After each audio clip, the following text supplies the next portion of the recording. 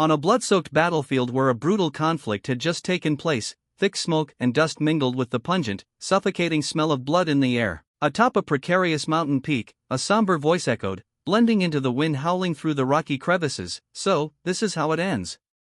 I'm sorry, everyone. I was too weak. These words escaped Evan, a young man with eyes full of sorrow.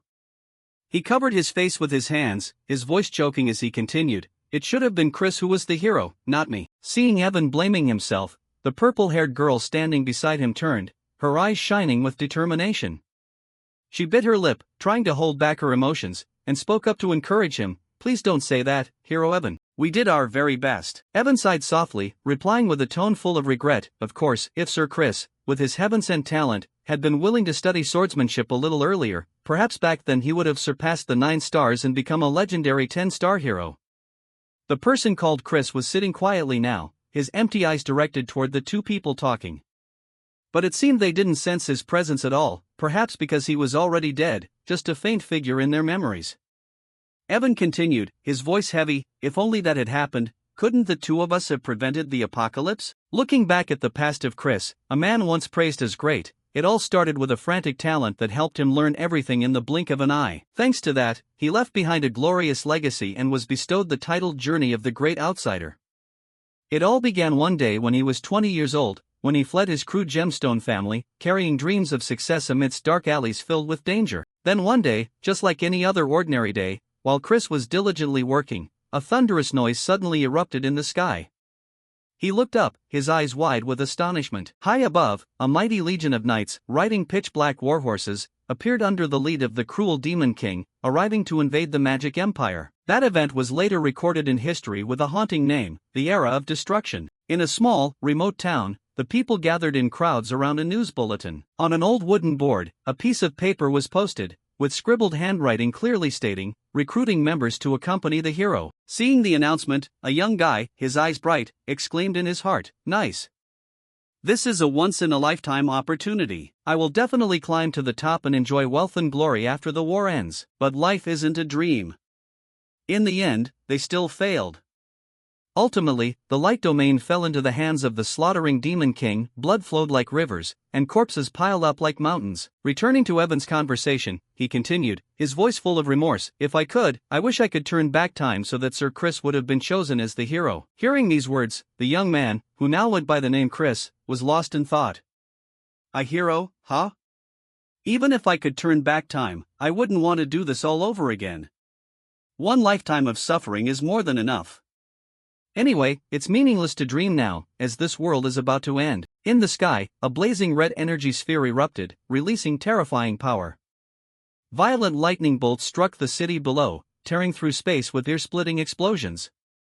The three people, Evan, the purple-haired girl, and Chris, could only stand stunned, helplessly watching the scene of destruction. In his heart, Chris thought briefly, this is truly the end. He closed his eyes tightly, whispering to himself, in the next life, whether it exists or not, I just hope to be born the son of a wealthy family, living a life of ease. That was his final thought. The scene shifted to a peaceful room. Gentle morning sunlight filtered through the window, blending with the sound of the light autumn breeze blowing softly. In the room, a young man sat quietly, his eyes immersed in his own hands. After a moment of reflection, he whispered, I have regressed. That young man was Chris. This time, he was reborn in the body of a young master of the Magic Empire. He walked to the window and threw it open. Before his eyes appeared a magnificent scene, majestic castles standing tall and splendid under the sunlight.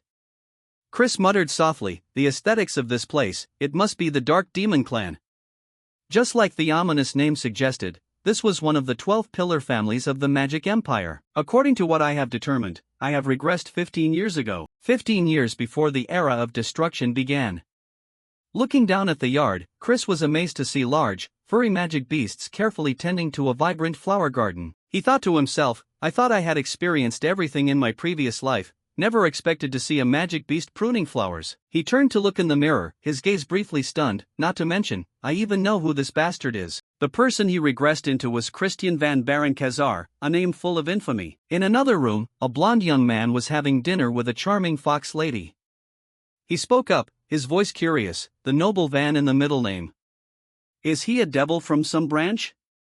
The fox lady nodded slightly, her pointed ears twitching. That's right, Chris is still as quick-witted as ever, isn't he? She explained, the Count Khazar family is a branch of the Baron Count, also known as the Dark Demon Clan.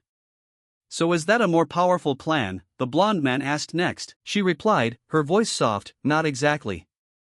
Even though they are just a branch, they still have a solid position in the Dark Demon Clan. Not to mention, they are unbelievably wealthy. I doubt you could find any villain in the Magic Empire who doesn't know them. The fox lady continued, her eyes sparkling. I heard they have 2 potential heirs. But the eldest son, Christian, is truly a bastard among bastards, always causing trouble everywhere, to the point that Count Khazar finally gave up on him. She reached out slightly, her voice dropping. Oh, but that's just old news now. Hearing that, the blonde man was startled. Why? Has he turned over a new leaf? The fox lady replied slowly, no. He was murdered by his own family. The scene shifted back to Chris. His face darkened, sweat dripping down his forehead. He slammed his hand against the mirror, shouting in his heart, damn it. I just wanted to be the son of an ordinary wealthy family, yet I regressed here. Why this place? Why him? Why this cursed fate that has already been decided? Chris smirked internally, haha, what to do now? Think, Chris, think. 3 days ago, he awakened in this body with a strangely coincidental name. And 2 years from now, Christian will die, removed from the Count Khazar family, a family that values honor extremely highly. This guy must be a useless incompetent, he muttered to himself. So if I just live quietly, avoiding trouble, maybe I can escape death. Thinking of this, Chris stopped, pondered for a moment, and then hit his forehead with his hand. His expression sank. There's no way that will happen. The main reason was Ragnarok, the end of the world. The slaughtering demon king initiated the war to sacrifice humanity, completing Ragnarok.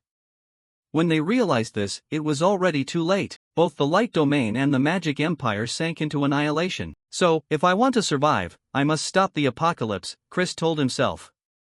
The slaughtering demon king is one thing, but the bigger problem is the countless villains in the magic empire who are loyal to him. To do this, I must become the strongest, stronger than the demon king, and there is only one way to do that. I must become the demon emperor, sitting at the top of the magic empire. He calculated, I have 5 years before the era of destruction begins. It's worth a shot. If I succeed, not just this mansion, but the entire magic empire will belong to me. The scene shifted to another room. A loud shout rang out, Christian. I definitely told you to stay in your room. This was Count Khazar's office. When he saw Chris walk in and kneel on the ground, his face darkened. He shouted loudly, now you dare to show your face here, not long after causing that incident? Are you not ashamed? His eyes narrowed tightly, his gaze as sharp as a blade. If you act wrongly one more time, I will cut your head off myself. Hearing these words, Chris's face turned pale, a drop of sweat rolling down his cheek.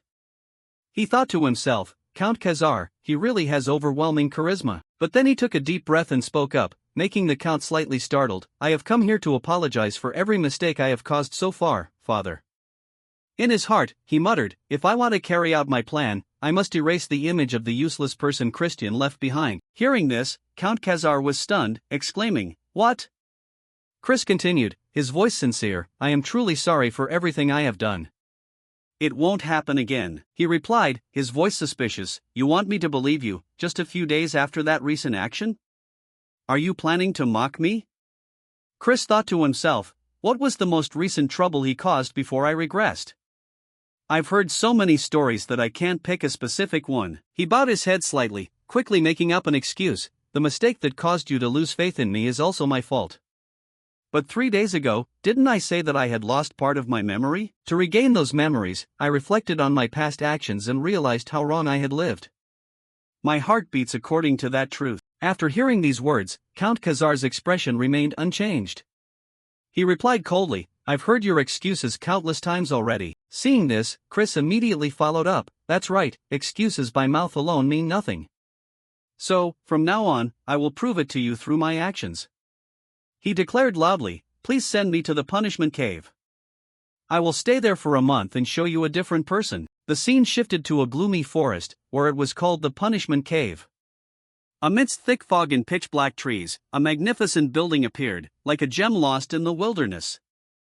This was a prison dedicated to high-level demons, a place that not only lacked light but also tortured all five senses, making anyone's mind weak and exhausted after just a few days. But for the current Chris, this place was perfect.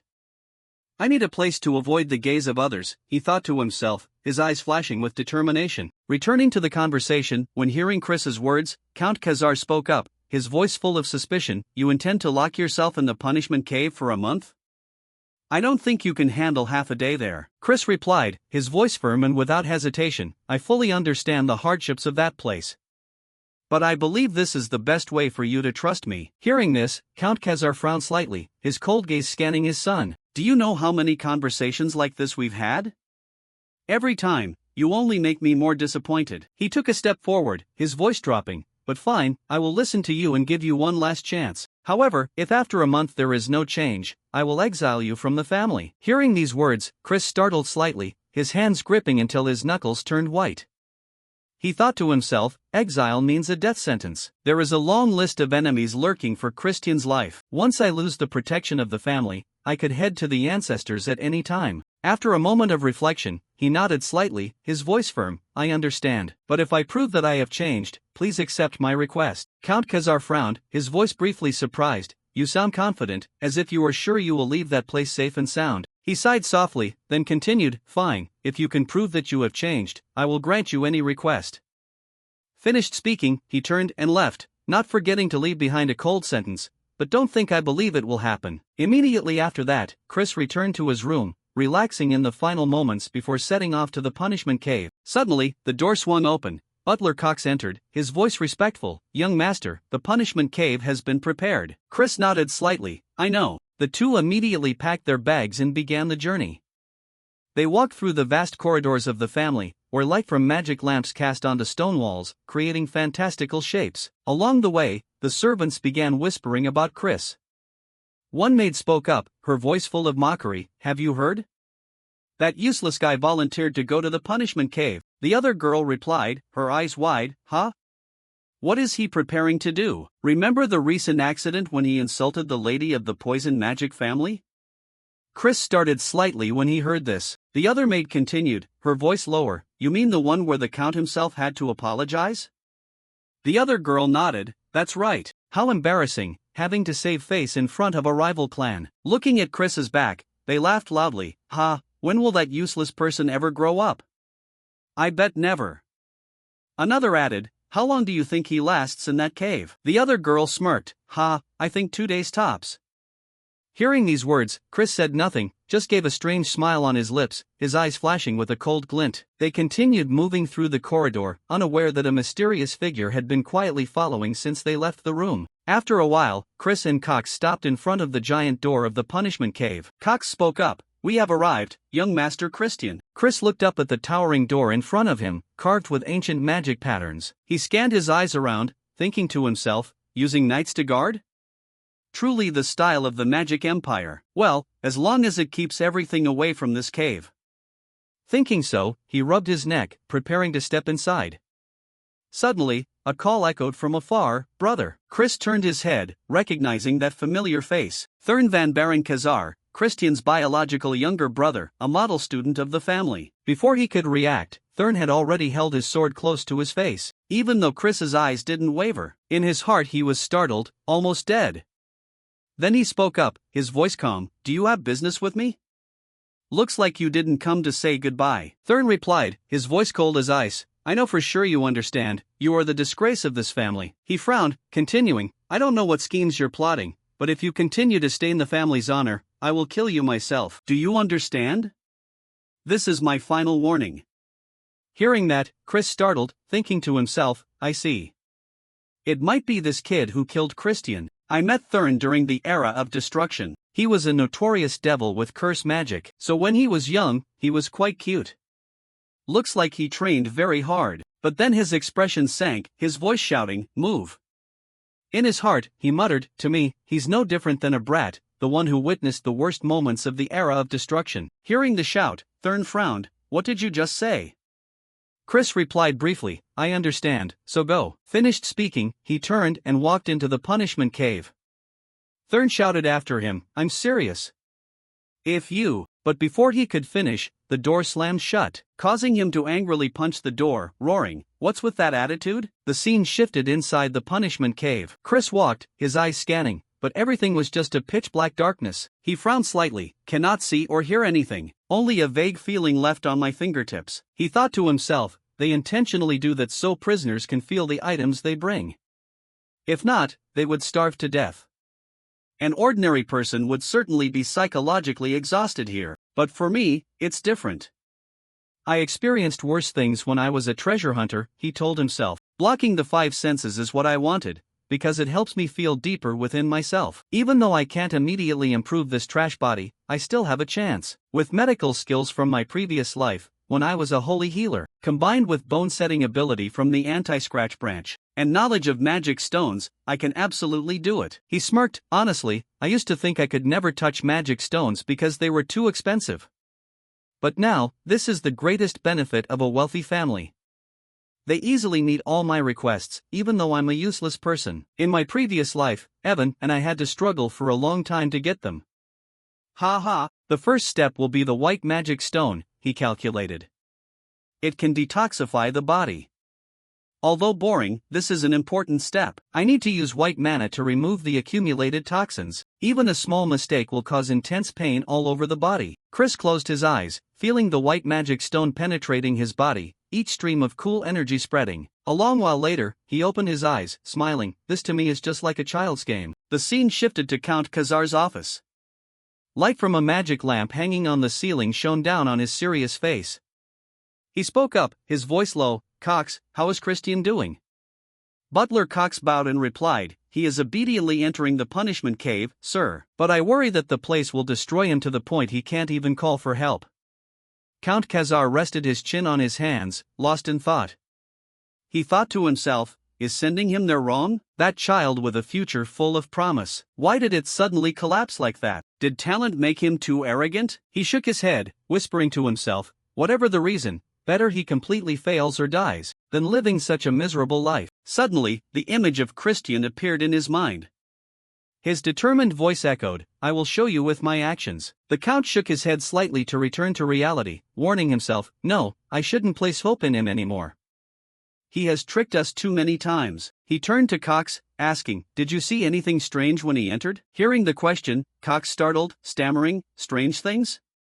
The Count said coldly, "Don't hide anything anymore, report every detail." Cox took a deep breath, beginning to report. Actually, the young master brought magic stones into the cave. Among them was a dreamstone, a type of stone that causes hallucinations. Because I didn't know the side effects, I reported it immediately. Count Khazar's expression sank, his voice cold as ice. If so, then just let him die. Time passed in a flash, a month had ended. Count Khazar stood in front of the giant door of the punishment cave, his eyes full of sorrow. In his head appeared the image of Christian stepping out with a haggard face and an exhausted body. He thought to himself, he must be exhausted by now. But suddenly, the door swung open. A young man's figure appeared, causing the Count to startle. Completely contrary to his thoughts, Christian stepped out in a refreshed state, his eyes shining brightly. He smiled, uttering, "Father, you've come. I've been waiting for you." Looking at the Count's surprised face, Christian continued, "Are you surprised, father? I promised I would return as a different person." The Count narrowed his eyes slightly, observing the look of determination on Christian's face. Those eyes, ever since he was a child, had never looked at him like that. He spoke up, "So, you've managed to endure it?" Christian laughed aloud. "Ha, is that a compliment?" The Count immediately cut through his joy, his voice stern, "Don't get ahead of yourself. Just because of this trivial matter, I still don't trust you." Hearing this, Christian sighed softly, "What an unpleasant old man." Then he said, "In that case, I just need to try even harder." Deep down, he thought to himself, he mistakenly believes I only just managed to endure it in the cave. But that's not the truth. I'm too busy training to even have time to feel bored. First, I created an optimal body to master swordsmanship, Christian muttered to himself. Thanks to the white magic stone, every cell in my body feels like it's overflowing with vitality after every training session. Furthermore, the dream stone was the game changer. The butler had tried to stop me from bringing that addictive magic stone, but luckily I was stubborn until the end. Thanks to its hallucinations, I surpassed my limits. Moreover, I also created 2 magic cores. He chuckled to himself, "Ha, they say don't brag too early, because I'm only the strongest in theory, right? Christian looked at the shimmering halo on his hand, thinking, a 1-star halo. Even so, I am still a true genius. Of course, I used the dark core to hide this light. If the demons found out, they would make a huge fuss. Everything seemed to end there, but suddenly, a dark stone floated in front of him. Christian broke into a sinister smile. The one who gave me the dream stone? What a mess. He wants to use it to make me lose control and collapse. Fine, I'll play with you until the end. I will use you as a sacrifice for my leap forward. Thinking of this, Christian spoke up, since I have kept my promise, please allow me to make a request. Count Khazar nodded. Speak. Christian continued, please allow me to use the Black Knight's training ground. Hearing this request, Count Khazar's expression darkened. He snapped coldly, a useless person like you has no place there. They are one of the 3 knight divisions supporting the Dark Demon clan. You must know that only the most elite swordsmen are allowed to show their skills there. Christian nodded slightly. I only asked to borrow the training ground. Having the guidance of the Black Knights will help me improve. I don't want to join their army. Hearing his response, Count Khazar pondered for a moment, then said, all right. But remember my warning, don't let yourself become a disgrace in front of the knights. Otherwise, Christian nodded, I understand. Then he added, there is one more thing I want to request. Count Khazar was slightly startled, his eyes showing a hint of surprise. The scene shifted to the Black Knight's training ground. Warriors in black armor stood in rows, bewildered by Christian's appearance. One spoke up, his voice mocking, isn't that the foolish young master? Why is he here? Seeing everyone whispering, Christian stepped forward, and unexpectedly, they suddenly showed respect. It must be because we are in the Magic Empire where strength is more important than status, he thought to himself. Actually, there is another reason I wanted to come here, Christian whispered to himself. His second request was to be allowed into the library. This made Count Khazar curious. The library? He continued, if you have a letter of introduction from Deputy Commissioner Melon, I will give you the key. That is the place where all the black magic books of the Count Khazar family are stored. After receiving approval, he nodded, I understand. The Count added one condition, you are still a member of the family, after all. Then he said coldly, you surely haven't forgotten that you used to sell high-level magic books on the black market for dirt cheap prices? Hearing that, a few drops of sweat rolled down Christian's forehead. He thought, how on earth did this body live its life? He truly is a perfect for nothing, not a single use. Returning to reality, Christian held his sword and walked leisurely, whispering to himself, anyway, my top priority is still to gain the deputy commander's recognition. Suddenly, a group of people appeared ahead, making Christian knit his brows slightly. It turned out to be Thurn, his younger brother. Thurn spoke up, his voice cold, this isn't a place that someone like you can just waltz into. Christian sighed lightly, shouldering his sword, and lamented internally, it's him again. How annoying. Then he broke into a smile. Actually, this might be a good opportunity. Thurn approached Christian, his cold voice ringing out, this is my final warning. Turn back now. I guess you don't want to throw away the life you just escaped with from the punishment cave, do you? Hearing these words, Christian sighed slightly, his eyes flashing with boredom. Thurn, can you take responsibility for those words? Father was the one who allowed me to enter the training ground.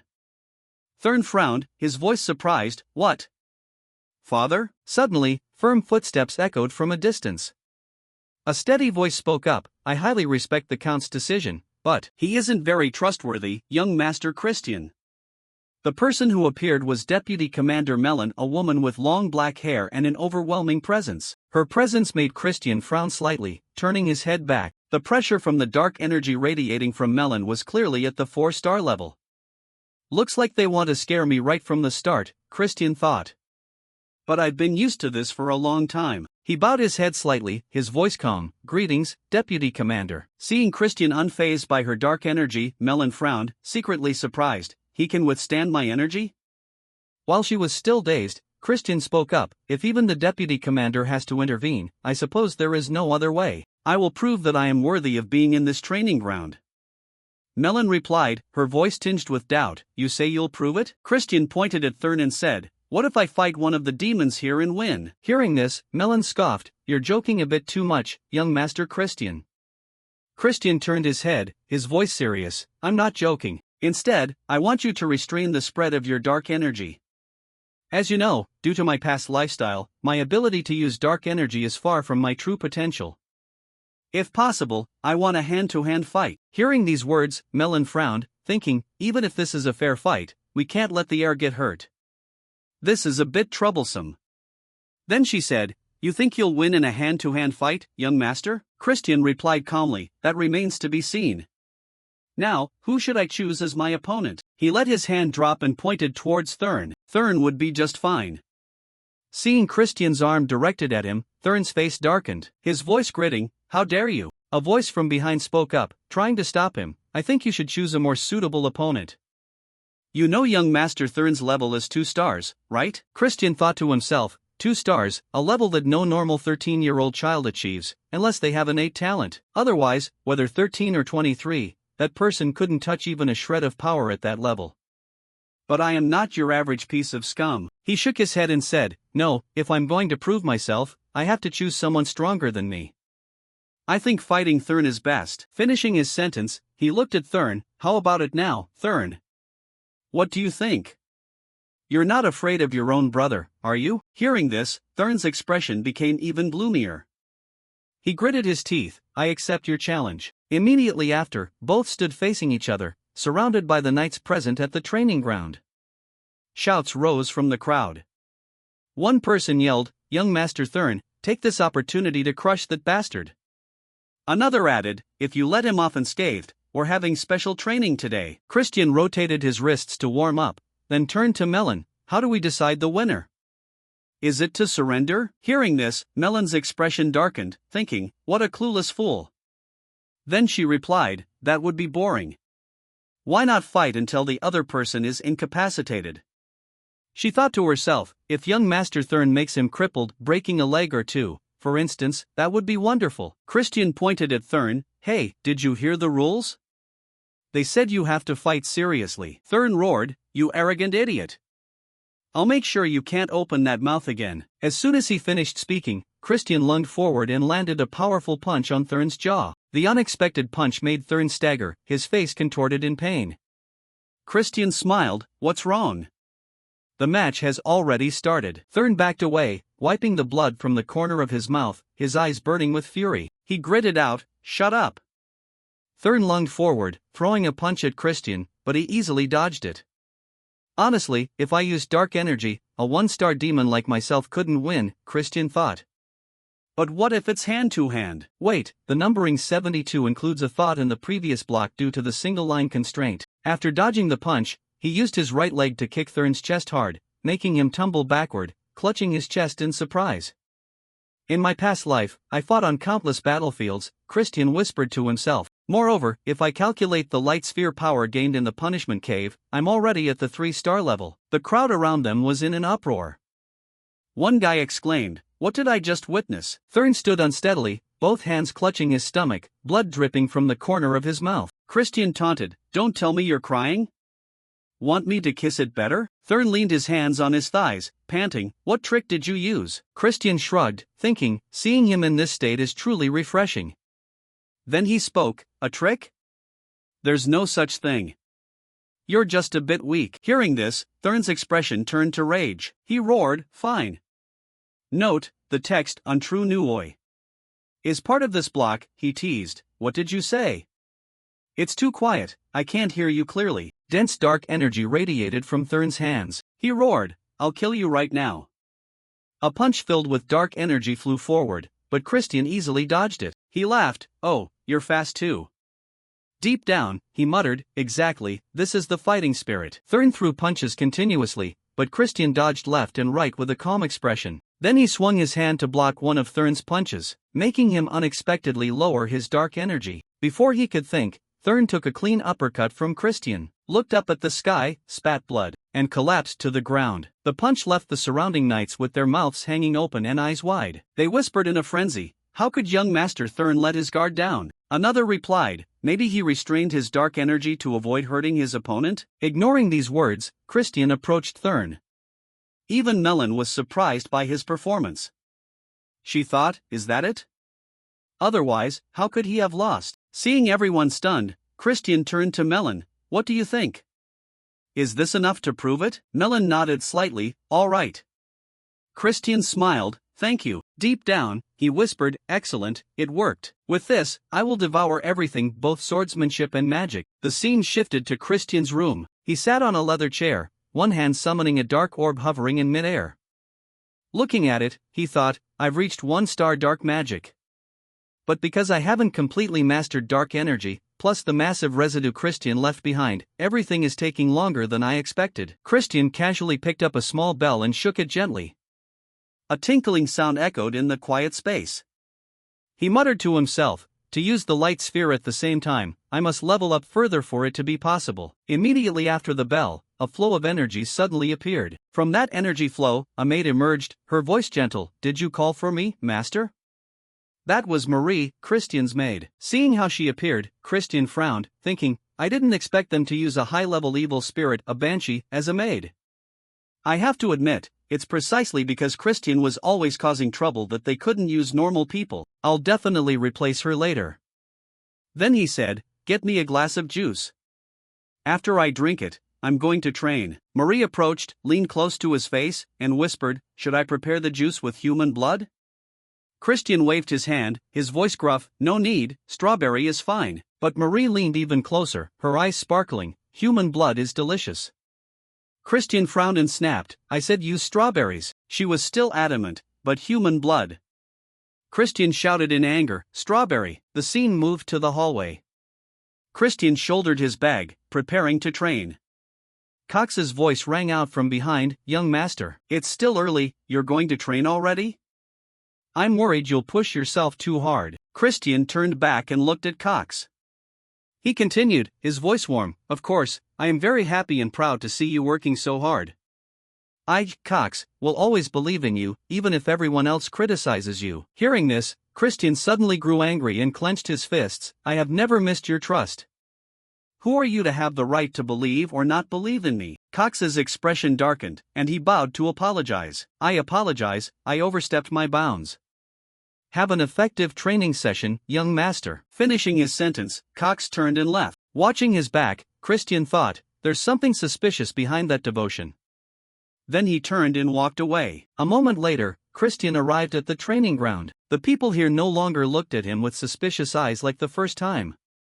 He thought, their eyes are more settled than before. Now that they've let their guard down, I wonder if I can slowly win them over. Thinking that, he threw his bag on the ground and swung his sword a few times into the air to warm up, his movements as decisive as a true warrior. That action was spotted by a soldier. He hurried into Melon's tent to report, Deputy Commander, young Master Christian came to the training ground again today. Hearing this, Melon pondered, her expression contemplative, what is he calculating?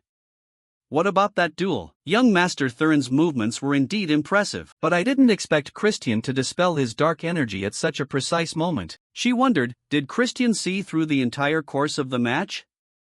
If so, his talent might surpass even young Master Eskid de Baron, a direct descendant of the main family. No, he's just a jerk. He has lost all his dark energy due to his debauched lifestyle. Now, there's no way to bridge that gap anymore. Suddenly, the noise from outside pulled Melon out of her thoughts. She stood up, walked out, and shouted, why is it so noisy? What's going on? A soldier replied, Deputy Commander, the thing is, the bastard it seems the young master has had a small conflict with a servant. Seeing someone lying flat on the ground, another soldier spoke up, what's going on? The guy next to him replied, Cannon is a 1-star demon. Could that bastard have reached 1 star already? Hearing that, Melon's expression showed surprise. Christian didn't care about the gossip around him.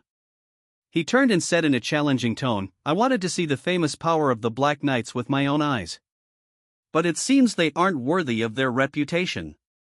Is there anyone here who wants to step up? Of course, you guys aren't cowards, right?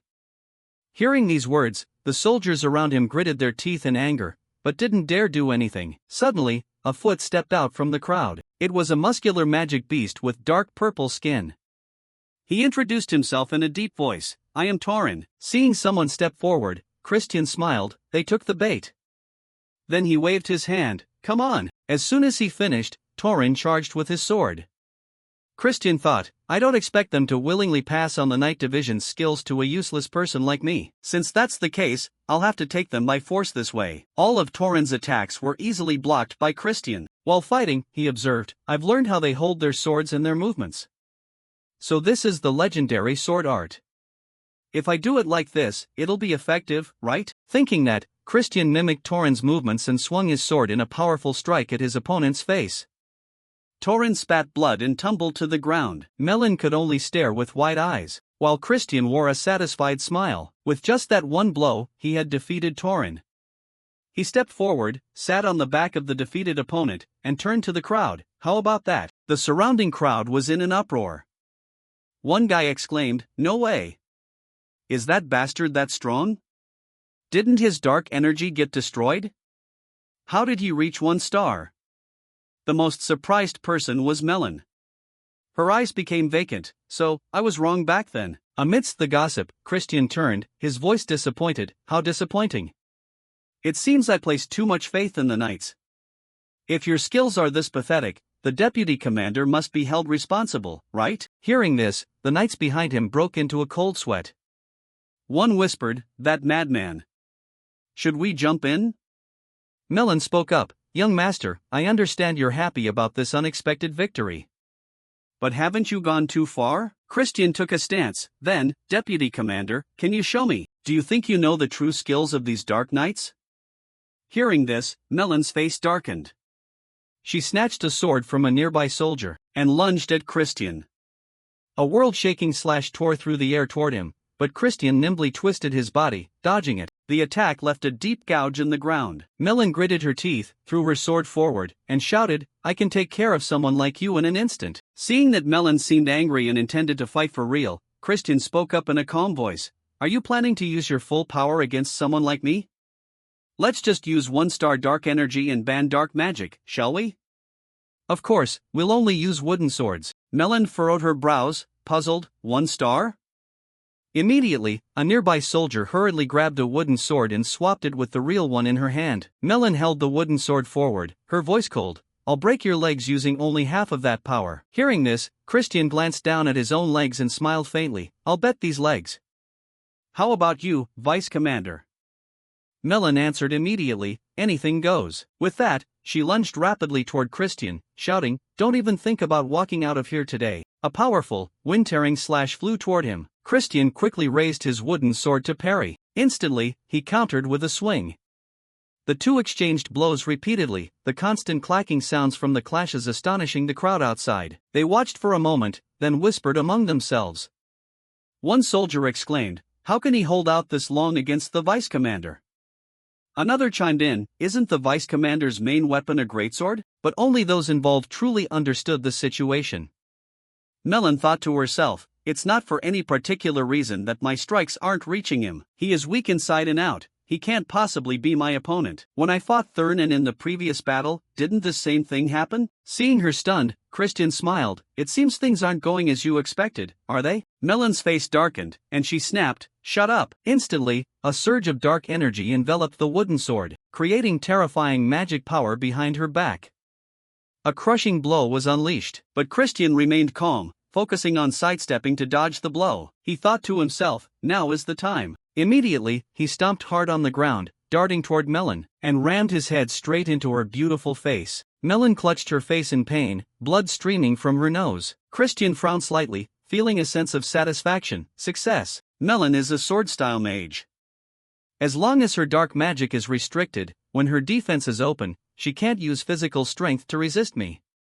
My judgment was correct. If she were a demon specialized in swordsmanship, this probably wouldn't have worked. Melon looked at her blood-stained hand, dazed for a moment, then suddenly laughed out loud. Huh? A headbutt?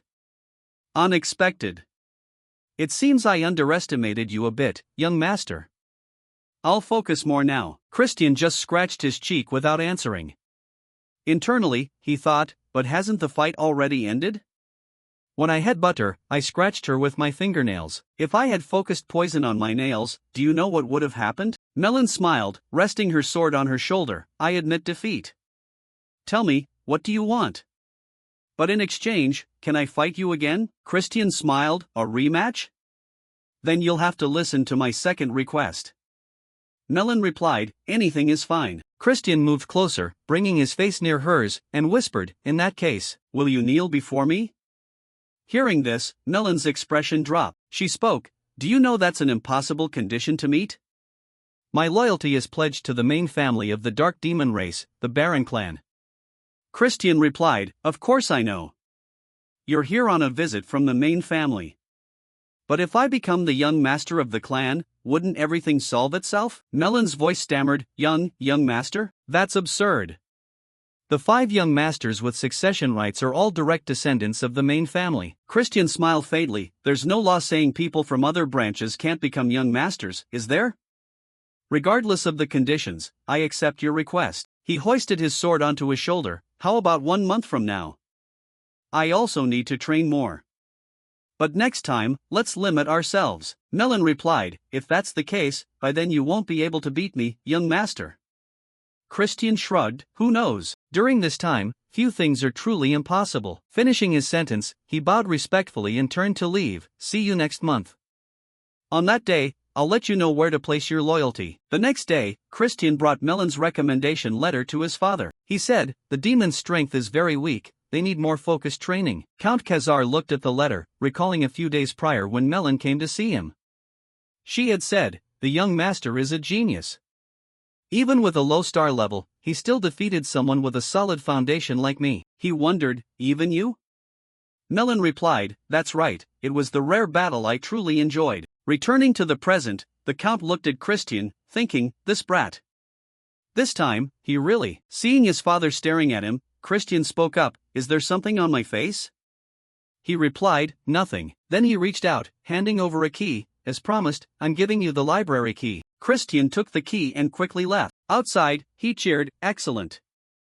I've secured the library key and changed Melon's mind. She is a demon from the main family of the Dark Demon race. In the era of destruction, she was a 6-star level demon. If I want to control the entire demon race, I need to recruit her with my potential. I haven't conquered her completely yet, but a month should be enough.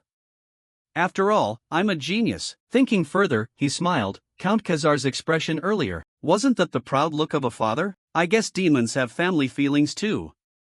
Who knows, he might even be a better father than my father in my previous life. I won't let you down, father, Count Khazar.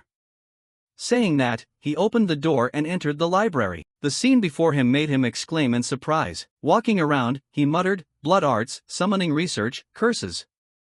All things banned in the light realm. He casually grabbed a book from the shelf. Just as he pulled it out, a pair of eyes appeared behind the shelf, startling him into shouting, who's here? It turned out to be the Banshee Marie. She laughed loudly, ha, what other reason could there be? I'm the librarian of this place. She struck a cute pose and winked. Could it be that you want to claim me all to yourself as your private maid? Christian's face darkened, shut up. Marie felt sad, oh my, such blunt words. My heart is pounding. Christian felt like he was going crazy and shouted, shut your mouth. But the Banshee only laughed louder. Looking at the book Christian chose, the Banshee said with interest, young master, the book you chose contains a 4-star dark magic spell called Binding Seal. With your current level, I'm afraid you won't be able to comprehend it. Hearing this, Christian closed the book, crossed his arms, and puffed his nose confidently. It's fine, I'm a genius after all. The Banshee pondered for a moment, then made an exaggerated expression. Oh my goodness, oh ho ho. Our young master is not only handsome but also a superhuman genius. Seeing her awkward expression, Christian was irritated. Don't force yourself so much. Marie giggled and continued, is there any reason you specifically chose that book, right? He nodded slightly, there is. I need to catch a white rat. Scene shifts to the next day. Christian is running long-distance drills with everyone on the training ground. While running, he thought, the suspects who murdered me. First is Thurn. No one in the house despises me more because I'm useless. Next is Cox. Even though he's not a descendant of the clan, he freely enters and exits the punishment cave. Demons value strength over status, yet he keeps hovering around me, flattering me endlessly. It could also be a third party that I haven't realized yet. Whatever the case, they want to see me fall. The proof is the dreamstone in the punishment cave.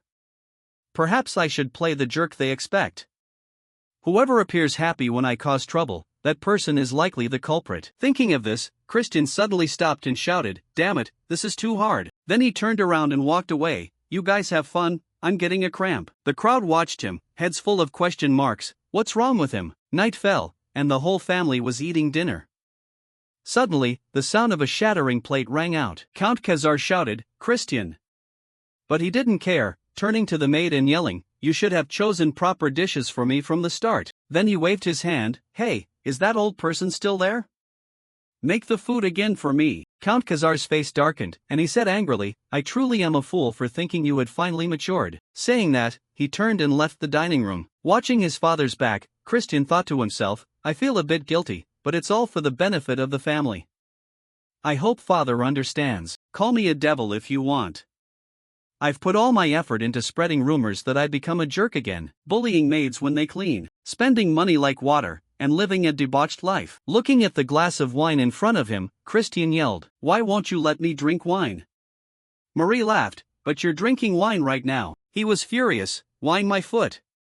You made it non-alcoholic." The banshee laughed it off, "You're still too young, young master shouldn't drink yet."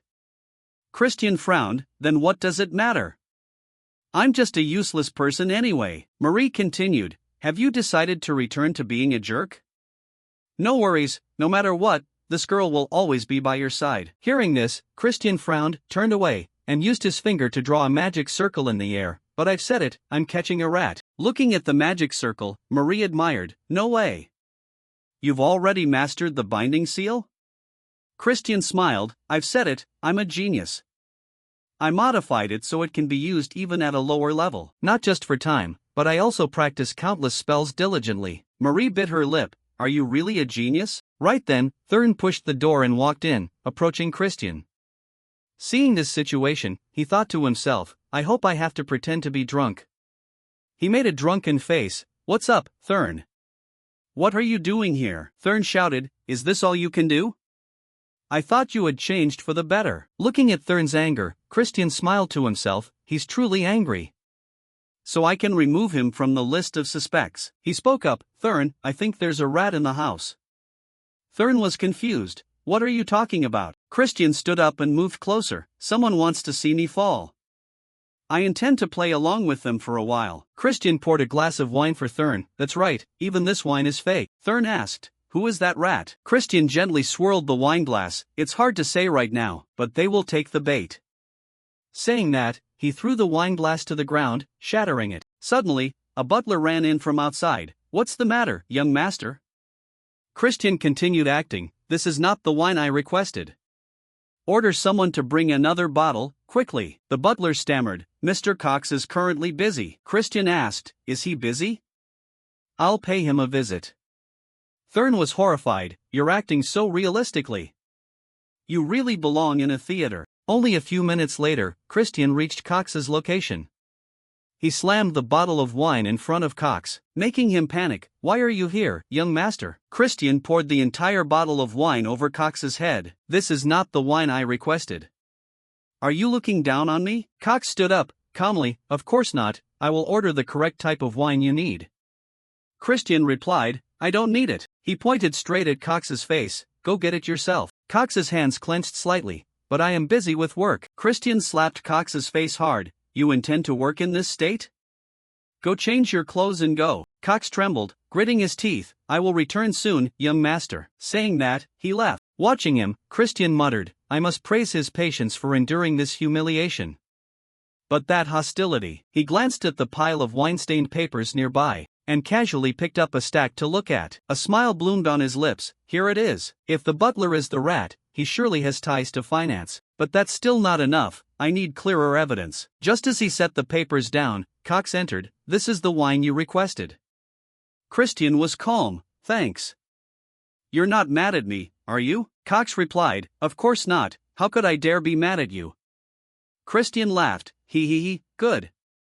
I don't know if you realize it, but you are my favorite person, Cox." Cox nodded. "I am very grateful. By the way, young master, I have a message for you." Christian was startled. "What is it?" Cox continued, "Your friends want to meet you secretly at the old place." Christian thought to himself, "Friends, really?" Cox added, even though I don't want you to associate with them, I have no right to judge your friends. Christian smirked, maybe I'll meet them. Cox replied, yes, everything according to your wish. Seeing this, Christian smiled to himself, everything is progressing better than I expected. The next day, at a tavern, Christian met his old, wicked friends again. They drank and chatted. Christian, I heard rumors you changed your personality, but I don't believe it. After all, we understand you so well. He suddenly noticed the small waitress in the pub, feeling disgusted deep down, forcing a little girl like this to serve wine, truly scum. But he didn't clink glasses, only brought the wine glass to his lips to sip, making the two uncomfortable. What are you hesitating for? Bottoms up. Unable to endure their disgust any longer, Christian threw his wine glass into the fat man's face. He choked, complaining, what do you think you're doing? The fat man was flustered when he saw him discover the plot, hurriedly raising his hand to use magic, pressing hard on the waitress's forehead. In just a blink, Christian knocked the girl unconscious. The fat man was surprised. You know how to use dark magic too? Seeing no one could stop him, Christian stomped on the table, loud-voiced, I don't think you guys should be surprised by this. The two were scared by his agitation. Christian grabbed the fat man's head, slamming both their heads onto the table. Fresh blood poured out, and they begged in fear, stop it. The fat man trembled, why did you hit me?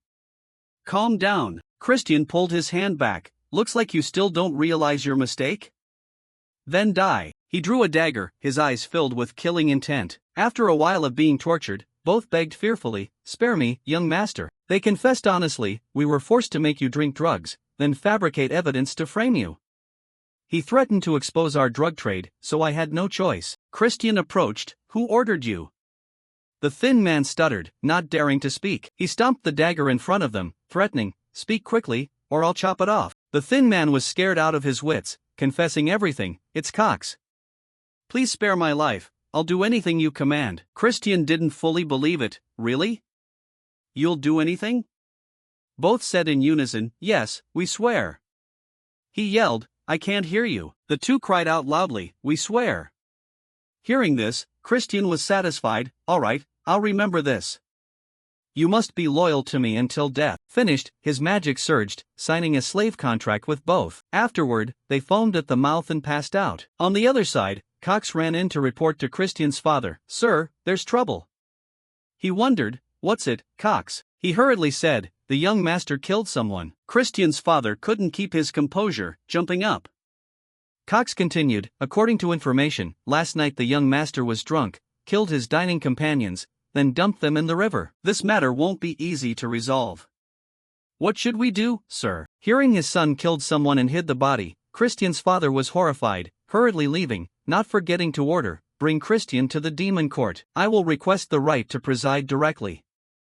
His gaze sank, terrifying. Cox saw the plan nearing success, unable to suppress a satisfied smile. At the demon court, Christian was brought out as the culprit, but he insisted, I'm innocent. The judge didn't believe it. Are you kidding a child? The witnesses are standing right there.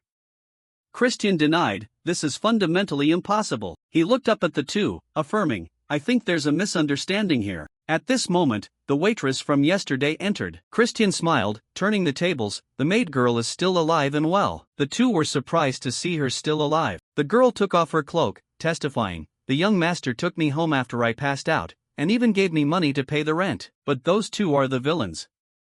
They put drugs into the young master's wine. Everyone at the court was confused. What is going on? Christian didn't say much, acting immediately. The two suddenly became soulless, admitting, that's right, we reported a fake crime.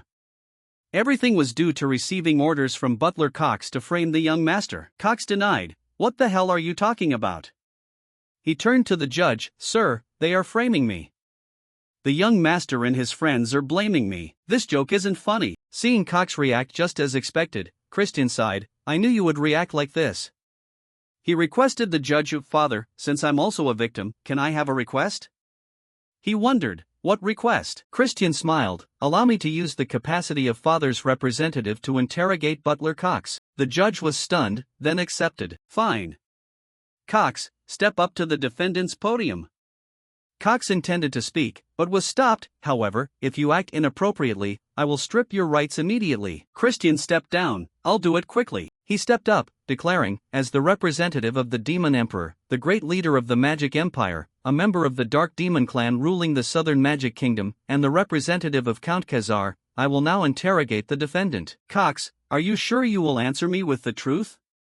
Cox raised his hand. I swear. Christian asked again, as the representative of the Demon Emperor, I ask again, are you sure you will only answer with the truth? Cox affirmed, I swear. Immediately, the slave contract was signed. Cox held his head, yelling in confusion. Everyone at the court was shocked. Is that a binding seal? How can someone like him use 4-star dark magic? Christian felt smug. This magic has been improved so that even low-level people can use it. But it has a side effect. The target must swear twice. You've fallen into the trap, Cox. Cox was angry but couldn't say anything. Christian asked, didn't you just swear to only tell the truth? Why did you order those two to harm me? The mark caused Cox pain like a hammer, and he confessed honestly, I received orders from someone else. He knew I was corrupt and threatened me. He forced me to harm the young master. That's why since you were small. Christian's father couldn't believe it. What are you saying? Christian smiled. You admit it? You've embezzled quite a bit, haven't you? But I've known about that for a long time. He stepped down and asked, tell me, who ordered you? Cox stammered, please, sir, if I talk. Christian intensified his magic. In pain, Cox confessed, it was Lord Ischchild who told me to. Father Christian was shocked. What? Everyone murmured, the second young master of the Black Magic clan? Lord Ischchild de Baron? Cox panicked, he'll kill me. I have to run. But before he could do anything, Christian drew a sword from a guard and ruthlessly slashed Cox to death. His head fell in front of everyone's eyes. Father Christian was stunned at the sight. Christian said coldly, exercising the authority granted by the Count, I have carried out the punishment for the sinner. Father Christian approached and asked, tell me, why did you make this decision? Christian replied immediately, if we let Cox live, the entire mainstream family would plot and create fake evidence to cover it up. We can't spoil them too much. Besides, I intend to make sure everyone here remembers the truth about this matter. Hearing this, everyone was surprised. Christian's eyes showed seriousness, with no hint of joking. Ischchild tried to sabotage me, he continued. Father Christian only frowned, breaking out in a sweat. Afterward, he opened a magical space and commanded, follow me. Both stepped through the space, arriving at a training ground. Christian wondered, where are we? He replied, this is a secret training ground. There are too many eyes in the courtroom. At this moment, he asked seriously, what you just said, do you mean Ischchild will cause more trouble due to the succession conflict? The family's power and prestige are tied to the successor they support. Your decision was right, but I feel you acted too hastily. Given the current situation, we must support the eldest daughter. The eldest son is not an option, he is a bloodthirsty madman. Christian looked away and smiled, there is another option, I will become the successor. Father Christian immediately opposed, that's absurd. He didn't care and analyzed, someone from a branch of the family can be recognized as a successor if they are capable enough. That's just a formal rule, not enforced. You don't know that, so why do you think Ischchild is trying to sabotage me? Father Christian clarified, when you were young, you might have been more talented than Ischchild, but now you are quite far behind him. Christian didn't concede, I will catch up quickly. But to do that, I need your help. Please use your authority to propose that I participate in the Dark Sacred Rite in 2 months. Father Christian wondered, you have to reach level 2 stars to participate in the ritual. You only just reached 1 star, didn't you? Christian didn't give up, I will reach 2 stars in the next 2 months. Hearing his son say that, he was astonished. What? Christian beamed and pleaded, so please help me, Father. After resolving everything and returning to the mansion, the servants whispered, the young master has changed completely. A maid said, lately, I heard the Count has been training him personally. A manservant added, do you mean the training course that even veteran knights struggle with? I wonder how long he can hold out. At the training ground, Christian cleanly sliced a monster in 2. His gaze was sharp, bound by the mud sword art, finished with the black sickle sword art. After the strike, he turned and asked, right, Father? Father Christian was surprised, I only started teaching him the black sickle sword art today. How did he understand it immediately? Christian was impatient, but do I really have to do it this way? Keep them separate like that? He was confused. What? Christian held the sword and dashed forward, I feel there's a more efficient way. He appeared at the monster's feet, slashed hard, and destroyed it. Father Christian was stunned. That's the mud sword art. How did you do that? Christian sighed. The limbs of the mushroom humanoid are hard enough to block the mud sword art, but I used the extreme sword art, wrapped in black sickle sword energy. The sword flashed with magic, leaving him stunned. A one-star person can't do that. Externally, he still maintained his composure. That's formidable power, but using 2 moves at once makes casting spells harder. Christian denied. Not at all, it's easy, not inconvenient in the slightest. He was secretly terrified, hearing the news like a bolt from the blue. 15 days later, Christian lay exhausted on the training ground, sweating. Damn it, running is so tiring. But I can't be lazy. Physical strength is the key to increasing one's realm. During a break, a voice rang out. Are you exhausted already? The match isn't far away, you know? I'm eagerly awaiting the appointed day. So it's Melon, Christian thought to himself. She always carries such strong momentum. He stood up and continued training. Fine, I'm trying my best not to let you down. Melon expressed disdain. I know about your surprising progress, but you're still only 1 star. If you don't satisfy my expectations, don't dream of making me kneel. Christian was confident. Yeah, I believe that could happen. Even so, I'll learn something from the match, so it won't be useless. Seeing him talk big, Melon left satisfied, still full of vitality. Huh? I expect you to push past your limits and satisfy me. He watched her go and judged. Melon is currently a 4-star high grade. In one realm, there are 3 tiers, low, middle, and high. As a 1-star high grade, I'm still far behind her, but I come from a wealthy family, a wallet warrior. He tightened his belt and wore a cruel smile. Finally, the day of the match arrived. Christian asked Marie, have you finished packing? Marie replied, of course, our first trip together. I dressed up quite impressively. Seeing that, he was startled. When did I ever say you were coming along? Marie assumed, I understand. You must be worried I'll get sunstroke. Don't worry, serving the young master is my honor. Christian was helpless. How can a banshee get sunstroke? Before that, he had suggested, Father, can I change my servant to a human? Father Christian refused. Impossible. You signed a master-servant contract with Marie. A high-ranking banshee cannot be managed without a contract. Christian was angry. Then can't you teach me how to break the contract? He pointed out, I believe it requires a deep kiss with Marie. To be fair, you were dead drunk when you signed the contract. Christian pulled his hair. You're so useless, old man. Back in the present, he refused Marie. In any case, you can't go with me. I'm going to a crowded place. Marie was disappointed, but I was really looking forward to this trip. He broke a sweat. It's just that your spiritual energy could hurt others. Marie was resentful. I've been locked in the mansion for decades. Seeing her looking pitiful, Christian was helpless. All right, you can go, but don't show yourself in front of other people. Marie was overjoyed. Thank you, greatest young master. He waved his hand. Just follow me. Christian and Marie set off. Marie was curious, but young master, where are we going? He replied, to a place where I can make a profit. Marie lifted her skirt, making money fall everywhere. You already have so much money, don't you? Seeing the money pouring out, he panicked. That's not a lot. Put it away. Marie wondered, if not money, then gold? Land titles? He smiled and denied, wrong. Marie hit a dead end, then. Christian explained, it's something I used before. Thurn appeared unexpectedly on the carriage, scolding, you're late. Seeing Thurn, Christian stiffened, confused. Thurn, what are you doing here? Thurn stated his purpose, I'm here to watch over you, in case you act like a jerk again. Hearing that, Christian affirmed, no such thing, don't worry. He was as arrogant as a king. In any case, I'm just on my way to the casino. Thurn exclaimed, what? Christian stepped onto the carriage, not forgetting to educate Thurn, we are demons. Getting lost in drinking and gambling is natural.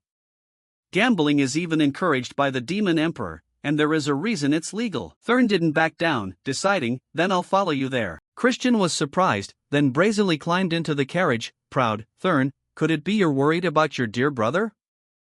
Thurn was hit where it hurt, startled and denied, why would I worry about you? I only care about you losing the family's dignity. The carriage started, but the two brothers kept chatting. Christian said, you know, I think with a bookworm like you, this might be a bit too stimulating. Do you know the rules? Then he declared firmly, I'll get rid of your arrogance. Christian teased, oh, no. I'm so scared. Deep down, he felt interested. Well, this golden little brother of mine, today you'll become a loser. After a while, both arrived in front of a majestic casino. Thurn saw it for the first time and exclaimed, my God, I didn't think a building could look like this.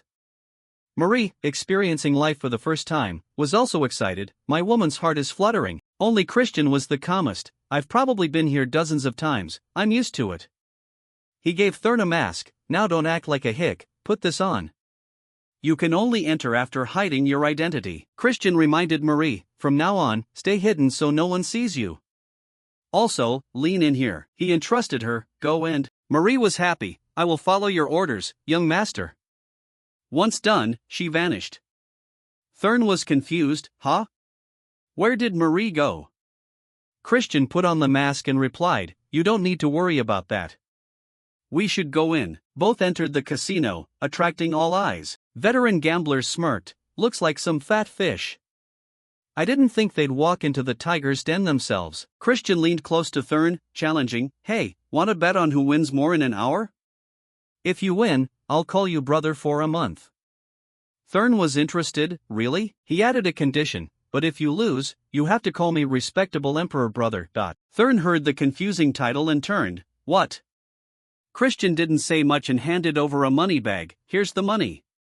If you're afraid, forget it. Thurn's fighting spirit flared, grabbing the bag. Who said I'm afraid? I'm going first.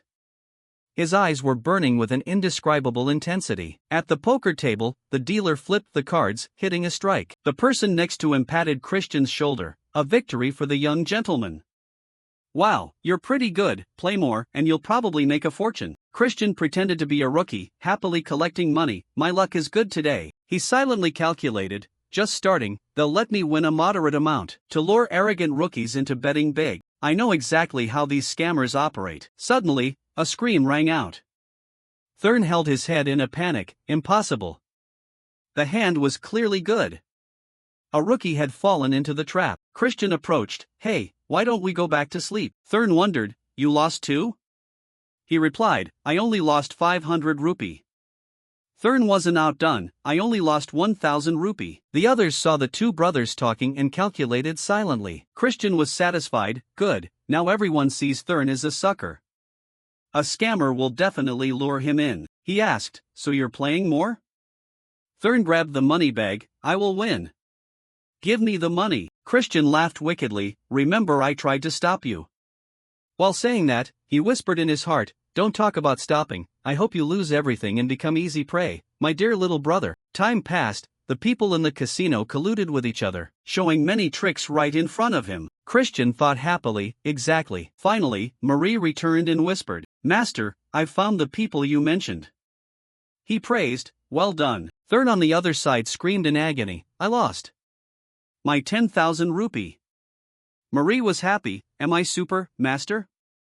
Christian held up his finger, yes, super. Both left the casino, arriving elsewhere. Marie said, it's here, young master.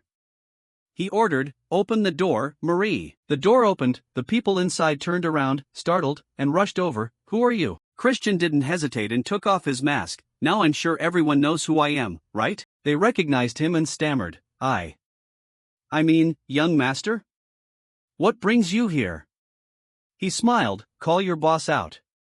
An exclamation rang out, oh my, young master, are you here to play? That was Grantel, owner of the Grandel trading firm, famous for his business talent, but in reality. Christian waved his hand, I hope to speak privately. Grantel was afraid, what on earth is this about? He was blunt, you swindled my younger brother. I care about him deeply, yet you still ask what this is about? Grantel was startled, impossible. Could the masked person be? Christian affirmed, that's right, he's the heir to Count Khazar.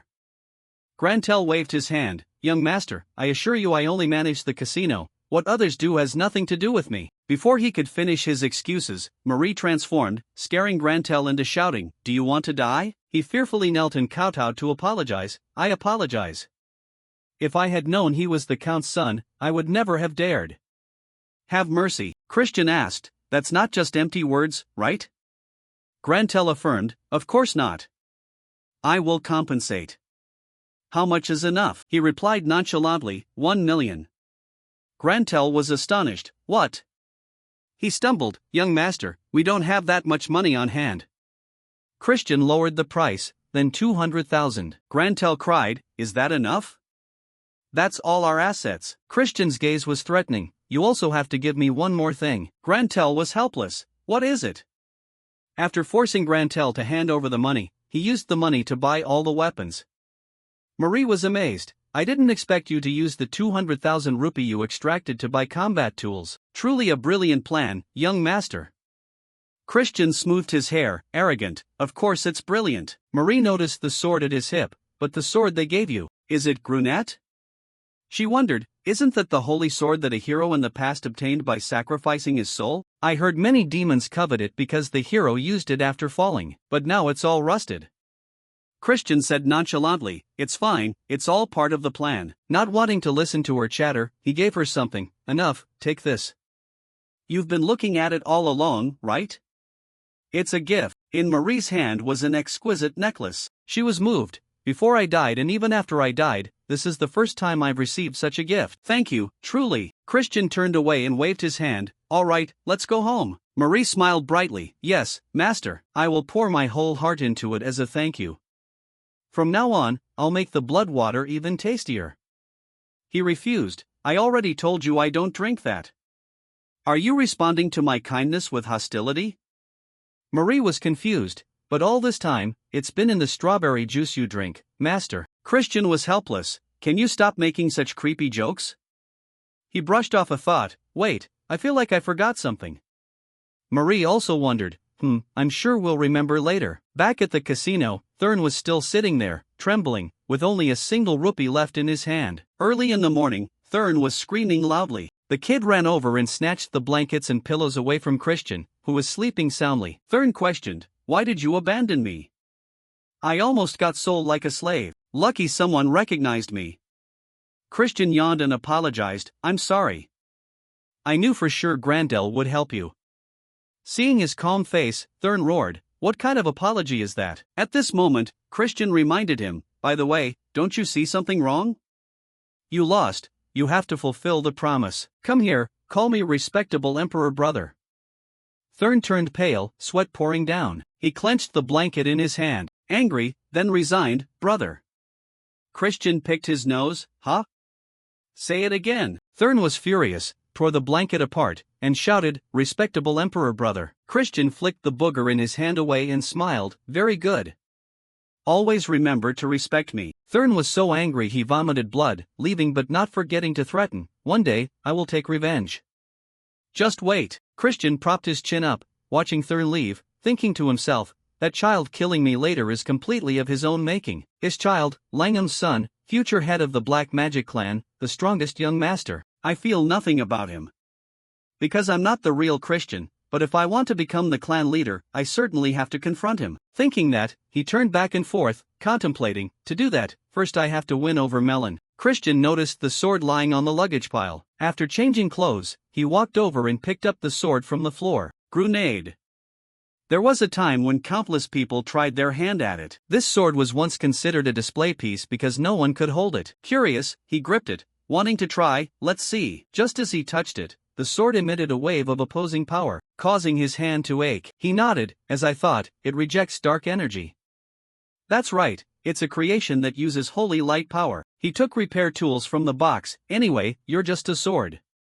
I will fix your habit of rejecting dark energy. Christian gripped the hammer and struck hard. Each strike carried immense energy. But the thing that broke was the hammer, not the sword. He looked at the tools. Hurts, huh? Taking another hammer, he smiled cruelly. Prepare yourself. Holding another hammer in his left hand, he threatened, I'll do this all night. The sword trembled in fear. A few days later, at the secret training ground, Father Christian asked, Christian, are you ready? He replied, yes.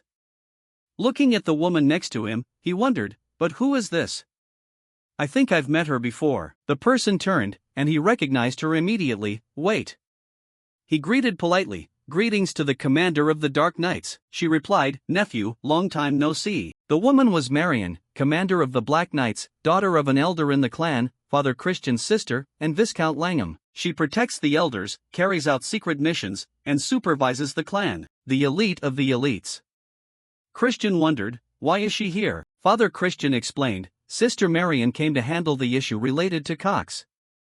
Marion laughed, that child acted quite insolently. Christian wondered, could it be the elders want to protect his child? That's troublesome. He smiled, it seems the elder is quite free, paying attention to such a small matter? Marion replied, actually, he's not interested in your bickering, but he is interested in you. Christian was surprised and determined, this will be an opportunity to win his favor. Marion warned, I don't know if you're brave or stupid.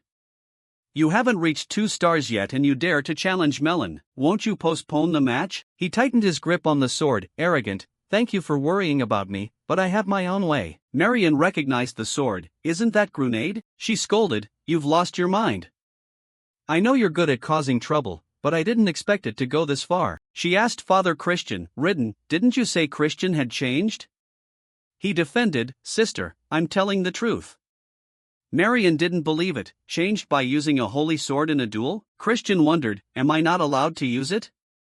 I just need to win, right? Marion exclaimed, even the family had failed to tame grenade.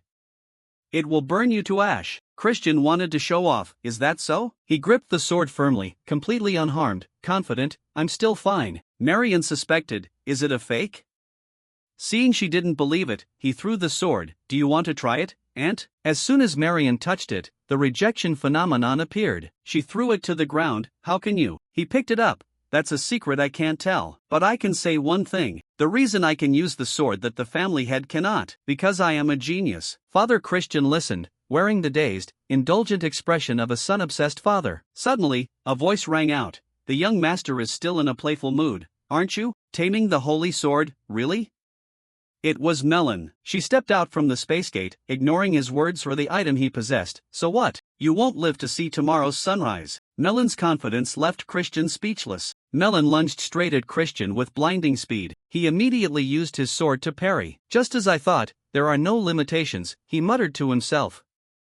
Her strength and speed are far beyond what they were before. I can't close this distance at all. The 2 swords clashed, creating a chilling sound. Christian's sword erupted with holy power, causing Melon's blade to deform. Ridden and Marion stood outside watching, unable to believe their eyes. The power of the holy sword is resisting the dark energy, Ridden exclaimed. At that level, hasn't the boy already surpassed me when I was young? Marion continued, that's not the end of it. Look at the way the kid moves to wield the holy sword. She pointed toward the 2 of them. The sword imbued with divine power was quickly enveloped by Christian's magic. He delivered a powerful slash toward Melon, sending her flying backward. Ridden exclaimed, incredible power. But it seems his dark energy is fluctuating. Marion denied, no. He controls the dark energy in the blink of an eye to avoid the rejection reaction from the holy sword. Melon stepped back, keeping a safe distance. Christian asked arrogantly, how about that? Does this battle satisfy you? Melon replied, I've been thinking about this for a while. You're predicting my movements, aren't you? Christian laughed, I happen to have a sharp eye. Every sword strike has a preparatory posture. You need to raise your arm before swinging down, and to do that, you have to move your shoulder muscles and torso. This is a common point for both novices and experts alike. Melon sighed, then activated her magic. Well, how about this then? The surprise attack put Christian on the defensive. Melon said triumphantly, the Dark Knights are magic swordsmen. Suddenly, a blinding light flashed. I was almost in trouble there. Christian said happily, interesting, but luckily I'm okay. The item he wore around his neck left Melon helpless, a purification treasure. Christian turned to Ridden, Father, I survived thanks to you. Ridden tilted his head, it was supposed to be in the secret vault, right? Christian laughed, I have a bit of a sticky-fingered habit sometimes. Both Ridden and Marion were helpless. Christian pulled another item from his shirt. Good equipment is also a skill. He threw the prepared object out. It exploded instantly, leaving Melon with no time to dodge. He warned, even if you dodge, it won't help. He threw another red orb. It exploded violently, obscuring the vision. Christian was relaxed. I have this treasure thanks to the money from Grandel. It's quite effective. Not underestimating his opponent, he shouted, I know you're still alive. Come out. A sword flew out from the sea of fire. he still stood motionless. Christian casually slashed, blocking Melon's blade. Her sword shattered, exposing her before him. Ridden proudly showed off to Marion. "Look at that, sister. I told you, the kid is a genius." He threw the corrosion gem into the air. Marion remained silent, focusing her observation. Melon emerged from the explosion, her body seething with murderous intent. "Young master," she grinned and lunged toward him. "This is so fun. What are you attacking with next?" Marion was startled. "Oh my, Melon has lost her mind. We must stop her." The stream of dark aura quickly approached him, but Christian quickly avoided Melon's punch with just one hand. He gave a light flick, redirected the punch, then stepped back. Melon was surprised. "You parried my strike?" Finally, he held his blade to her throat. Christian was excited. "It seems the victory belongs to me." "Does that satisfy you enough?" Blood trickled from the cut on Melon's face. Ridden beamed with pride. Marion was helpless. Melon laughed. "You're really asking that? I can't stay calm anymore." Christian replied, "Then please answer my previous request soon. Even though the victory is mine, I will respect it if you refuse.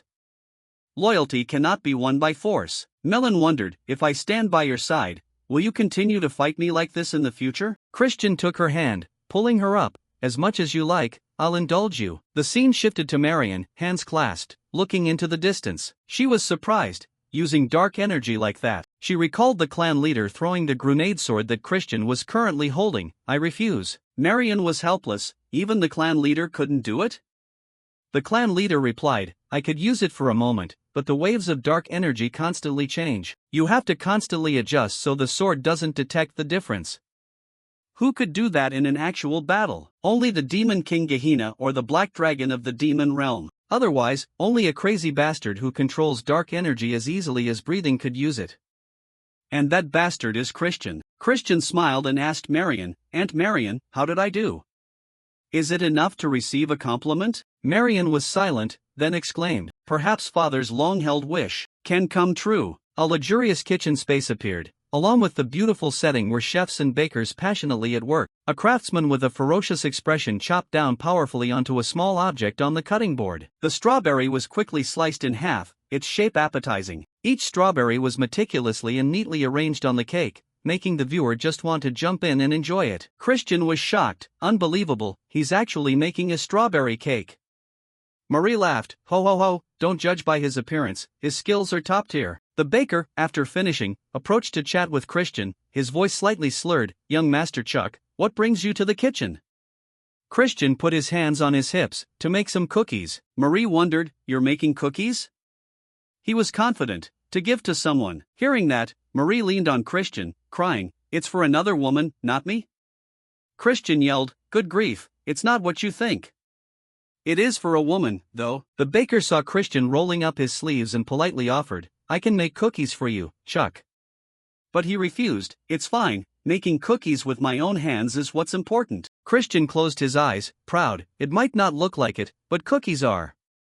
Before he could finish, a bright red liquid splashed directly onto his face. It came from the mortar of two ferocious-looking bakers, who were pounding what used to be strawberries. Christian panicked. "Hey, are you sure they didn't put blood in the strawberry juice?" Marie only responded with laughter. "Ho ho ho." Everything finished, Christian brought a box to Marion, who was preparing her horse for departure. He spoke up, "Aunt Marion." Marion stopped and asked, "Christian, what is it?" He smiled politely. "I heard you were about to leave, so I came to say goodbye." Marion praised, "I appreciate that. I'm sure you're still tired from yesterday's match?" Christian handed over the gift box. "I'm fine, I have a gift for you." Marion opened the box. Inside were beautiful cookies of various shapes and colors, arranged neatly. She was surprised. "Are these cookies?" Her eyes brightened, but her tone remained serious. "You didn't need to prepare a gift." Christian was happy. "I was very happy to see you again and wanted to make something." Ridden, standing next to Marion, rubbed his chin. "Only then does he look for me." "Does Aunt Marion like eating anything?" He realized, that's why the boy is like this. Commendable, he knows how to win people over. While Marion looked at the cookie box in wonder, Christian spoke up, "Please try a piece, I made them myself." Marion asked, "Really? You made them?" She brought a piece to her mouth. From the very first bite, she was surprised because it was so delicious, but quickly regained her tone. "Ah, it's very delicious." Christian laughed. "I'm so glad you find it tasty." Marion said, "I must give you something for this wonderful gift as well." "Do you have a wish?" Christian's gaze was sharp. He said, "If possible, please become my real aunt." Marion was serious. "Since we share the same blood, I'm sure your words have a hidden meaning. I heard Ridden say you're practicing the dark sacred rite, is that correct?" Christian smiled and nodded. Marion continued, "I understand. So you want me to support you in the upcoming succession war?" She bowed her head and sighed. "But unfortunately, I cannot fulfill your wish." She explained, "As you know, elders from the main branch must be fair to all candidates." "That is the rule." Christian replied, "No, I was just making a sincere request." "I want to be closer to you." Marion asked, "That's absurd. You really don't have another intention?" Christian was calm. "Of course. If you support and secretly help me." He clasped his hands, eyes shining. "I wouldn't refuse that." He looked at Marion with glistening eyes. She ate the cookie while saying, "I don't hate your honesty.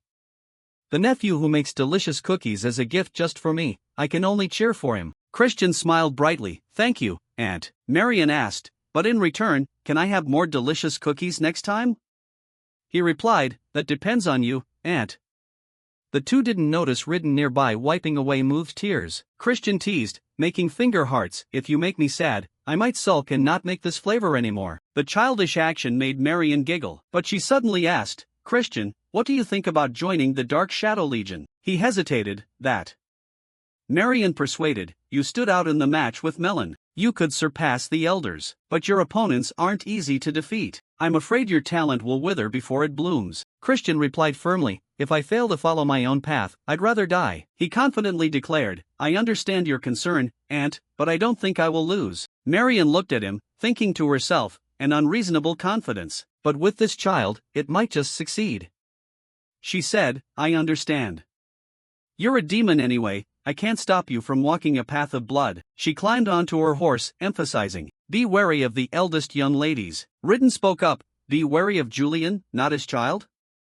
Isn't she the most elegant one?" Marion gripped the reins. "You'll understand soon enough." Christian laughed, "Thank you very much, Aunt, I'll keep that in mind." Marion turned, smiling slightly. "See you again, my nephew." After she left, Christian went to his room and fell onto his bed. The space was unusually quiet. He thought, "Father and Aunt are both very strong, reaching 6 stars. But I haven't heard much about them in the previous Great War. How many powerful warriors are there in the Magic Empire? Surely enough to easily overwhelm the Kingdom of Light." He remembered his previous life, where the Kingdom of Light withered before the fires of the Great War. "I don't want the past to repeat itself." Christian's palm clenched, determined to rise. "I must be stronger, faster." A month later, his father called him in. "Did you call for me, Father?" Ridden rubbed his temples. "That's right, I have something to tell you." But before he could speak, he opened his eyes wide in surprise. In front of him was Christian with a different appearance, elegantly radiant.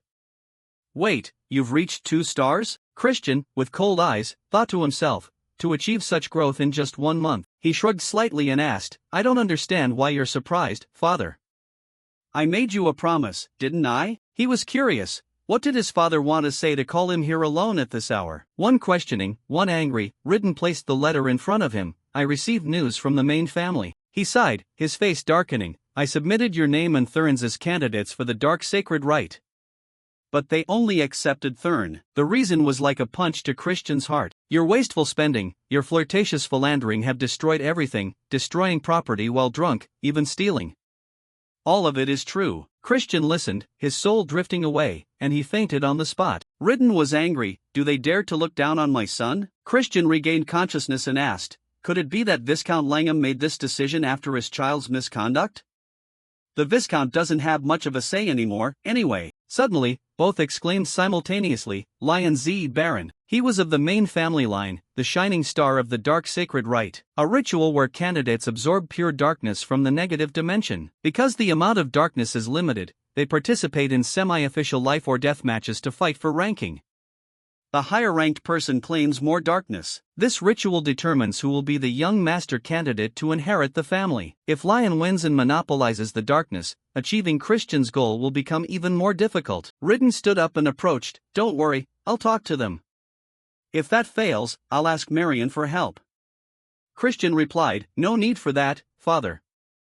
I'll handle it myself. Ridden placed his hand on his son's shoulder. Christian, I know you have talent and have changed, but you could let the adults handle it. Christian looked at his father gently. I appreciate your concern, father. But his face suddenly contorted, sinisterly. But I have my own way, and it's clearly not a good one. He said, are there any of Count Tyraman's children participating from the branch families? Ridden replied, yes. The third son of Count Tyraman. He shouted in anger, that rascal is on Lion's side, saying you aren't qualified to participate in the dark sacred rite. He's just a swindler who controls magical beasts. Christian helplessly watched his father shouting and consoled him. Stay calm, father. I just need to prove myself. The Tyraman family is about to organize the Black Potion Hunt. I will participate as a leader. His mouth curled into a smile as the sunset shone down on the magnificent castles below. In the darkroom, the clan leader held a golden hammer, mocking, I find it hard to believe. The child I remember was a kid calling himself a genius, but only a fake genius. Marie stood reporting, he's different from before. The clan leader asked, do you believe this child can fulfill the wish I've held for so long? That wish is the reason he continues to live, even rejecting death through forbidden magic. Marie broke into a sweat, I'm not sure. But he is the closest person to what you desire. The space went quiet. The clan leader muttered, interesting. I'll keep an eye on that kid. But his participation in the dark sacred rite doesn't seem feasible, right? Marie replied, that is the general consensus within the clan. He asked, will you intervene? Marie shook her head, no, you cannot intervene in such a small matter. The clan leader laughed, how could a beast not overcome such a small challenge? She tried to explain, even if he is a beast, he is still just a child. I believe he should be given the chance to receive the darkness and awaken his potential. Before she could finish, he barked loudly, making Marie startle. The clan leader's face darkened, his eyes sharp as he looked at her. She bowed her head to avoid him. He is always harsh with those he expects things from. Since you are willing to go this far, you must really like him. From the black smoke, blood drinker Simon, general manager of the Black Magic clan, appeared. Did you call for me, master? The clan leader's voice dropped. You heard it all, didn't you? Simon replied, yes.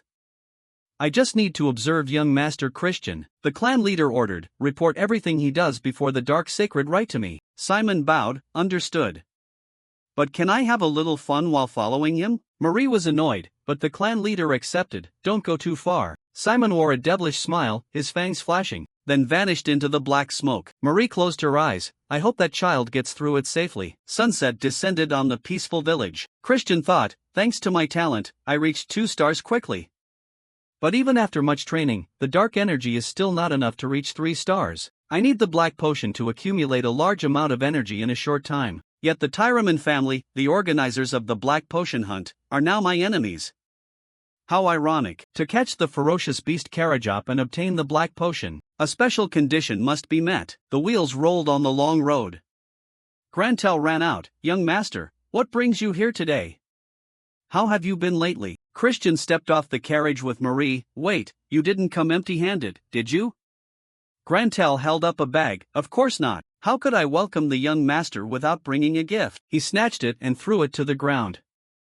The gold coins clattered as they fell. He sneered, this is what you call a gift.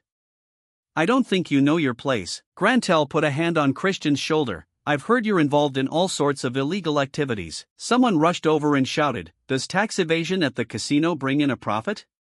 What about the items you scammed from the merchant guild? What do you want me to do, young master? The people forcing the bird woman nearby released her when they heard the commotion. Christian said, I'll let it slide this time, but stop those illegal activities immediately. Do you understand? Grantel nodded, yes. He draped his arm over his shoulder. Get me some dark medicine. Grantel trembled, sweat pouring down. Dark medicine? The price on the black market has skyrocketed lately. Christian turned to Marie. Are you ready? Marie transformed into a monster with sharp fangs. My torture skills are top-notch. Grantel panicked and shrieked. He fell to his knees. I'll get it right away. Isn't everything easier if we just cooperate? Christian winked. By the way, get me another knife sharp enough to cut through armor. Grantel looked confused, unable to understand what he was planning to do. After finishing, Christian walked away. Grantel stayed behind, cursing and crying. That bastard. Marie asked, "Are you going home, young master?" He replied, "No, there's one more place I need to go." He noticed something in the distance. "Coachman, could you stop here?" The carriage screeched to a halt.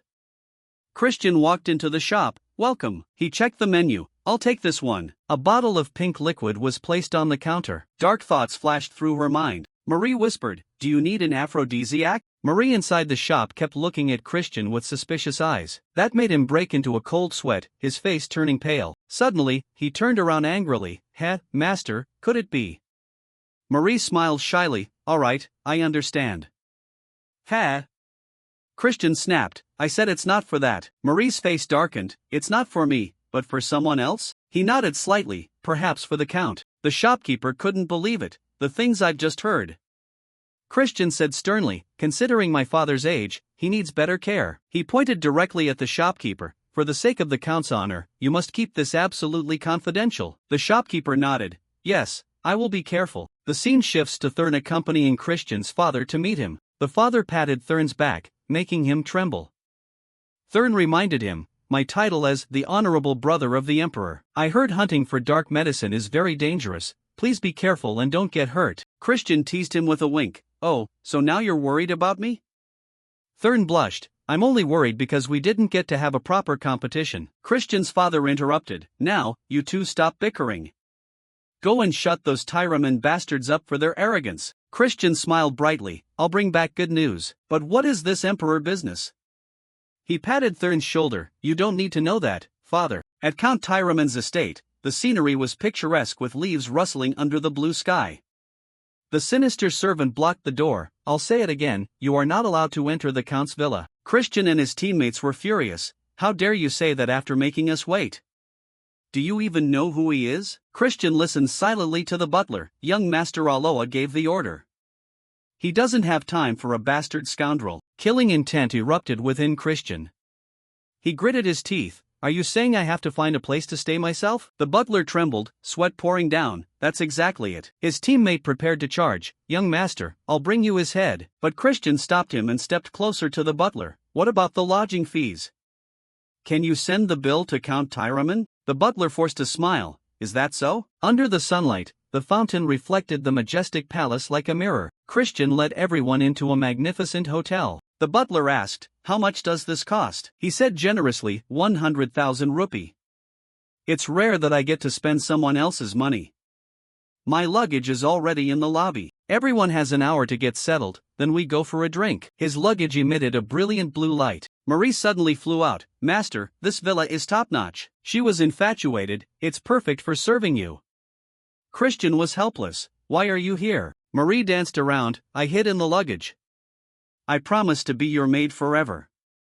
Master is so adorably embarrassed. He sighed, looking at your expression. "I bet you miss this woman, right?" Aloa, the third son of Count Tyraman, received the bill and was furious. "What is this?" Christian smirked. "You told me to find my own place to sleep, so I did." "What did I do wrong?" Aloa roared. "I don't stay in common hotels, so I just bought the villa you were staying at." Christian mocked. "You don't just warm up for money, do you?" "Considering you're a pathetic guy who doesn't know how to welcome guests, this is a cheap price to teach you manners." Aloa gritted his teeth and clutched the paper. He summoned a black panther. "Do you want to die?" Christian thought to himself, the Tyraman suppression technique, binding magical beasts with fear, different from the League's taming. It uses a secret formula to paralyze rationality, causing hallucinations of fear and excitement. More complex than I thought, hard to learn quickly. For now, let's just beat it to a pulp. He ordered. "Marie, take out that cat. I need a weapon." A sword appeared in his hand. He provoked. "What are you waiting for? Come at me like a demon." Aloa ordered the Black Panther to attack. "You bastard, don't give me orders." Sharp fangs, saliva flying everywhere. Christian blocked the attack with his longsword, but the bite force was too strong, and the sword cracked. He was sent flying far away, his body momentarily paralyzed. He stood up through the dust. Not a bad counterattack. "But isn't it cheating to have 2 against 1? He provoked. "If I win, I'll be your guard instead of your guide. You'd better be able to afford this, you cheap friend." Aloa was furious and charged on his panther. "You arrogant brat." Aloa was furious and charged on his panther. "You arrogant brat."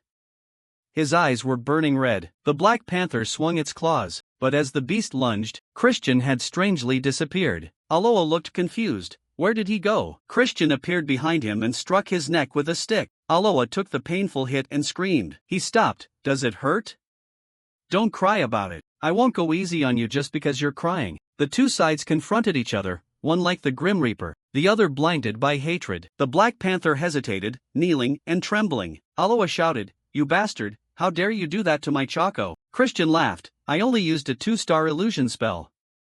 "It seems your pathetic suppression technique can't overcome it." Aloha summoned a magic circle, calling forth a massive black horse. Christian smirked. "Do you know what the defining characteristic of trash is?" Before he could finish, he unleashed a powerful attack, shooting through Aloha's head at dizzying speed, taking him down instantly. The black horse shook its head in fear. Christian asked, "We don't have time to wait for transformations, you know." He walked into the casino. "Young master, are you sure?"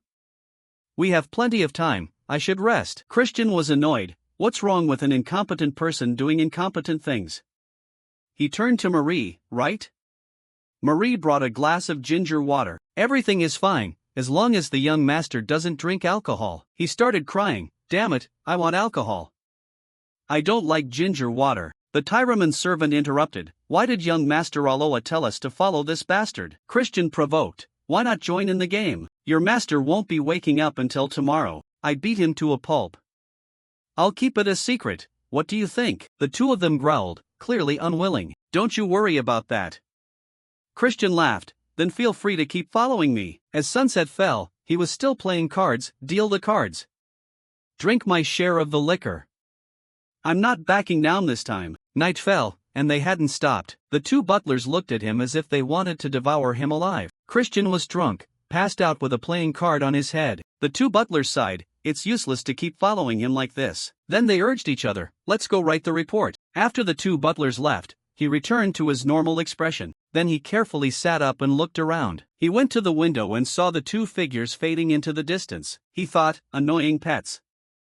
"It's late, I should make my move," he said. "Marie, I need to go somewhere quickly, don't follow me." Her eyes were dark like a panda's, not sober at all. Marie said sadly, "That aphrodisiac from this afternoon." Christian was startled. "What?" Marie whispered. "I knew it. It wasn't for the count, but for you to use, young master. It's sad that I can't be in bed with you, but I'll cheer for your late-night activities." Dark night covered Mount Can. Christian put on his hood and sneaked down the road. This is Tyraman's secret area. The monster energy is dense, just like the rumors said. He touched a tree branch, almost at the hunting zone. The campsite appeared with 2 large fires. Only 2 guards? How sloppy. He used the invisibility magic he learned from Marie to slip past the guards. Marie appeared. What does the young master plan to do with invisibility magic? He. Christian snapped. Why do you keep bringing that up? He broke into the base, seeing the magic circle under the moonlight. The shrine for the dark medicine ritual?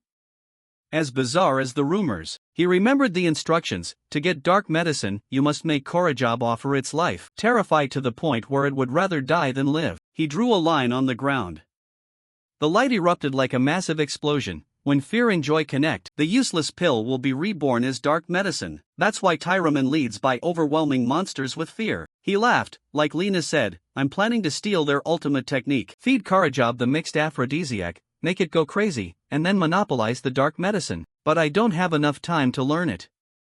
I have to find another way. But he only saw the endless night. He walked toward it, hearing the rustling of leaves. The button on Christian's cloak flashed in the night. He stepped forward with caution. The night seemed to be passing, and time kept ticking away. The shadows led to a giant cave. He took off his hood and looked up. The dark space enveloped Christian. A terrifying magical intent spilled out. Don't tell me this is a Gehenna rift, the dangerous demon world. The magic circle inside shone brightly. A twisting hole appeared before his eyes. Christian stood between 4 eerie magic circles scattered on the floor. He paused. Wait, what if I lure Korajab here? He took the bottle. There's still a way to lure it. Alright, can't wait any longer. Christian stepped deep into the cave, unaware of a red shadow with claws watching him. It was Simon. Didn't expect such an interesting brat. Beating Tyraman to a pulp, making the observers let their guard down with his incompetence. All his actions are within my sight. Simon laughed, his fangs flashing. This makes me want to play a bigger trick on him. He stepped on the magic circle, reaching his hand into the rift. Gray matter flowed down, creating an eerie scene.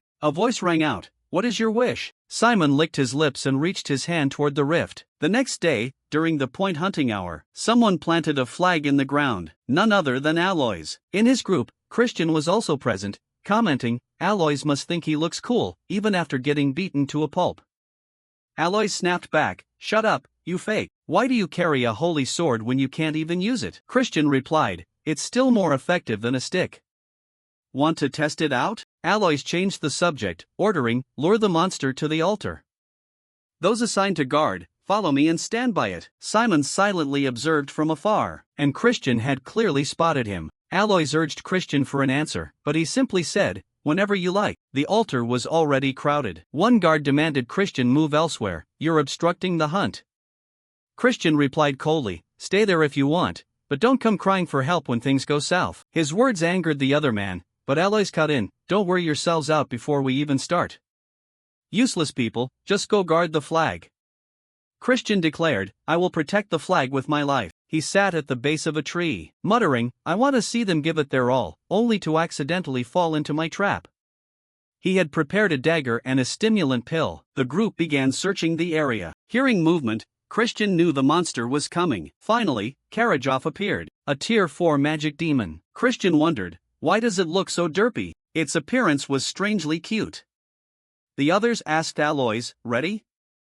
"It's time," the beastkin in the group urged. "Use the subjugation skill." Aloys raised his hands to chant, while Karajov slammed its beak into the ground. His teammates cast slowing spells, assisting Aloys as he approached with his subjugation skill. Suddenly, Karajov's gaze changed. It roared in anger, locking its target onto Aloys. He panicked and raised his hands to resist, but was knocked down by a powerful swipe. Everyone realized the poison came from its small feathery tentacles. They hurriedly formed a defensive line around Aloys, but Christian shook his head, thinking, "Useless. It lost control because of the stimulant I gave it." Aloys covered his nose. "Good thing they drank the antidote first, but it's still dangerous if it drags on." He called out, "Try to stop it." Karajov launched into the air, aiming straight for Aloys. The whole group screamed his name. Aloys closed his eyes in fear, but suddenly opened them when he saw Christian standing in front of him, blocking the attack with the holy sword. Christian mocked, "The Tyraman house is pathetic. Who would have thought the flag bearer would have to step in?" He said, "I'll save you if you call me Big Brother." Aloys cursed, "You maniac. Why would I do that?" Christian retorted, "You really don't want to? It's not like I'm not famous everywhere." The others started coughing due to the poison. Aloys gritted his teeth, realizing he was right, and ended up pleading for help, "You bastard." Christian replied, "Keep your promise." He smashed his fist into Karajov's head, using his own version of the subjugation skill, creating a chain around one side of the monster to restrain it. Aloys was surprised. "How did you do that?" Christian laughed, "Did you really think your family was the only one that could use it? To me, an intermediate subjugation skill is nothing." He pivoted, grabbing the chain, pulling it hard like a bridle, then leaped onto Karajov's back. It screeched, running wildly as if disoriented. Aloys shouted at him, "Wait." He tried to warn him, "There's a crevice ahead," but Christian smiled, "I've known since last night." He charged straight toward it. Karajov panicked and opened its mouth wide. Christian said, "This must be the first time it's felt malice from Gehenna. Be afraid." Its red eyes shifted into a brilliant gold in an instant. Christian gripped his dagger tightly, stabbing through the monster's shell, killing it on the spot. The others ran over. "Are you okay? This cave is dangerous. We need to get out fast." Christian replied, "Don't be so weak." He dug the core out from the monster. Aloys's group was stunned. It turned out to be an ash core, not black medicine. Aloys began to feel annoyed. The beastkin under his command asked Christian, "What are you going to do about this? If you hadn't interfered, none of this would have happened." But Aloys cut him off. "Enough, leave it." He turned to Christian, thanking him, "Thanks for saving my subordinates, helping them finish without anyone being seriously injured." Christian was surprised by Aloys's admission, thinking to himself, "Now I feel a bit bad. Even worse knowing I switched the stimulant pills." Even so, he still had to do what was necessary, telling Aloys, "Call me Big Brother like you promised." "Are you planning on breaking your word?" Aloys fired back, "I never promised that. I'm 2 years older than you." Suddenly, the cave shook violently. Everyone collapsed under the immense pressure. Aloys panicked, What's happening? Christian realized something when two giant blue eyes appeared before them. He looked slightly worried. A voice echoed from the demon, "It's been a long time since I've seen such an interesting toy." Christian muttered, "A demon of hell." Alois trembled, urging Christian, "Run. You're an outsider, save yourself." Christian spotted Simon on the cave ceiling, twisted his wrist to pull out his dagger, then threw the dagger straight at him. The blade pierced through, and a wave of red energy surged, but it turned out to be just a familiar item Simon used for tracking. The connection was lost immediately. Simon was surprised, wondering, when did he notice? Does he intend to stop the demon? The clone fell, and his teleportation plan vanished. He calculated, even using blood magic to the limit, it will take me at least 5 minutes to get there. If I'm slow, everyone will die. He hurried away. It turned out he wasn't truly evil, just wanting to play a prank, as he told the clan leader. The demon called to Christian, "You're interesting. What are you plotting?" Christian replied, "I just hate being spied on." The demon laughed. He doesn't care much for someone who's already dead. Christian commented, "Compared to the demons of the Age of Destruction, you're just a low-level demon, but at least you've reached 5 stars. Not something I can easily deal with right now." He held up a finger. "It's not all bad news. I used a spell to put everyone to sleep, just like I did with the barmaid when 2 drunkards almost killed her." Alois's subordinates gradually lost consciousness. Alois shouted, "What are you doing? We need to fight together." Christian praised, "You have good magic resistance." Then he punched Alois straight in the stomach. "Go to sleep." The demon tore through and asked, "Do you intend to offer them to me? Sacrifice them, and I will spare your life and grant you a blessing." Christian snapped, "Stop barking. My principle is not to associate with evil demons." He drew the holy sword. The demon recognized it and sneered, "Nice idea, but a holy sword you can't use is just trash." It shot a spell at Christian. He blocked it with the sword, but lacked the strength, getting thrown into the cave wall, unconscious. The demon grabbed his hand and lifted him up. "Final chance, offer them to be spared." Christian spat in its face. "Why do you think I can't use the holy sword?" He struggled out of the disadvantageous position, clung to its leg, and curled up as it landed. He activated another energy core. The tip of the holy sword regrew with aura. The demon was anxious. "How can someone like you use the power of light?" Christian asked, "Do you finally see your own life in danger now?" The demon replied, "This won't stop me." It created a massive red sphere. Christian got ready, widening his stance, shouting, unleashing the move Dead Sea Light-Splitting Strike. He swung his sword, creating a massive golden wave that lunged at the demon. It shrieked, "Impossible." Taking the hit, it crashed to the floor. It seemed Christian had killed it. His eyes were tired, his face sluggish. "I pushed my body too far. My vision is narrowing by the second." He fell, everything fading to black. The scene shifted to his past life. His friend, Evan, was astonished. "You actually copied my ability?" Christian replied, "Sort of."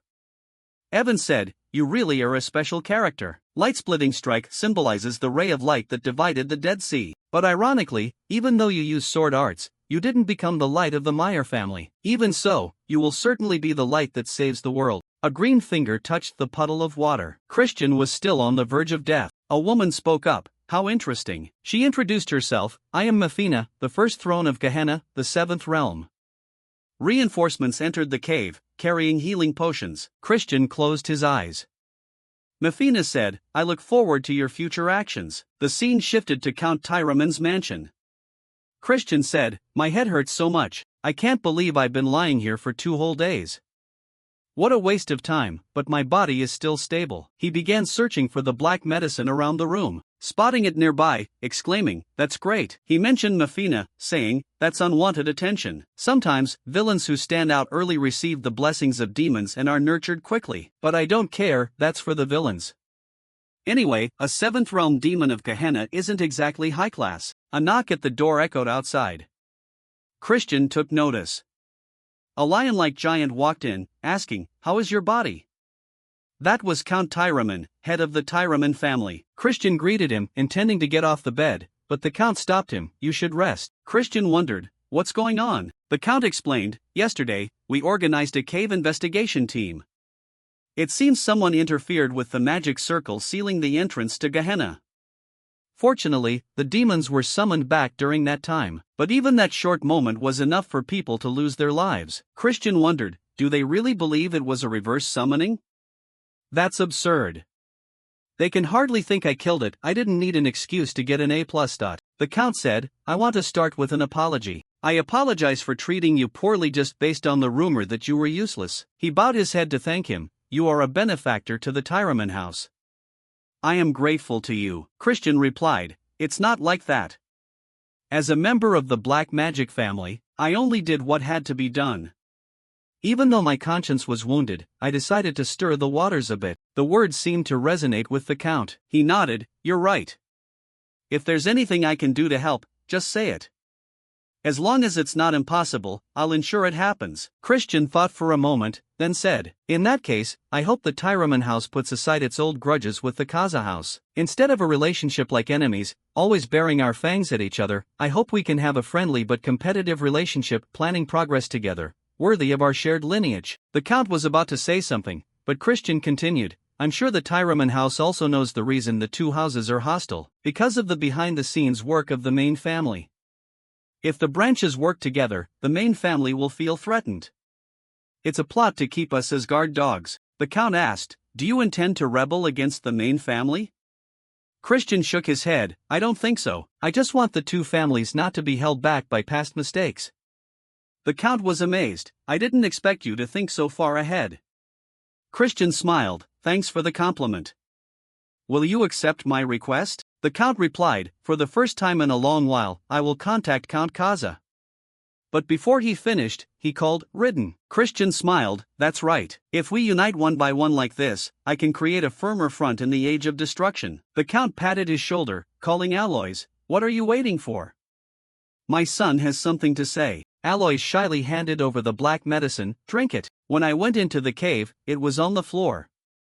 Since you weren't awake, I kept it for you. Christian said, if that's the case, I'm very grateful. I want to give you more than you've done. Aloys snapped, don't you dare. The Count laughed, I'll give him a gift in your place. He handed over a summoning stone containing a tier 4 beast. Christian marveled, what a rare item. The Count said, I'll also file a report for you to participate in the Dark Holy Rite. I hope you achieve good results. Christian thanked him for the gift and the encouragement. The Count told him to rest. When he and Aloys left, Christian smiled, then began calling, come out. A stream of red aura appeared. Simon said, as expected, it wasn't a coincidence that you discovered me. Christian replied, I smelled the scent of blood. Simon introduced himself, I am the head butler of the black magic family. Christian wondered, is he a minion of the clan leader? I've heard the name Simon somewhere. The leader of the Blood Shadow Demon sect? He explained, the Blood Shadow Demon sect doesn't distinguish between the Magic Empire or the Dominion of Apply. They are a psychopathic organization, enjoying slaughter and terrorism. The leader is a villain who reached 8 stars, and by the end of the Age of Destruction, he reached 9 stars, becoming the 10th Demon King. I can't count how many times I almost died because of him. Simon is the flesh and blood of the Demon King. Simon said, I didn't expect a young master to be so excellent. You even destroyed a demon. Christian thought, I definitely handled it myself. He asked, did you see the light that split the Dead Sea? After a moment of thought, he denied it, I don't know what you're talking about. Simon laughed, I know you're playing dumb. After entering the cave, the demon's corpse was completely destroyed, leaving no trace. That wasn't a reverse summoning, it vaporized clean. I'm impressed with your skills. Explain it, Christian asked, why should I reveal my trump card? Simon reminded, this will be reported to the clan leader. Christian replied, if I were the clan leader instead of that nerd answering all the questions, I want the predator to hide its claws until the very end. Simon was surprised, you're truly interesting. Christian asked, are you going to apologize? Simon wondered, why? Christian explained, usually, it's hard to distinguish reverse summoning from destruction just by looking at the traces. That's why the Count misunderstood. But you believe the opposite because you were the one who summoned it. A demon summoning that almost killed a family member, that's crazy news for the clan leader to hear. Simon said, I will take responsibility. Christian decided to keep it a secret. You should remember, you owe me a big favor. Simon was surprised. How is that a deal? Christian laughed, it'd be great if you saw it that way. Simon nodded, I understand. I won't forget your mercy. It was a pleasure meeting you today. I'll be counting the days until you arrive at the main family. Christian thought, Simon will play a huge role in the Age of Destruction. I have to build a connection to change the future. Time passed quickly. After recovering, Christian prepared to return. His luggage floated in mid-air. Marie said, "I'm all packed." Christian praised, "Well done." Alois opened the door and entered his room, asking, "Are you leaving now?" Christian reminded him, "Use my title." Alois wondered, "What do you mean?" Christian said, "I let it slide in front of the Count yesterday, but a promise is a promise. From now on, call me Big Brother." Alois snapped, "I already told you I'm 2 years older than you." Christian asked, "Do you have something you want to say?" Alois replied, "I came to warn you. You say we're family, but I don't think that's true. Be careful. The person most opposed to you in the Dark Holy Rite is young Master Lion. Even if he's only 2 stars, the level difference between the main family and the branches is huge. The best elixirs, ultimate techniques, and black magic blessings, direct descendants have a superior starting point. You'll be an easy target." Christian smiled, "I have a warning for you too, little brother. Don't participate in the upcoming Dark Holy Rite for your own sake." Alois was frustrated, "I said that out of concern. Do you want to monopolize the pure dark energy?" Christian replied, "Remember, no matter who the opponent is, they will regret facing me in the Dark Holy Rite." Alois was furious. Christian told Marie, "Let's go." He said to Alois, "Think carefully, don't regret it later." The scene shifted to the Kaza family. Thurn looked for his brother, but the butler reported, he went to the training cave as soon as he returned, wanting to train alone until the Dark Holy Rite. Not long after, Thurn caught up with Christian, calling out the full title, "Respected Imperial Big Brother." Thurn said, "You promised to duel me when you got back." Christian was surprised, "You've grown up fast. Reaching mid-level 2 stars, you're making remarkable progress." He said, "I'm busy training." Realizing Thurn was also participating in the Dark Holy Rite, Christian was worried. "That's not good." He said, "Wait. After I finish training, we'll duel. You should train too." Thurn demanded a promise, "Don't delay like last time. Be careful." Christian laughed, "All right." Thurn left. He thought, the kid is really stubborn. Watching Thurn's retreating figure, the image of a green-haired girl appeared in his mind. She asked, "Do you promise?" The memory made Christian smile, whispering, "He's just like me." In the training area, Christian sat on the bed, looking at the black medicine, thinking, half a month left until the Holy Rite. He chewed it immediately, then had to force it down, bitter as hell. He laid down, trying to absorb it. It flowed down into his stomach, he muttered, "More chaotic than I expected." A strange feeling emerged. He asked, "What is this? Is it the light energy within the pill?" He wondered, did the monster's excitement upon dying merge into it? No wonder demons are hard to absorb. He continued to guide it through his mana pathways. The mana lines went straight to his brain. All that remains is this light force. Demons usually expel it with the help of a teacher. But why would I let such a good thing go to waste? He channeled it into his light core, absorbing it alongside the darkness. Light and darkness flowed through the pathways, to their corresponding cores. Christian opened his eyes, flashing brightly, then closed them, revealing darkness. At the same time, the scene shifted to a red-haired woman. She allowed her subordinate to enter the room. He reported, regarding the black medicine investigation, a demon was summoned during the hunt, but Christian survived. Apologies for taking so long to examine it thoroughly. She praised, "Well done." The subordinate said, "Unless you have any questions, I will take my leave." She looked at a photo of Christian. This beautiful young woman was named Eileen. Time passed quickly, and half a month later, his younger brother Thurn found Christian to demand a duel. Standing outside the door, he called, "Brother, today is the day you promised." Hearing that, Christian's voice came out, "Come in." In the room, Christian was dressed as if preparing to go somewhere. Thurn was astonished, his eyes widening. Christian turned back, smiling, "You came bright and early? You must really be looking forward to getting beaten up, huh?" Thurn sensed a different aura from his brother. "What is this?" The overwhelming aura he has is far beyond what it was half a month ago, he told himself, then complained, "Don't make me laugh." Christian replied, "If you're that eager to taste my fists, I'll grant your wish. But if I win, you have to give up the Dark Holy Rite." Thurn was stunned. "What did you say?" Christian explained, "You know the Dark Holy Rite is a competition. The weak should stay away." The words made Thurn's eyes narrow in anger. He drew his sword, challenging, "Shut your mouth and draw your sword." Christian shook his head in frustration, "You're so stupid. Don't you see I'm looking out for you? Maybe I have to beat you until you understand." His face showed anticipation. Without warning, Thurn gripped his sword and rushed to attack. But the result wasn't surprising. He was beaten to a pulp by his brother, leaving him unable to participate in the dark holy rite. Ridden visited his youngest son, saw Thurn bandaged all over, and sighed in reproach. "Christian, you went too far this time.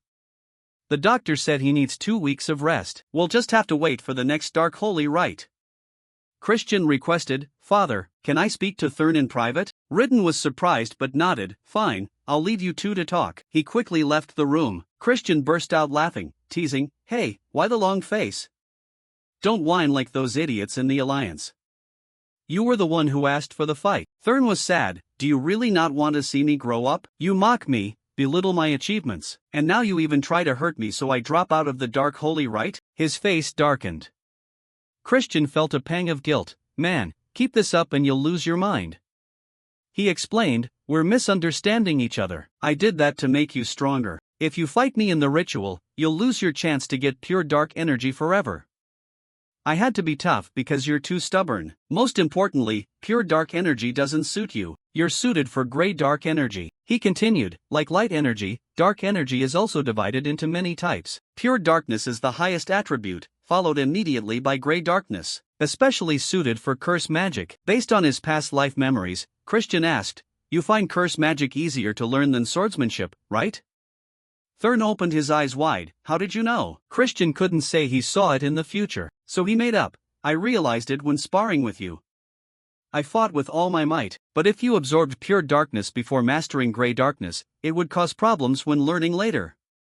It's not impossible, but it would slow the process. I know you want to get strong fast. This is sincere advice from me, the one who has always supported your growth." He took the black medicine from the previous hunt and handed it to Thurn. "This gift is for you." Thurn was surprised. "Isn't this black medicine? Why are you giving me such a precious thing?" Christian waved his hand. "Because you're my brother. What other reason is there?" In reality, he thought, "I've already eaten something better anyway." The words moved Thurn, tears rolling down his cheeks, but he tried to hold them back. He gripped his black handkerchief and asked, "If you've changed like this, why did you act like an idiot when Mother was dying? Do you know how much pain Mother was in when you weren't there?" Christian didn't understand that memory, it wasn't his. He sat down beside Thurn and whispered, "I didn't understand at that time." Time passed, and the scene shifted to the main family. The dark holy rite candidates were already present. Getting off the carriage, Christian complained, "Ugh, I need to stretch. How far did we travel that my whole body is aching like this? Can't they open a teleportation gate? Can't believe this clan is so stingy." He gritted his teeth before Marie intervened. "Young master, how about a date for just the two of us?" Christian rolled his eyes. "Oh, my heart is racing." "But you don't have a heart." He observed the carriages outside the courtyard, thinking, the main family allows bringing one companion, so I chose Marie. We're bonded by a contract. He noticed a few people looking at him and whispering. Marie covered her mouth. "Wow, young master is famous now." Simon appeared, surprising everyone. "Isn't that the head butler? Why is he welcoming that loser?" "Greetings, young master. You've improved so much in just half a month." Christian complained. "Does the clan leader's secretary have nothing else to do?" Simon dropped his mocking look. "I came by order of the clan leader. He wants to meet you personally. You're not surprised? Did you guess it?" He winked mischievously, driving Christian mad. "No, I'm very surprised." Putting that aside, Simon led Christian to meet the clan leader. "Sir, I have brought the young master," Simon said. The clan leader turned around. "Good. Long time no see, Christian." When Christian's gaze met the old man's, he immediately felt a terrifying pressure. He thought, this overwhelming aura. I can barely stand. Exuding this kind of dark energy, someone like me can't handle it. His whole body trembled. Clenching his fists to calm down, he replied, "Greetings to Duke Baron, the great lord of the black magic family." Baron asked, "Aren't you surprised by this sudden meeting?" Christian replied confidently, "I already guessed you would call me. A new star has appeared in the family." The confident words made Baron laugh. "Haha, that's right. Both Marion and Simon couldn't help but praise you, but I'm not sure what to expect from you. Even if you're a great seed, only time will prove how you develop. You might just be a seedling that falls as soon as it sprouts." His words carried a hint of contempt, but Christian wasn't angry. He nodded, "You're right. I'm still too lacking to live up to your expectations, but isn't that what the future is for? Only time will prove whether a seedling exceeds expectations, becomes an ancient tree, or becomes a freak overshadowing the great ancient tree. I won't let you down. Christian's words were full of hidden meaning. Baron didn't seem to want to hear more, waving his hand. I will have high expectations of you. Now you may go. As Christian left the room, Marion turned to her father. What do you think of the boy? Baron was blunt. He is far beyond my expectations, but with great talent, his fate is even more arduous. You know that, don't you? Bloody winds are blowing toward the magic empire, but today, this small ray of hope. His eyes showed anticipation. That child might fulfill the dream I've cherished for so long. Time passed quickly, and the scene shifted to the night before the dark holy rite. The main family held a welcome party. At the entrance, two servants announced loudly, "The eldest son of Count Kaza has arrived, Christian Baron Kaza." Christian stepped into the grand hall confidently. His arrival made some uncomfortable, whispering, "Why did the clan leader meet a fool like him? Who knows, he looks like a suck-up." Christian wasn't deaf. He heard the sarcasm clearly. He told himself, as expected, "I'm too handsome." Good heavens, being handsome is also a burden. Seeing a servant passing by with wine, he was intrigued. "Hey, that's wine, right?" He reached out to take it, but the girl refused. "Young master isn't old enough. Drink some ginger water." She poured a glass and handed it to him. Christian screamed internally, "Damn these tactless demons. I don't want ginger water." Suddenly, a shout rang out, attracting everyone. "The young masters and ladies have arrived." Eyes turned toward the entrance. 4 people walked into the grand hall. First was the second young master Eskid Jeberin, the handsome guy who had been plotting against Christian since childhood. Next was the eldest young lady Julian Jeberin, the second young lady Jupi Jeberin, and the third young master Misak Jeberin. Christian was relieved. The crazy eldest young master isn't here. He thought, Eskid, what should I say?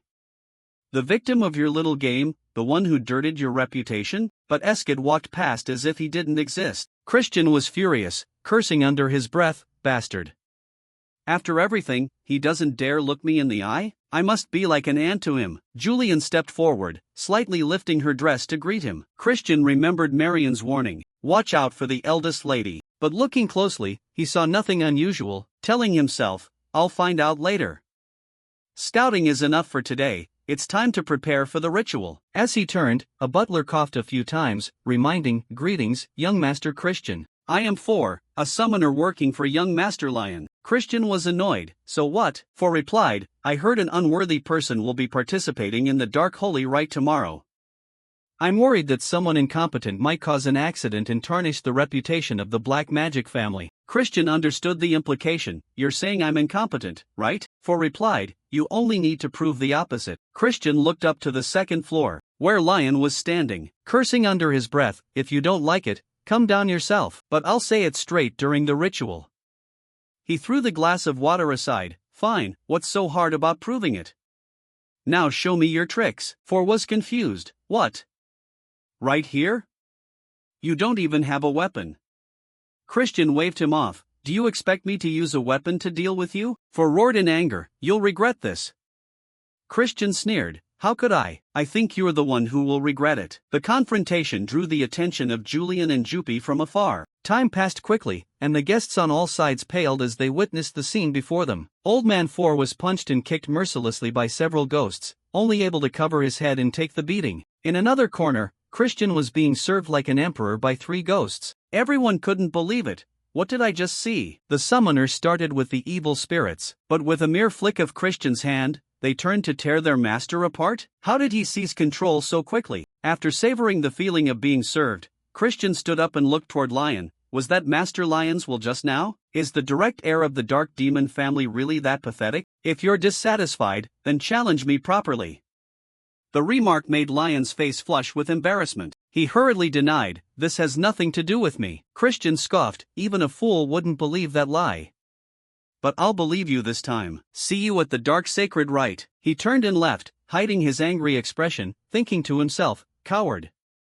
Next time, I'll teach you some manners." The day of the Dark Sacred Rite arrived. As the candidates gathered, Christian let out a long, bored yawn. Aloys asked in surprise, "Hey, aren't you worried at all? You caused such a scene yesterday." Christian turned to him, surprised, "Why are you here? I already warned you." "Kid, how could I dare to postpone the ceremony, you lunatic? Aloys reminded him. At the same time, Lion stepped forward. His appearance made the anger within Christian flare up. He tried to restrain himself from rushing over and punching him in the face. The host appeared and announced, "Is everyone here? I am Sebastian, deputy butler of the main building. Now, I will lead you to the sanctuary of the dark sacred rite." He struck his cane hard against the floor. The main hall trembled, revealing a secret underground passage. The candidates were astonished. "It's underground?" Aloys exclaimed. Christian, with his experience, felt something different. That's not right. How could this be magic used to create an imaginary space? Sebastian didn't care about their surprise and stepped quickly down the stairs. Despite his short stature, he moved unexpectedly fast. The group panicked and ran after him. "Hurry, he's leaving us behind." They exhausted themselves trying to keep up, but the further they went, the more difficult it became. Before even reaching the sanctuary, the whole crowd was exhausted, dripping with sweat. How strange. Isn't this going underground? Why is there such a steep incline? Seeing the candidates falling behind, Sebastian turned around. "Hurry up, the ground won't support you forever." No sooner had he finished than the ground shook, throwing 2 candidates aside. The others were terrified. Sebastian continued, "We're running late, so I'm going to speed up." He dashed forward like a machine. A moment later, 2 more people were tossed aside. Lion thought triumphantly, "Are the losers failing to keep up? Pathetic vermin." But he was stunned to see Christian running alongside him, completely relaxed, without a single drop of sweat. Why isn't he sweating? Sensing Lion's gaze, Christian teased, "Have you given it your all? Turns out you're just talk, no substance." Shouldn't a direct air be better than this? Didn't they give you enough supplements? He secretly criticized the other candidates. Idiots, their ignorance only makes their bodies suffer. Running with all their might in a virtual space is such a waste of energy. No matter how hard I try, my stamina doesn't drain. I just need to shift the incantation, and I'm invincible here. Sebastian noticed Christian's ease. "Oh ho, must be young Master Christian, isn't it?" As time passed, the group arrived at the sanctuary. Except for Christian, the other 3 were near death from exhaustion. Aloys couldn't help his curiosity. "Why are you completely unaffected?" Christian didn't explain his trick and scolded him. "That's why you need to train your body more. Stop riding magic beasts everywhere all the time." A pale man, looking as if he were about to die, stepped out. "Welcome, everyone. This is the sanctuary, a place where pure dark energy erupts continuously. We call it the Holy Chamber. I am Rihu, the manager of the sanctuary. Greetings, young masters and young ladies. Today, you must claim the great pure darkness like the 3rd-ranked demon lord, destroyer of darkness, the progenitor of the dark demon family," Rihu said, waving his hand to create 4 streams of white energy, directed at 4 doors. He explained, "However, there isn't enough to share. The magic beasts inside will test your qualifications." Christian eagerly raised his hand. "So you mean it all depends on who gets there first, right?" Rihu looked at him approvingly. "Exactly. Smart as expected, young Master Christian." Someone spoke up. "If there's an incident between candidates during the ritual, will we be disqualified?" Rihu replied, "Each person goes down a different path, you shouldn't run into each other. But if you rarely do, avoid conflict. Wasting time only gives others an advantage. Focus on your own safety. Good luck."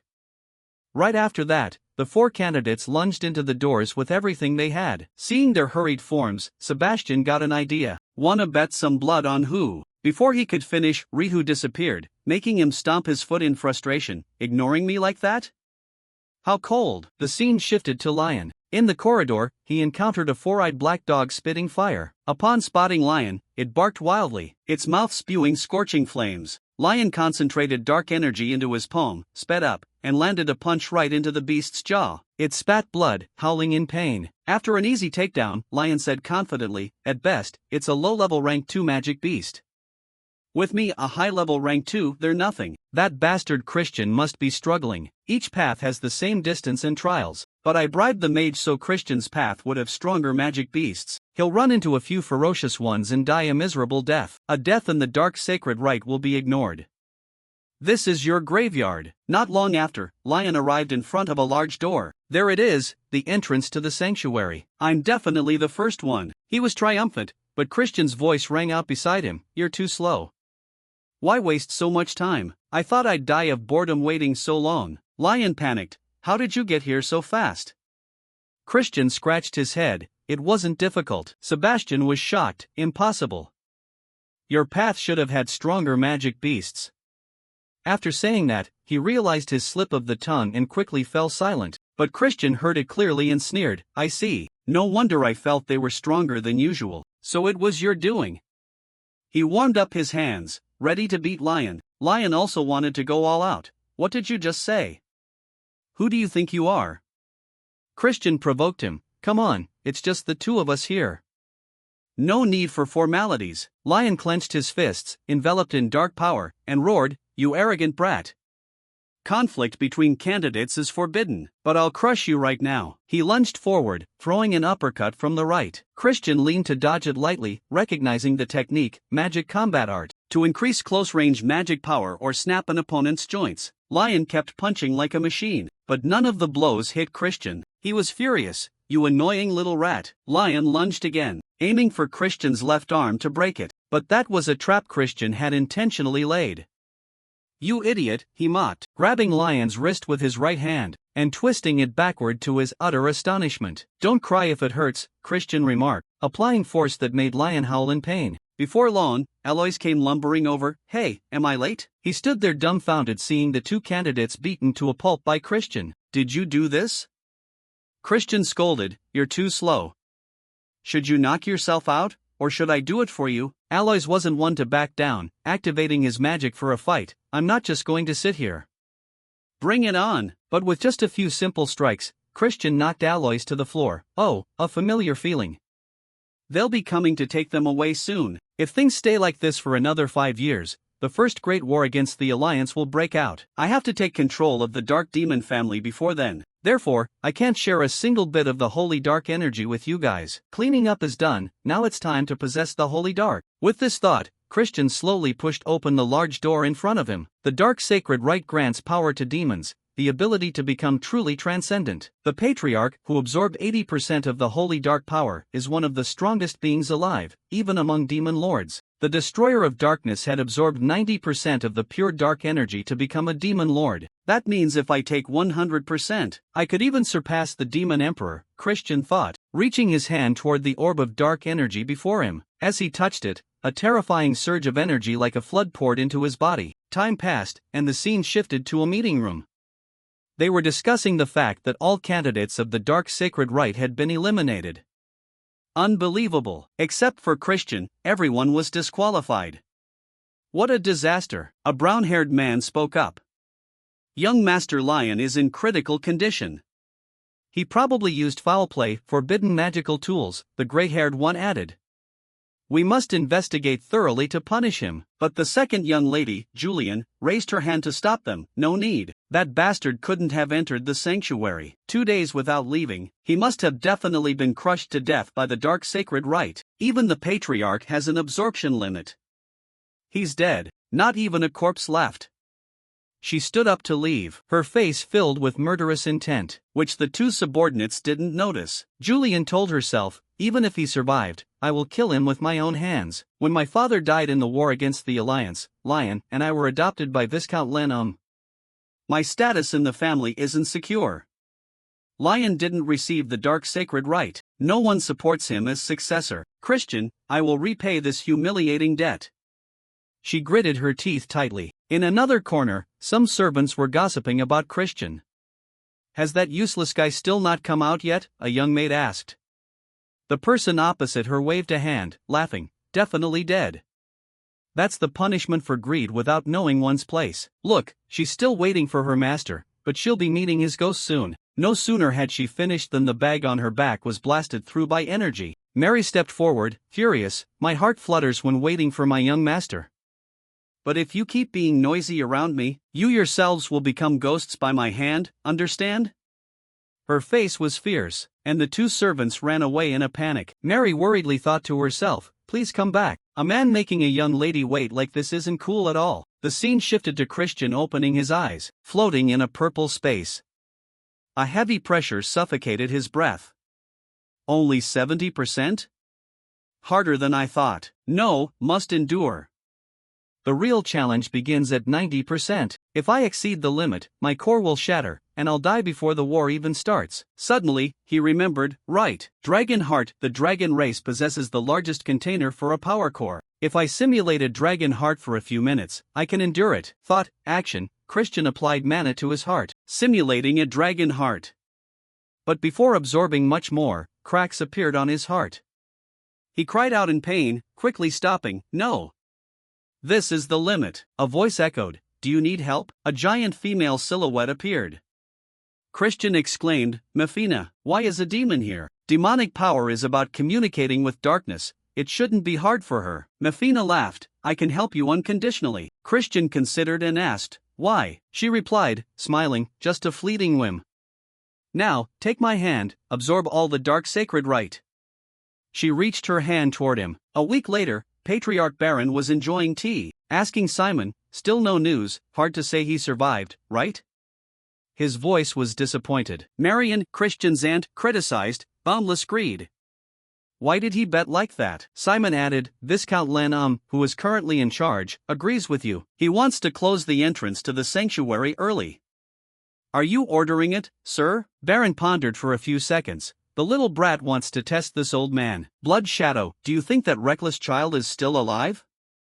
Simon shrugged, the probability is near zero. But isn't he interesting? Baron sighed, ordering, tell him to open it for one more day. Marion felt a sense of relief inside. Simon laughed, as you command. Christian's energy core was overwhelmed by pure dark energy. As a result, his heart was in pain and the energy core could explode at any moment. Mefina told him to take her hand before it was too late. Instead of accepting the help, he stubbornly refused. Hearing that, she said he was incredibly stupid, and that he should know humans have limits they are not allowed to cross. Hearing this, our Christian got angry, saying that she seemed to have forgotten something. As they were in a world full of concepts, Christian's next action shocked her. As he began to glow, his hair turned gray, his eyes fiery red. Christian grew red horns and turned into a demon. His previous action was demonification, which left her amazed.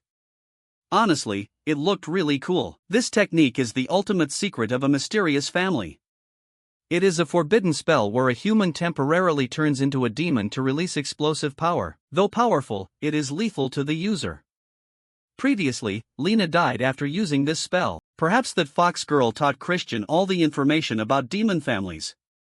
If he removes the parts of the spell that amplify dark energy, he could exploit the dark energy of this world and create a bowl to collect energy without suffering any penalties. When Christian created the bowl, the dark energy began to accumulate slowly and steadily. Mefina couldn't believe it. When Christian created a black crescent moon, there was no way a common human like an insect could exceed human limits, as she said. He confidently declared that it was because he was a genius. As he left the space, he told her that she could continue to live there, but he would be leaving. As he walked away, she said she would see him again another time. Hearing that, Christian turned back, and right before the teleportation gate closed, he gave her the middle finger, telling her to get lost. She was silent for a moment, then realized what he meant and burst into laughter. Christian escaped, cursing her, saying he would go crazy if he met her again, calling her a noisy demon. Christian wondered how much time had passed. According to him, it was probably a week, so the family must be in chaos. He dispelled the demonification and said it was time to play a prank. After a while, a butler burst into the Lord's office,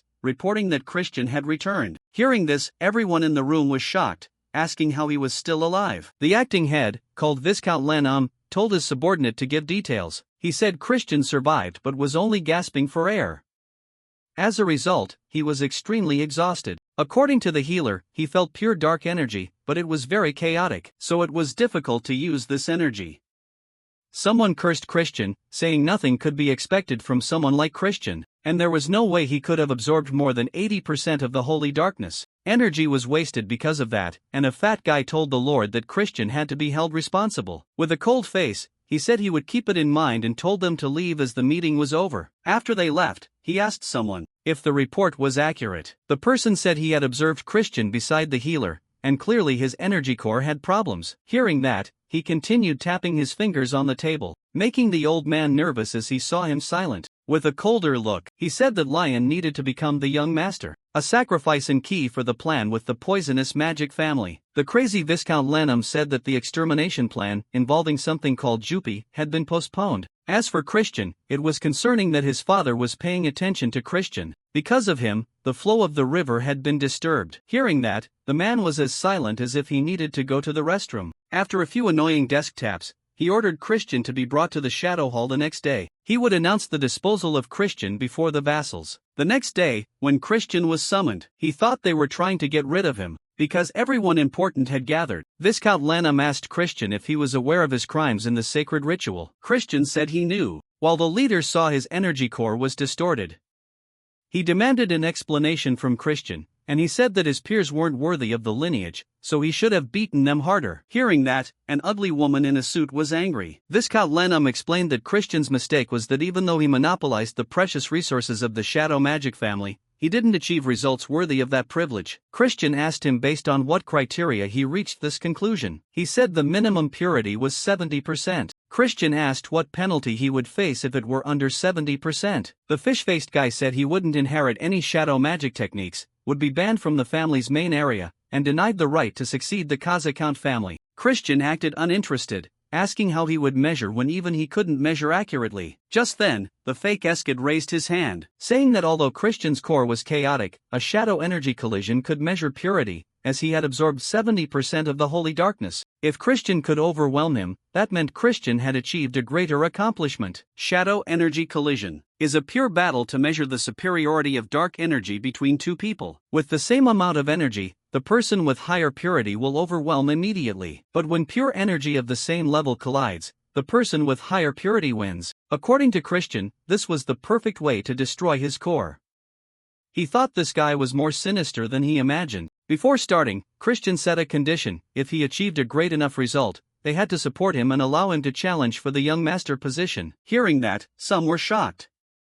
But his terrible brother agreed, saying it didn't matter if it was main or branch line when aiming for the young master seat. When others were silent, he said that was the way of the magic empire, where the strong rule the weak. Stepping onto the stage, he told Christian that, in shadow energy collision, if not controlled enough, the core could be damaged. To be on the same level, he only used 2-star entry-level dark energy. When they unleashed energy, Christian said he didn't need to do that and should worry about his own precious core. When Christian unleashed energy, the jerk said that hearing him talk made him look forward to it. Upon collision, Christian immediately overwhelmed his 2-star energy. The guy was shocked because his energy was neutralized without Christian needing to gather power. He used expert level 2-star energy, but the result was the same. Christian saw this performance, saying it was disappointing. He provoked him further, saying he acted arrogant but was so weak. Provoked, he unleashed his aura. Others said it was 4-star dark energy. If it hit, it would shatter Christian's core. A dragon-shaped energy appeared around him, but from the other side, another energy formed. A giant claw enough to crush the dragon appeared, so huge that the dragon looked like an ant. Christian told the guy that in energy collision, if not controlled enough, the core could be damaged, so he should be careful. The energy damaged his core, making him spit blood. The servant worriedly called him. Christian withdrew his energy, thinking it wasn't enough and he should have shattered his core. Being smart, he only hesitated a bit. He declared to everyone that Christian had at least 90% purity. Hearing that, everyone was shocked, and Christian turned to tell the Lord that now he had the right to become the young master. Hearing that, Viscount Lanham was shocked, showing no reaction on his ugly face. As usual, the ugly jerk continued tapping his fingers on the table, then told Christian that as promised, he would be allowed to take the young master test. However, no member of the branch family had ever taken this test. As the acting head, he would randomly choose a test for Christian. Christian thought to himself that he meant he would give an impossible test. His level would be evaluated in 2 stages. First, he had to prove his talent. Next, he needed to achieve a feat worthy of the young master position. Christian asked how he would prove his talent, and the jerk demanded he reach 3-star level within 3 months. Christian calmly said that if it was just that, he was a genius so it wouldn't be too hard. The other guy was silent, then said he looked forward to seeing what he would achieve in 3 months. Afterwards, in a quiet room, the 2 jerks sat facing each other. While sipping tea, he was disappointed in Eskid, saying it was all his fault for underestimating Christian. Because of that, even his energy core was damaged. They had to deal with Christian quickly before he became a problem. He told the junior not to worry, because they intentionally didn't absorb more than 70% of the pure dark energy. The higher the purity, the harder it is to upgrade energy. This difficulty increases exponentially, meaning reaching the 3-star level would take many times longer than others. He asked the other guy what he thought since Christian had already absorbed 90%. Even if you're a genius, there's no way you can break through that wall. Turning to Christian, Marie brought him some food and mentioned that the news of his performance had already spread all throughout the mansion. She told him that he made her proud and that her heart was fluttering because of him, but Christian just said that was a bit embarrassing. Marie replied that while she was waiting for Christian, she finally realized what her true feelings were. She said that every day spent waiting for him felt as long as an eternity. Hearing that, Christian started reflecting on all his past memories. The fox girl was worried about Christian, while the saintess insisted that with his agility, there was no way he could have gotten hurt. She was Rana, and she told him to reach out his hand to her. Hearing that, the fox girl teased that she could just be honest and admit she was worried about him. Hearing that, she got shy and said that even the hero was worried about Christian. Remembering it all, Christian felt happy. He thought about how, after escaping the edge of hell where everyone just wanted him dead, his whole life had been filled with nothing but bloodshed,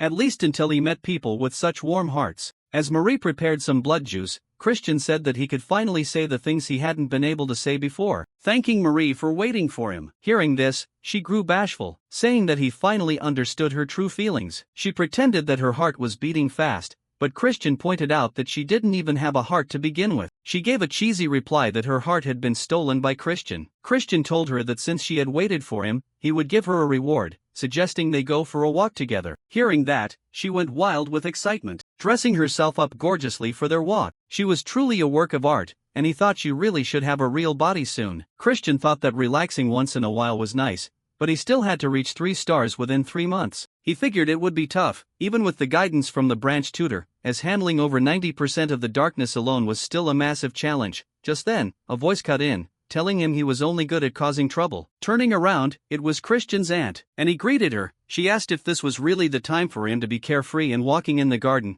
and asked if he had found a teacher yet. He asked if it was supposed to be her, but he was disappointed when she said it wasn't. She shocked him by saying it was actually someone else. He told Marie to stay behind while he went, saying he would see her at dinner. As they walked down the stairs, Christian said he didn't know who the teacher was, but thanked his aunt for looking out for her nephew. She said he shouldn't be so quick to thank her, explaining that he would find out for himself, and that this teacher was not gentle at all. She added that none of her siblings could handle his training. She warned him that this opportunity didn't come often, so he absolutely couldn't disappoint him. When they arrived, his footsteps came to a halt. He stood there, staring at the person in front of him. Christian was so shocked he couldn't find the words. He asked her if the child in front of him was lost, wondering why someone 200 or 300 years old was masquerading as a kid. Seeing the child, Christian patted his head and asked where his parents were, but the look on the child's face was far more terrifying than he had anticipated. At that moment, Christian realized what he had just done. His aunt told him he had to show respect and greet him properly, as this was the incarnation of the clan leader. As he observed Christian, the leader greeted him with formal courtesy. When the dark energy radiated from Christian, he was shocked to see that the boy had already absorbed over 90%. He said Christian had achieved something incredible, but added that he should know it was a foolish decision, and Christian didn't disagree. The old man playing the role said that with 80% holy darkness, he had encountered walls much higher than anyone else. He shared that even their ancestors couldn't have reached that level without a blessing from the demon emperor. He couldn't even imagine the walls Christian was going to face. Therefore, he suggested returning a portion of Christian's dark energy back into ether. He told him that with his talent, 80% dark energy was enough,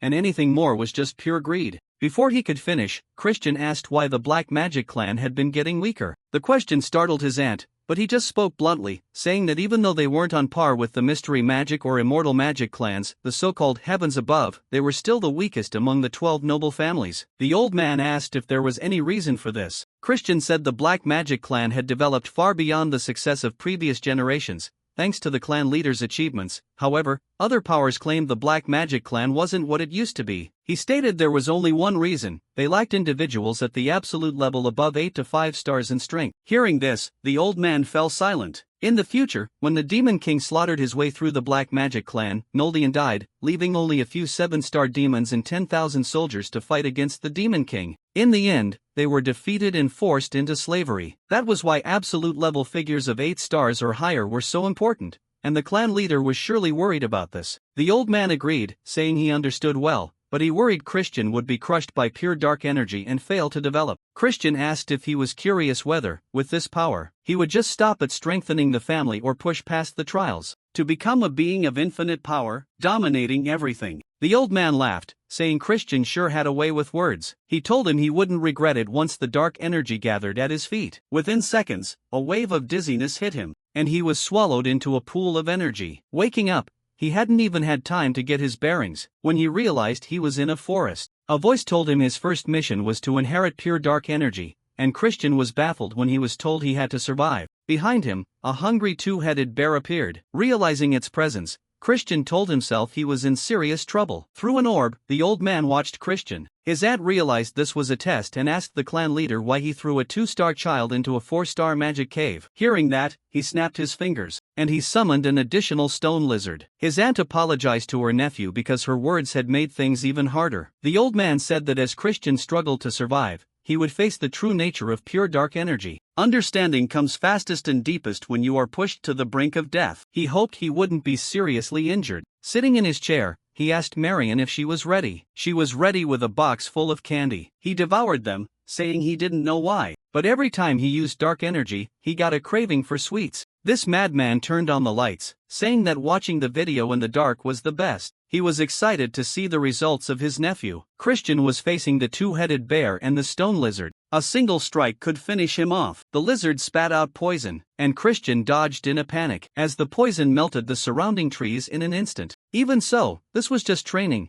Christian called out to the clan leader, asking if he could hear him. He said there was no way the clan leader would give him an assignment without an answer. Since there was no answer, Christian said that to get it, he had to defeat a monster much stronger than himself. His aunt thought to herself that he just wanted to see him get beaten to a pulp. Christian confidently said it would be as easy as cake, as he prepared to take them down in one blow. Right then, the bear charged toward Christian. As the blow was about to land, Christian thought its speed and power were immense. While dodging, Christian told himself he had to find a way to beat them. From the observation orb, the old man remarked that Christian really had talent, explaining that Christian's movements were different. But Marion said that, in the end, Christian was still just a child. They were shocked to see that Christian had already taken down the bear, which caught them completely off guard. Turning to Christian, he contacted them, and they asked how he had finished it so easily. Christian explained that while the bear had high strength and defense, it lacked flexibility and magic resistance. Thanks to that, Christian exploited the weakness, injecting dark energy into its heart at the perfect moment.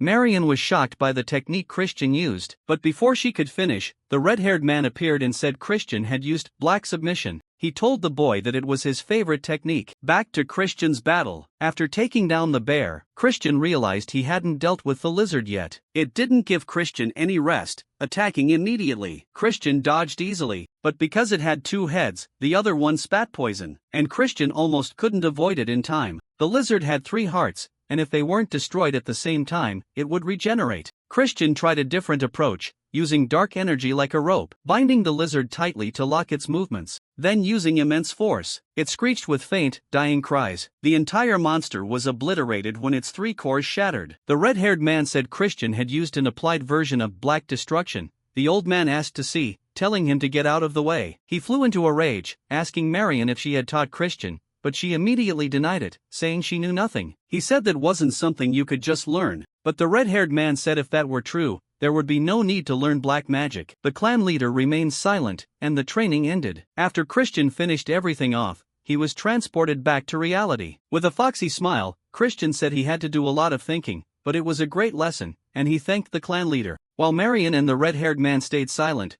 Christian mentioned that thanks to Duke Baron, he had taught himself how to apply black magic. Christian said arrogance wasn't allowed, but he would begin comprehensive black magic training. Christian told the bastards to get out, and they obeyed. As they left, Marion worried that this child might be too harsh on Christian. He asked Christian, before their first magic transmission, what he thought about black magic. Christian bluntly replied that it was to overwhelm opponents with perfect dark energy. He asked what Christian meant by perfect dark energy. Christian was anxious because he didn't have an answer. He told Christian to watch closely as he unlocked a seal. The next second, the whole place shook. He said this was the source of all darkness, as the area was enveloped by dark energy. If he went down the deep staircase, 12 abysses awaited Christian, and Christian had to devour the god in the darkness. In his hands, energy gathered, forming a dagger made of pure energy. The old man swung the dagger, and Christian felt a strike that symbolized death, one that could kill him. The space behind Christian shattered, and Christian struggled to breathe because he felt the blade clearly cutting through his neck. He explained it was the sword of intention,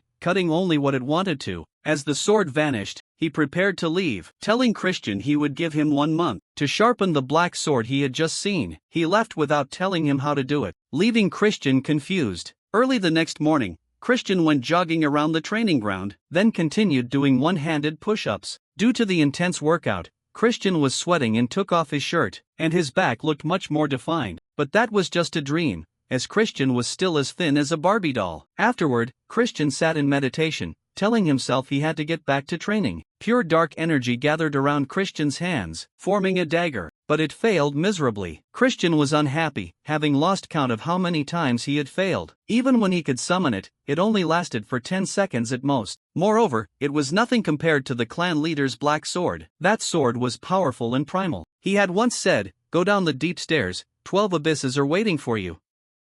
The crow searches for wisdom, accept and praise it." Christian thought that spell must hold the secret. 1 month later, the duo of Marion and the old man went down. He said Christian must have failed enough by now to realize his limits. He asked Marion if she was worried about Christian. Marion said there had to be a faster way, since there were only 2 months left until the succession test. The old man said that with the purity of the dark magic Christian was absorbing, rapid growth was impossible. If they pushed for progress, Christian would only hit a massive wall, so it was better to build a solid foundation. When they arrived and faced Christian, he was extremely surprised. Because Christian had successfully summoned the dagger, Christian said it was time for him to appear. They were shocked, and Christian thanked the clan leader, saying that thanks to him, he had reached the 3-star level faster than expected. Before he could finish, the sword vanished. Christian said, as he could see, pretending was the best he could do for now. It took Christian about a week to summon the black sword, but it felt like an empty shell. The mysterious spell he shared earlier, 12 abysses, meant the black sword had to contain all attributes of magic power. Hearing that, the old man was stunned because it was the true black sword. Not only did he exceed expectations,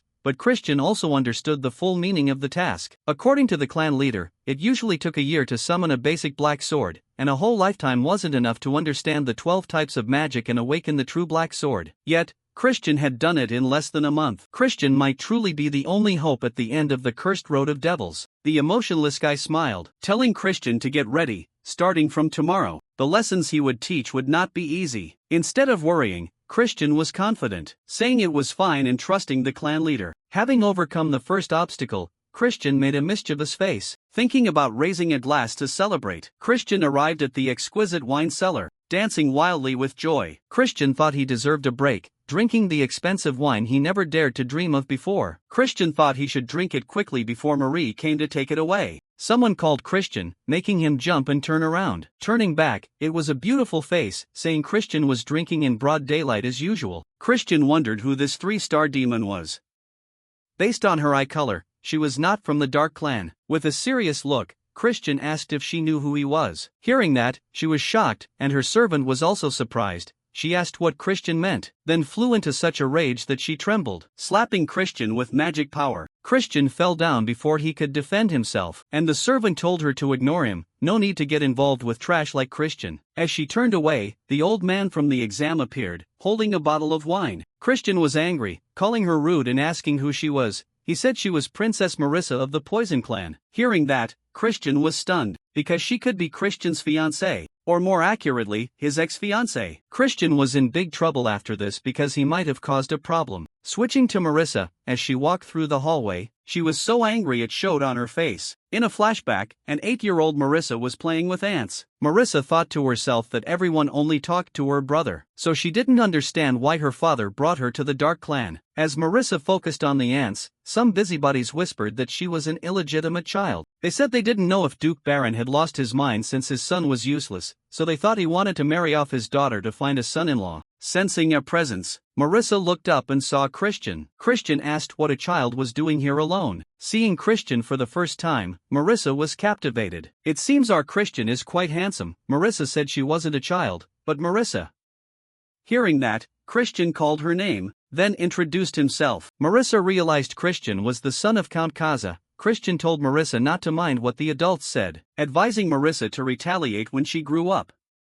Initially, Marissa was surprised. Then Marissa said she would become the strongest demon and crush those who looked down on her. This made Christian blush, and he shyly said Marissa had ambition. Marissa was shocked to see the spirit of a true Dark Clan demon. Christian stood up, saying if Marissa intended to become the strongest, he should be on her side. Christian reached out his hand, calling Marissa the future strongest female demon, asking if Marissa would give him the honor of showing him around the Dark Clan mansion. Hearing that, Marissa's face turned bright red. She gently reached out and took his hand. Returning to the present, Marissa tried to forget this, saying it was all in the past. Although the engagement was arranged for peace between the two clans, the future Marissa once dreamed of that kept her awake at night had vanished. That version of Marissa was gone, as rumors of Christian's bad behavior reached her, making her burst into tears. A second later, Marissa arrived at the clan leader's office. Duke Baron welcomed her and asked the purpose of her visit. Marissa said Duke Baron must know that a relic had appeared in the neutral zone between the two clans. Duke Baron asked what the Poison Clan intended to do, since they had taken the relic last time. Duke Baron asked if Marissa would concede this time, but Marissa said she couldn't.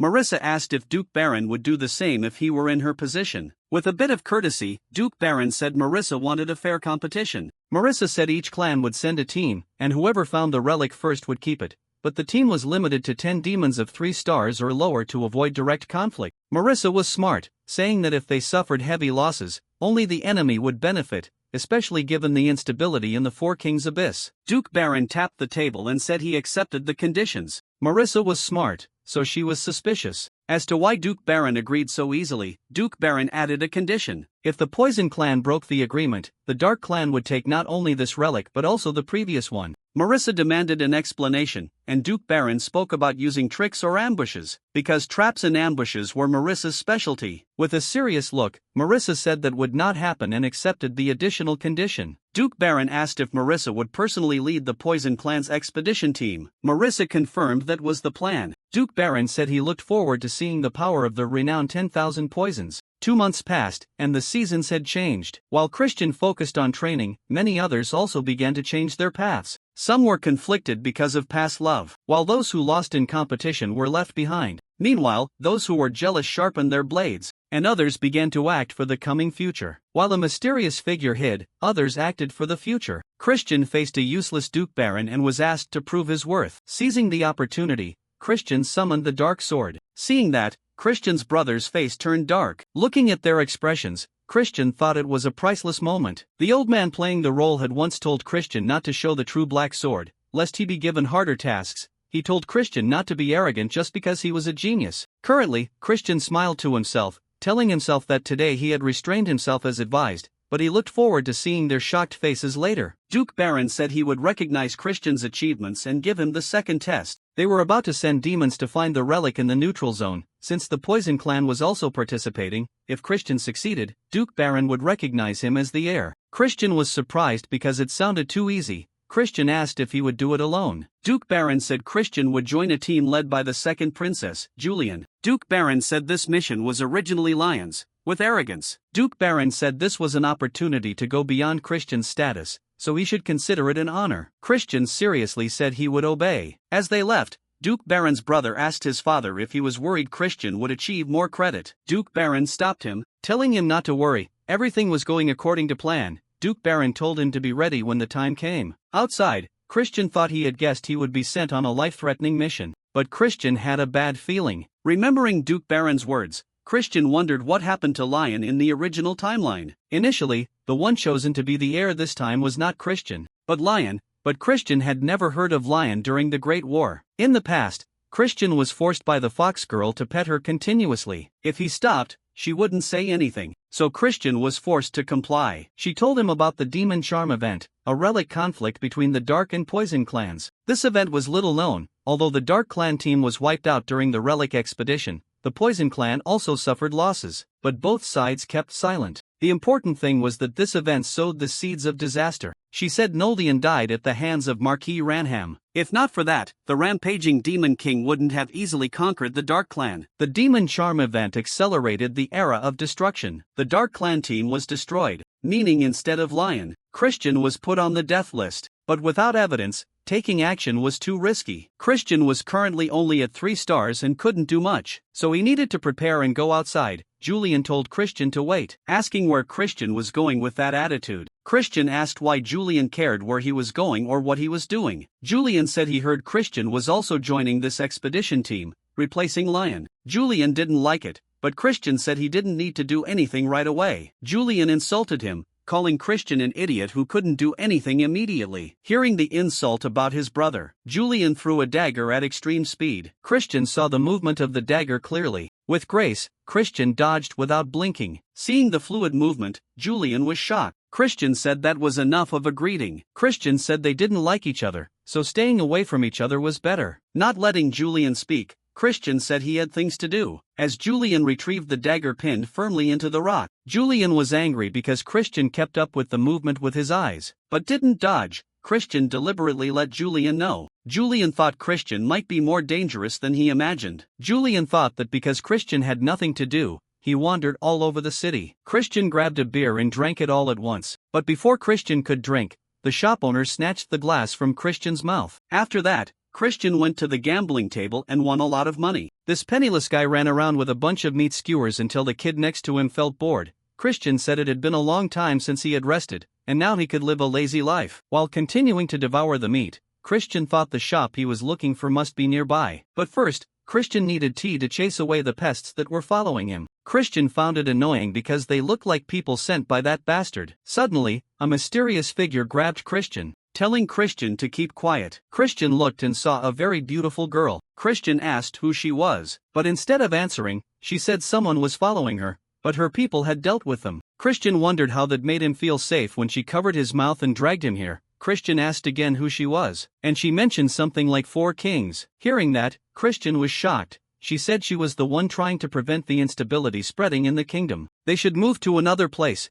and she asked if Christian wanted to join her. Christian was silent for a moment, then told her to lead the way. As they went deep into the alleys, Christian asked how far they would go. She continued to tell him, saying that the demons in the king's kingdom were disappearing without a trace. Even safe areas in the city were gradually being destroyed. Christian must know that the kingdom was being torn apart by conflicts between 3 clans, in a place dominated by power, and the clan leaders didn't care about the lives of ordinary demons. Therefore, she concluded that to purge criminal forces, help from many clans was needed, but she couldn't expect help without giving something in return. She would provide information that could calm the storm in the Dark Clan. She said that Marquis Ranham was colluding with a high-ranking member of the Poison Clan, and their goal was to assassinate Princess Marissa of the Poison Clan. Hearing this, Christian was shocked and worried because not only was he being targeted, but Marissa was too. Christian didn't understand why they would do that. If both clans lost their core figures, the troublemakers in the kingdom would become even more daring. Eventually, the balance between the 12 demon clans would collapse, leading to a greater tragedy. Therefore, she wanted to ask Christian to prepare for this expedition. When she revealed her enthusiastic face,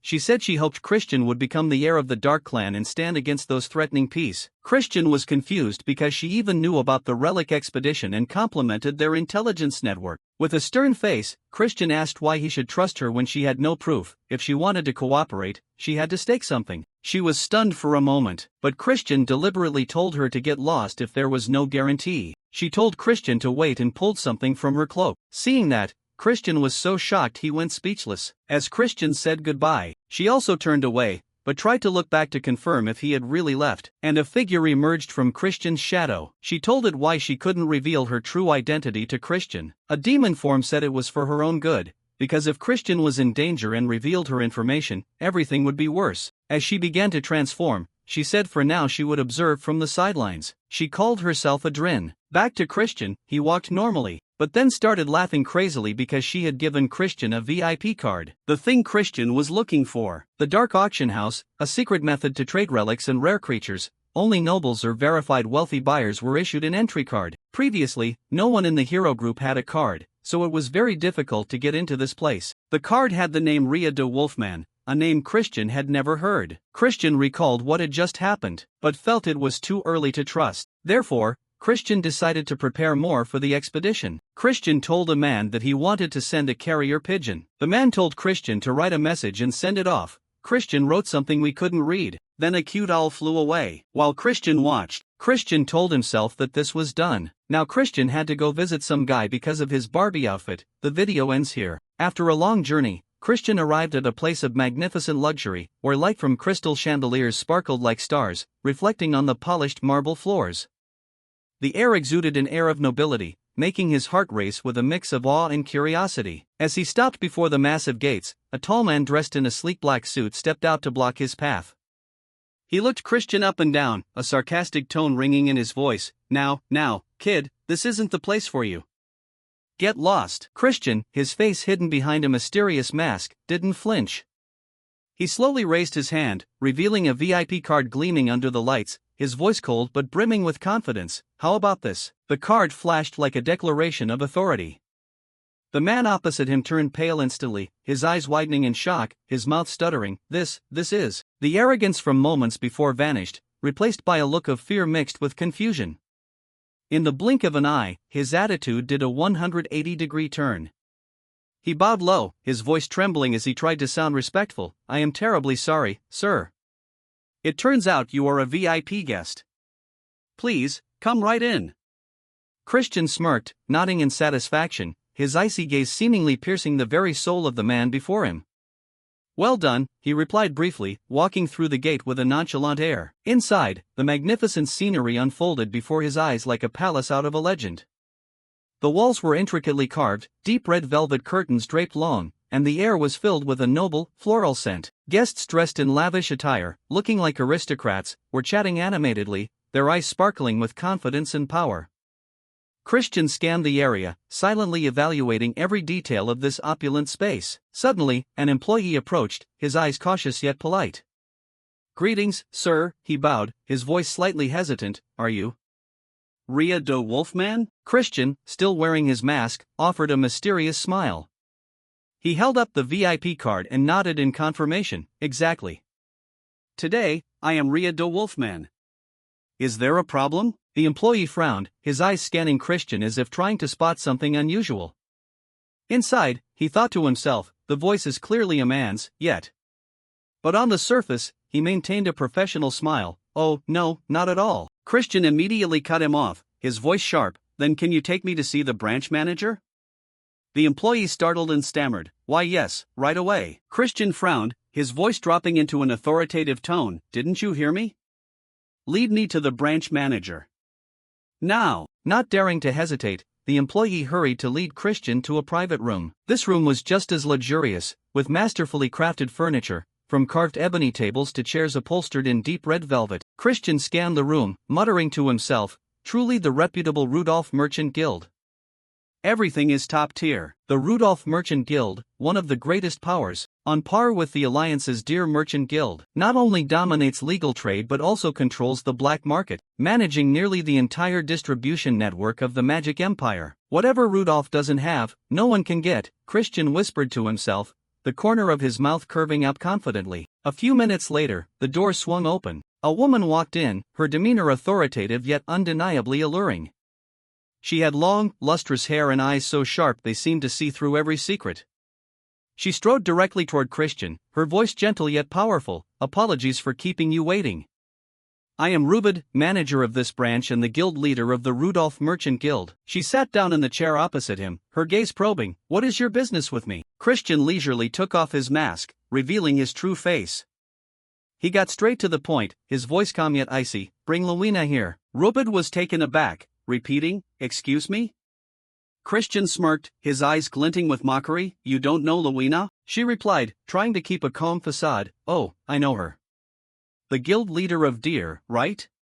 But even for us, it's impossible to bring the Alliance's guild leader here." Hearing this, Christian frowned slightly, his mocking smile becoming more pronounced. "Oh, really?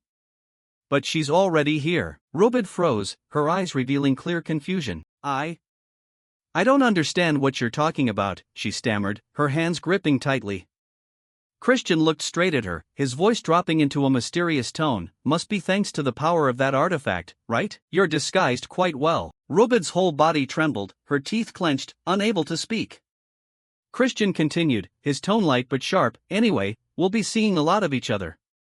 Let's drop this cat and mouse game, shall we?" Instantly, a brilliant flash of light erupted from Rubid. She slowly reached up to remove her mask, revealing her true face, a face both beautiful and immensely proud.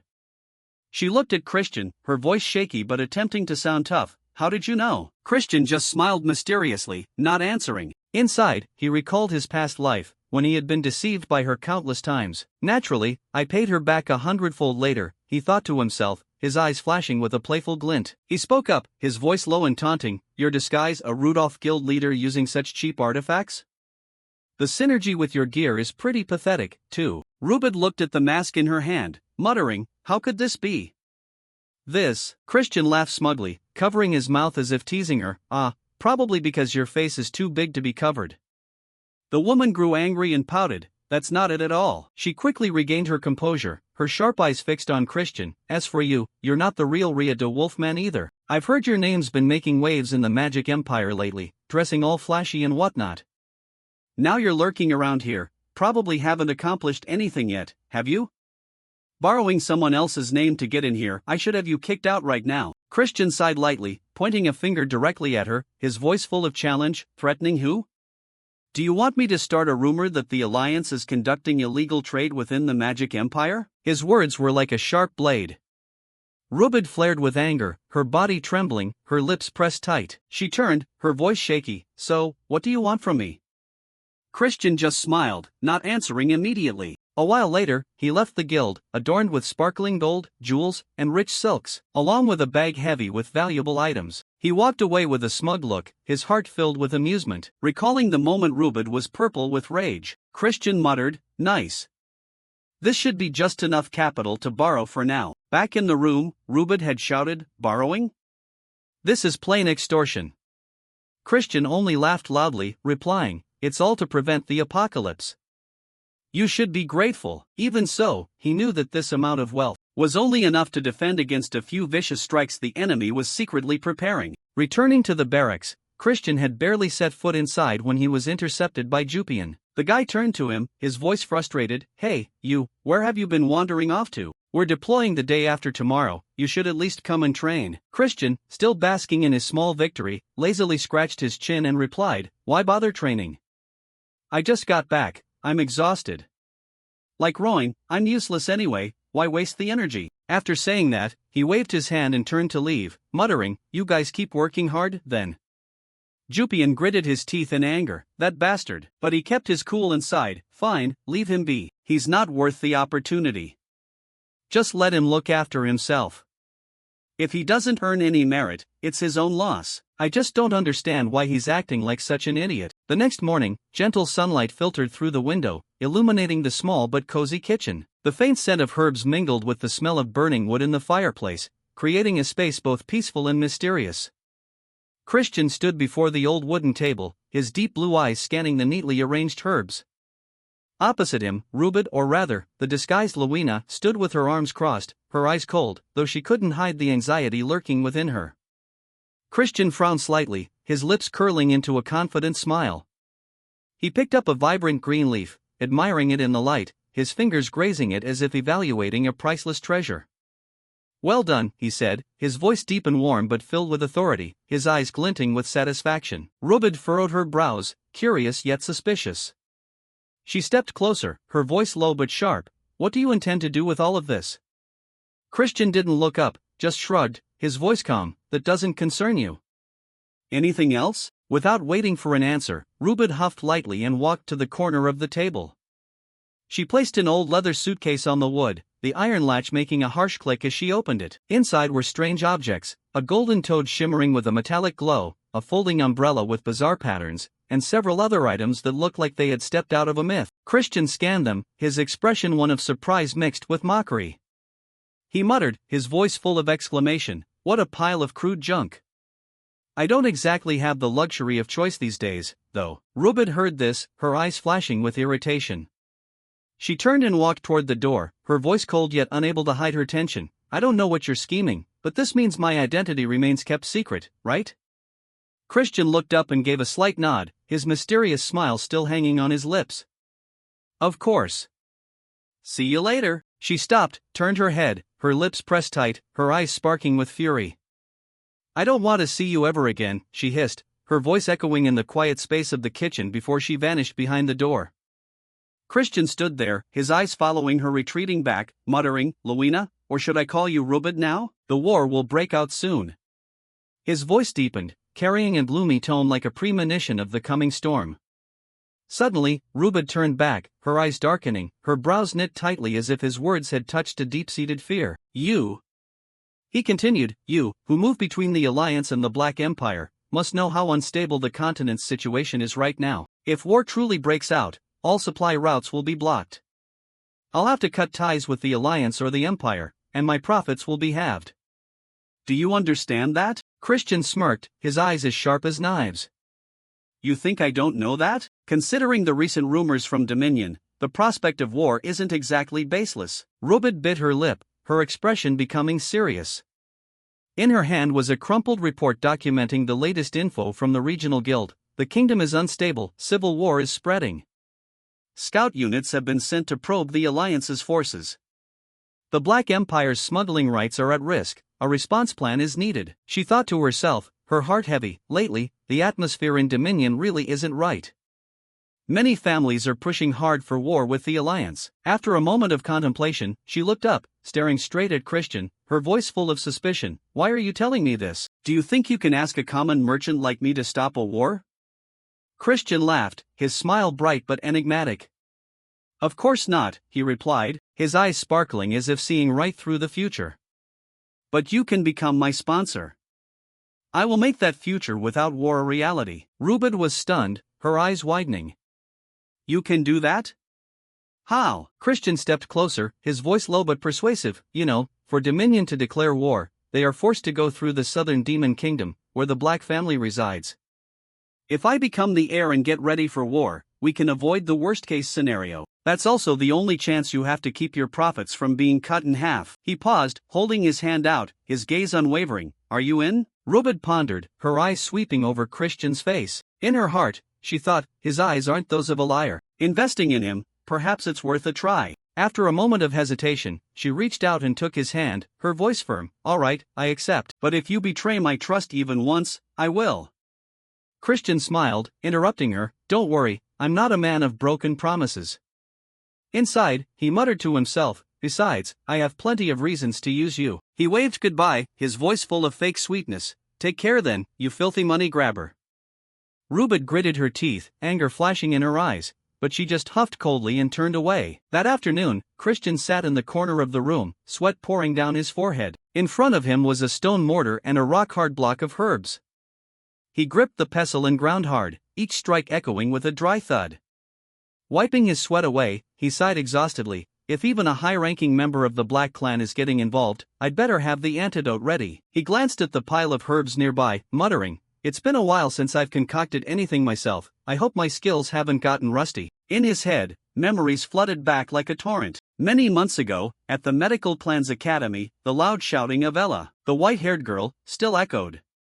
"Fan it harder.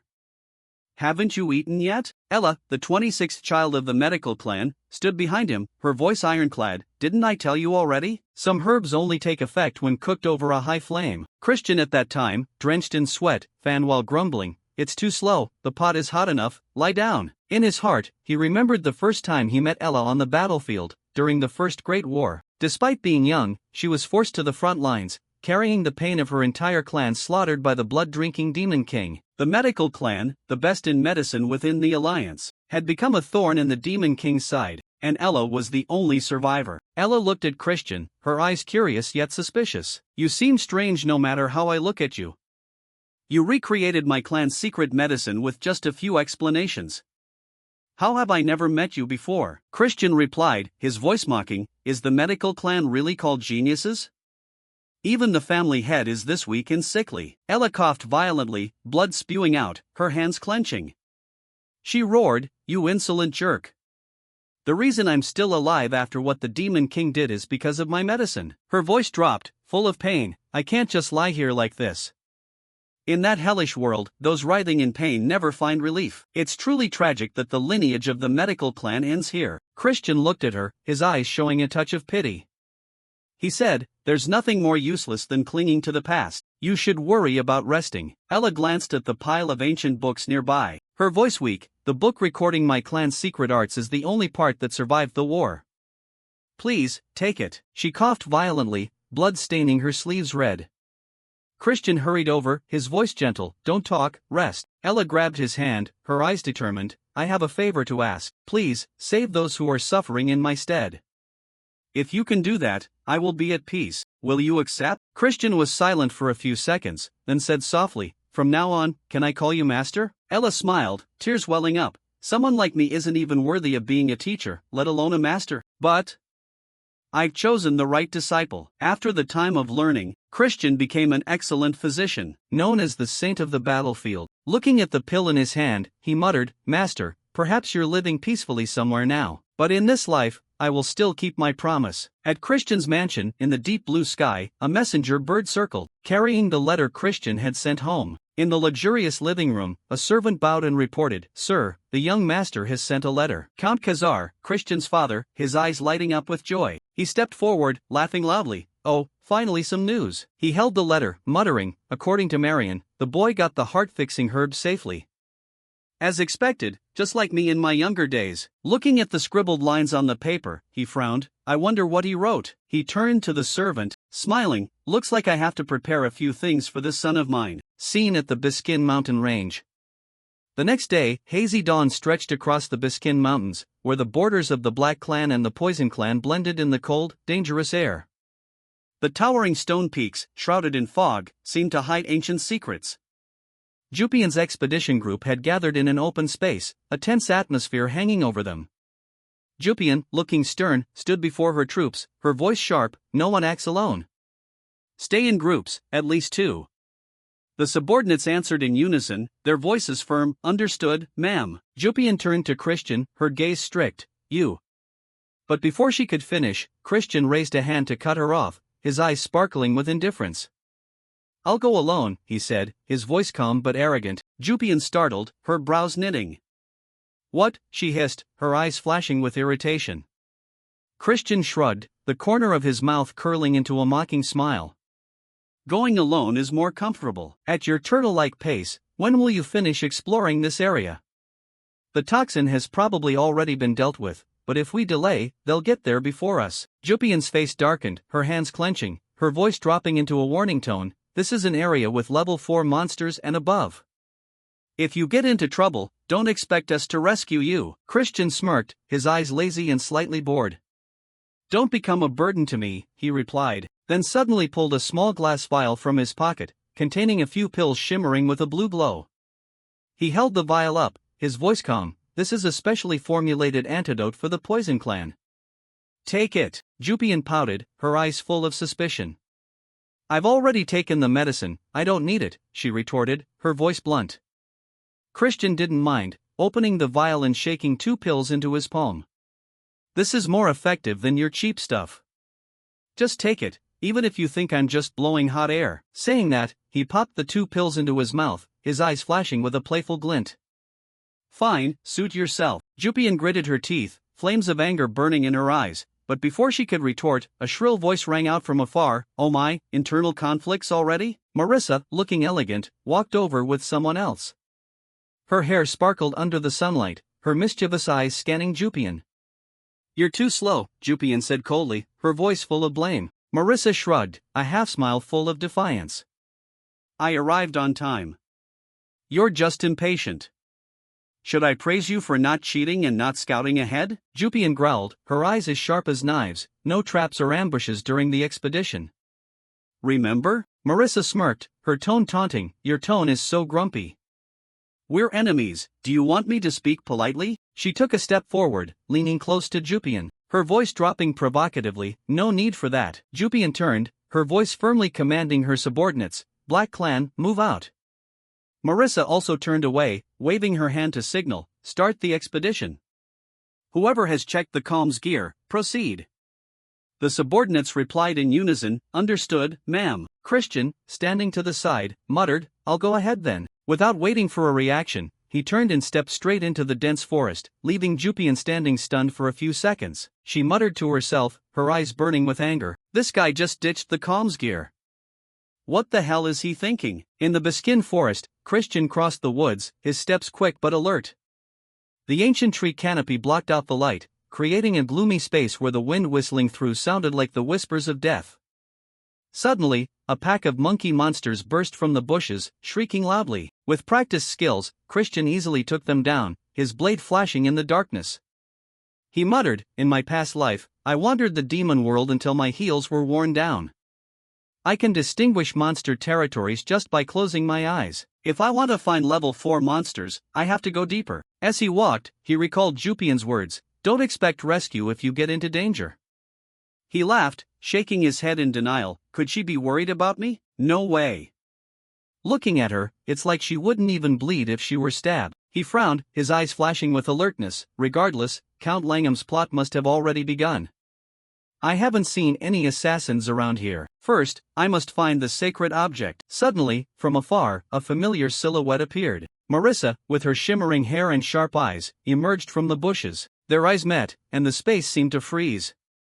Both fell silent, and strange awkwardness enveloping them. Christian thought to himself, I didn't expect to wander into the Poison Clan's territory. He waved his hand, his voice gentle. I must have taken a wrong turn.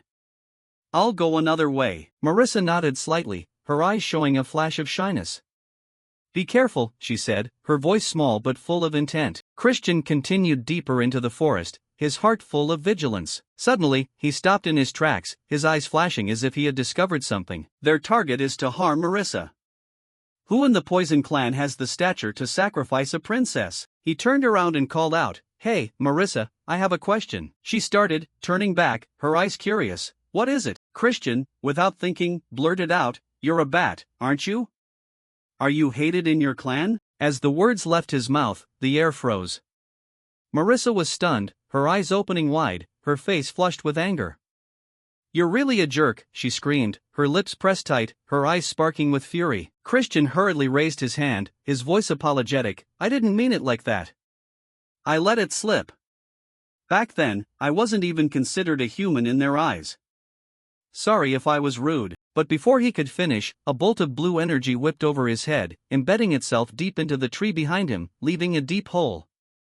Christian turned pale, sweat beading on his forehead. Marissa stepped forward, eyes burning, her voice cold as ice. Apologize properly, right now. Christian froze, thinking to himself, she's this angry, this isn't just a simple family conflict.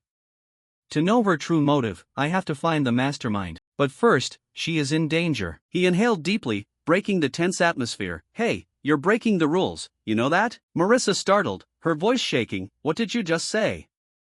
Christian pointed at the destroyed tree, his voice calm. Look at this tree. You attacked first, that means the Poison Clan is violating the law.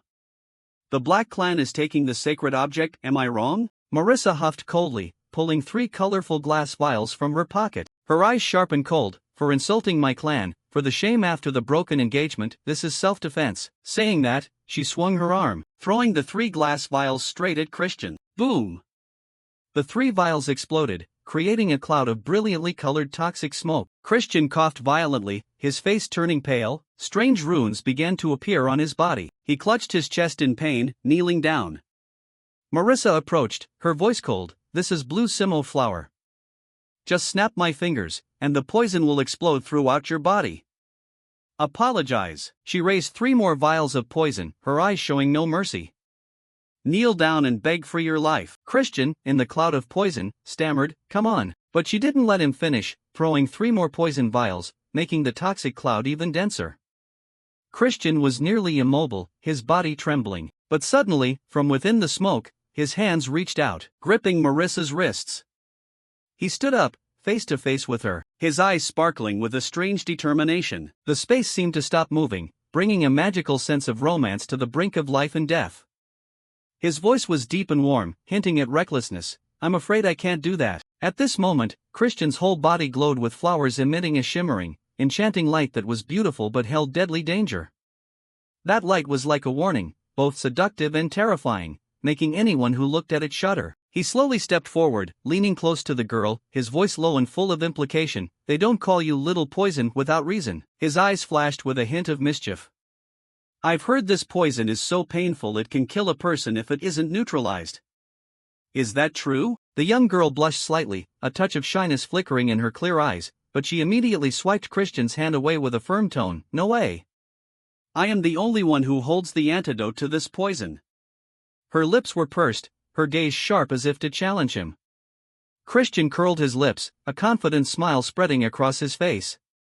He tilted his head, his voice carrying a hint of arrogance. Have you ever heard of the Divine Healer clan? I took inspiration from them and created this myself. He held up a small vial, the light reflecting brilliantly on his face. I call this the multi-poison antidote. What do you think? Hearing these bizarre words, the girl frowned, her delicate eyebrows knit tightly, her eyes full of suspicion. What the hell are you talking about? But before she could react further, Christian suddenly swung his arm, striking her neck hard. The strike was lightning fast, leaving her stunned, her eyes wide for a fleeting moment before she collapsed, falling unconscious into his arms. Looking at the beautiful girl lying still in his embrace, Christian whispered softly, his voice deep and warm but filled with determination, "Take a break. I will definitely save you." He gently laid her against an ancient tree trunk, his hands skillfully tying her up with a rope, his eyes never leaving her delicate face as she drifted into a slumber. She looked like a fairy in a dream, breathtakingly beautiful, but Christian did not let his emotions shake his resolve. He took a small orb from his pocket, muttering, "It's time." His fingers glided over the surface of the orb, and instantly, a topographical map appeared, its faint glow illuminating the dark forest. He determined his location, his sharp eyes scanning every detail on the map. Suddenly, from one side, the girl's guard received a signal. A blue-haired man frowned, muttering, "A message from Lady Marissa? Scouting the cliff?" The other man, his voice full of doubt, replied, "Why would the plan change so suddenly?" But then, a triumphant smile spread across the blue-haired man's lips. He clenched his fist, his voice excited, "Heh, now we don't have to run from those poison clan bastards." Christian, hidden in the shadows, heard every word. He curled his lips, his eyes flashing with confidence. Now I can focus entirely on finding the artifact. Scene change, deep in the forest. Christian moved swiftly through the trees, his body as light as a ghost, his speed so fast that he only left gusts of wind in his wake. As he moved, he muttered, his voice deep and haunting, "Holy artifacts, powered by demons or constellations. They have been hidden for centuries, or fallen from the sky as trials for the lowly creatures of this world. Go ahead and try to use them." He recalled the words of Rena, the chatterbox of the shadows. Holy artifacts were once discarded because of their unstable power, until the arch-scholar Langham spent 2 years researching how to use them. And that is also the reason why Lord Norgazu lost his life. He mumbled under his breath, "Nordian is not allowed to die. At the very least, not until I delay the destruction of this world." Suddenly, he stopped, his sharp eyes detecting a leaf with a corner missing. As if bitten by something, he crouched down, observing the strange footprints imprinted on the ground. His heart sank, his voice muttering with caution, "Footprints. In this land of demons, where no one is allowed to live, the holy artifact couldn't have grown legs and walked away. Someone has come before me." Christian immediately activated his stealth skill, his body merging into the space, invisible as a ghost. He headed deep into the forest, where a group of people were whispering. One man spoke up, his voice full of impatience, "Have the Black Clan arrived yet?" Another replied, "Not yet, sir." A young man standing in the middle said coldly, "How long do we have to wait?" These slow-witted maggots. Christian, hidden in the shadows, watched each of them. His eyes flashed as he felt their energy flow. Poison Clan. One 4-star guy. That woman is about 5 stars. But the other guy, his aura is murky, his energy core unclear. Who is he? Suddenly, a masked man spoke up, his voice filled with disdain. "Marissa, that girl is the source of all our trouble. I wouldn't mind if she just died already." Christian squinted, thinking to himself, the way he talks. He might be the direct heir of the Poison Clan. So, it was all just a power struggle for the throne after all. A man in white nodded, his voice deep, "Regardless, this will wipe out the rest of them." Christian mused, his eyes sharp, "So they are aiming for the holy artifact. But what kind of artifact is it?" "It doesn't matter.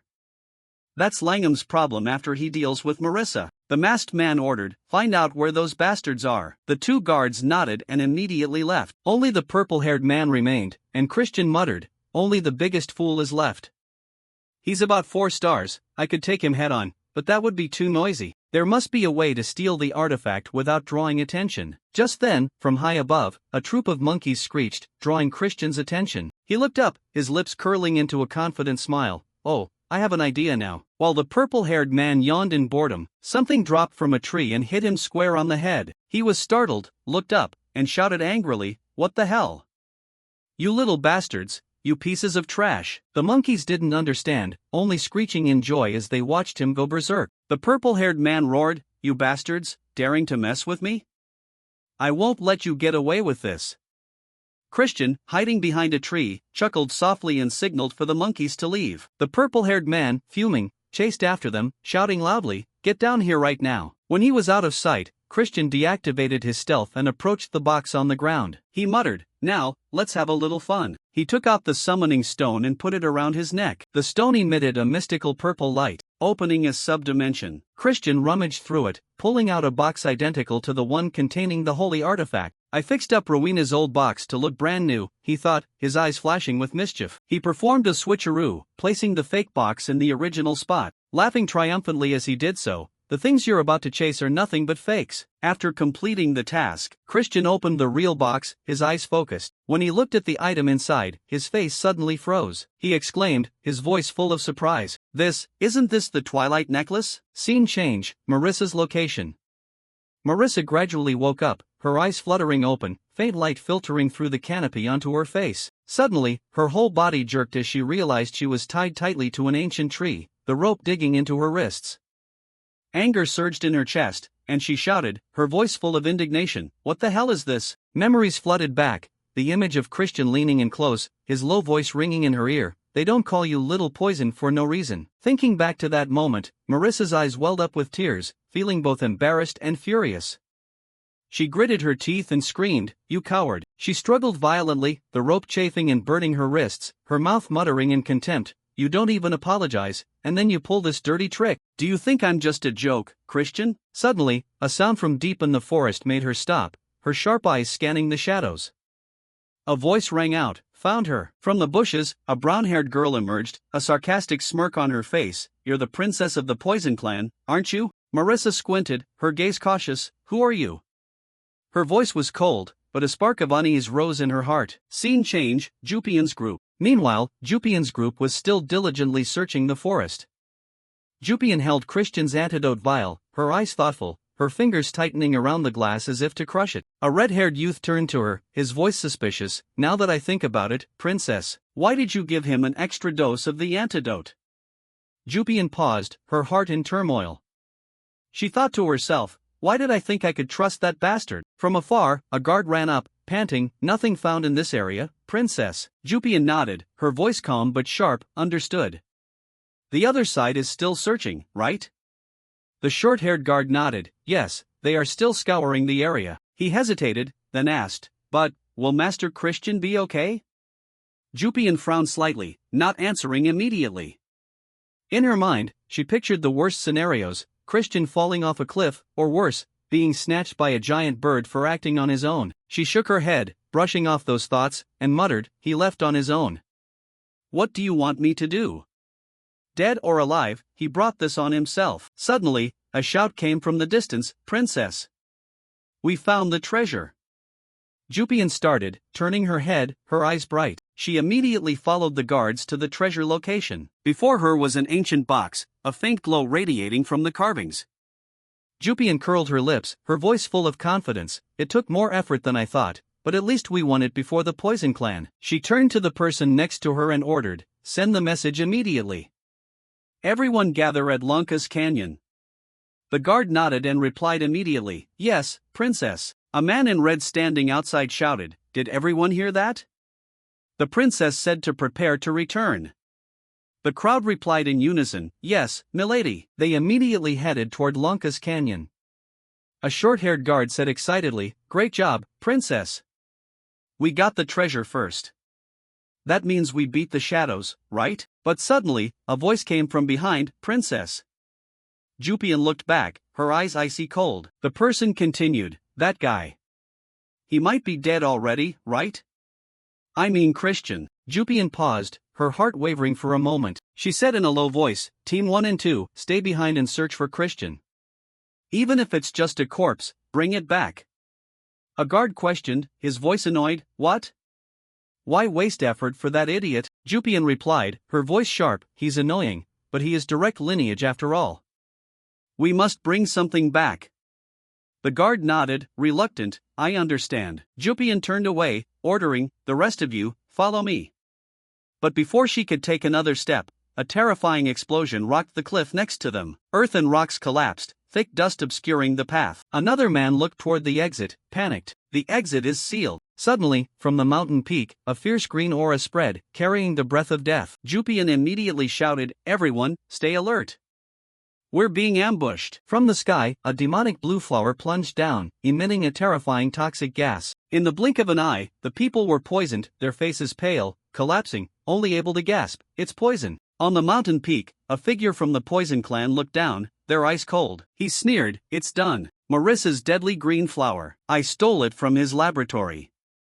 No one will suspect anything, all the blame will fall on Marissa. The figure descended to Jupian's group, thinking, risky, but to eliminate them in one go, this is the only way. She glanced around, her eyes flashing with cruelty. Now, take the treasure to Marissa's laboratory. But suddenly, a trident flew from out of nowhere, aiming straight at her. The masked girl was startled, hurriedly summoning red claws, and shouted, no choice then.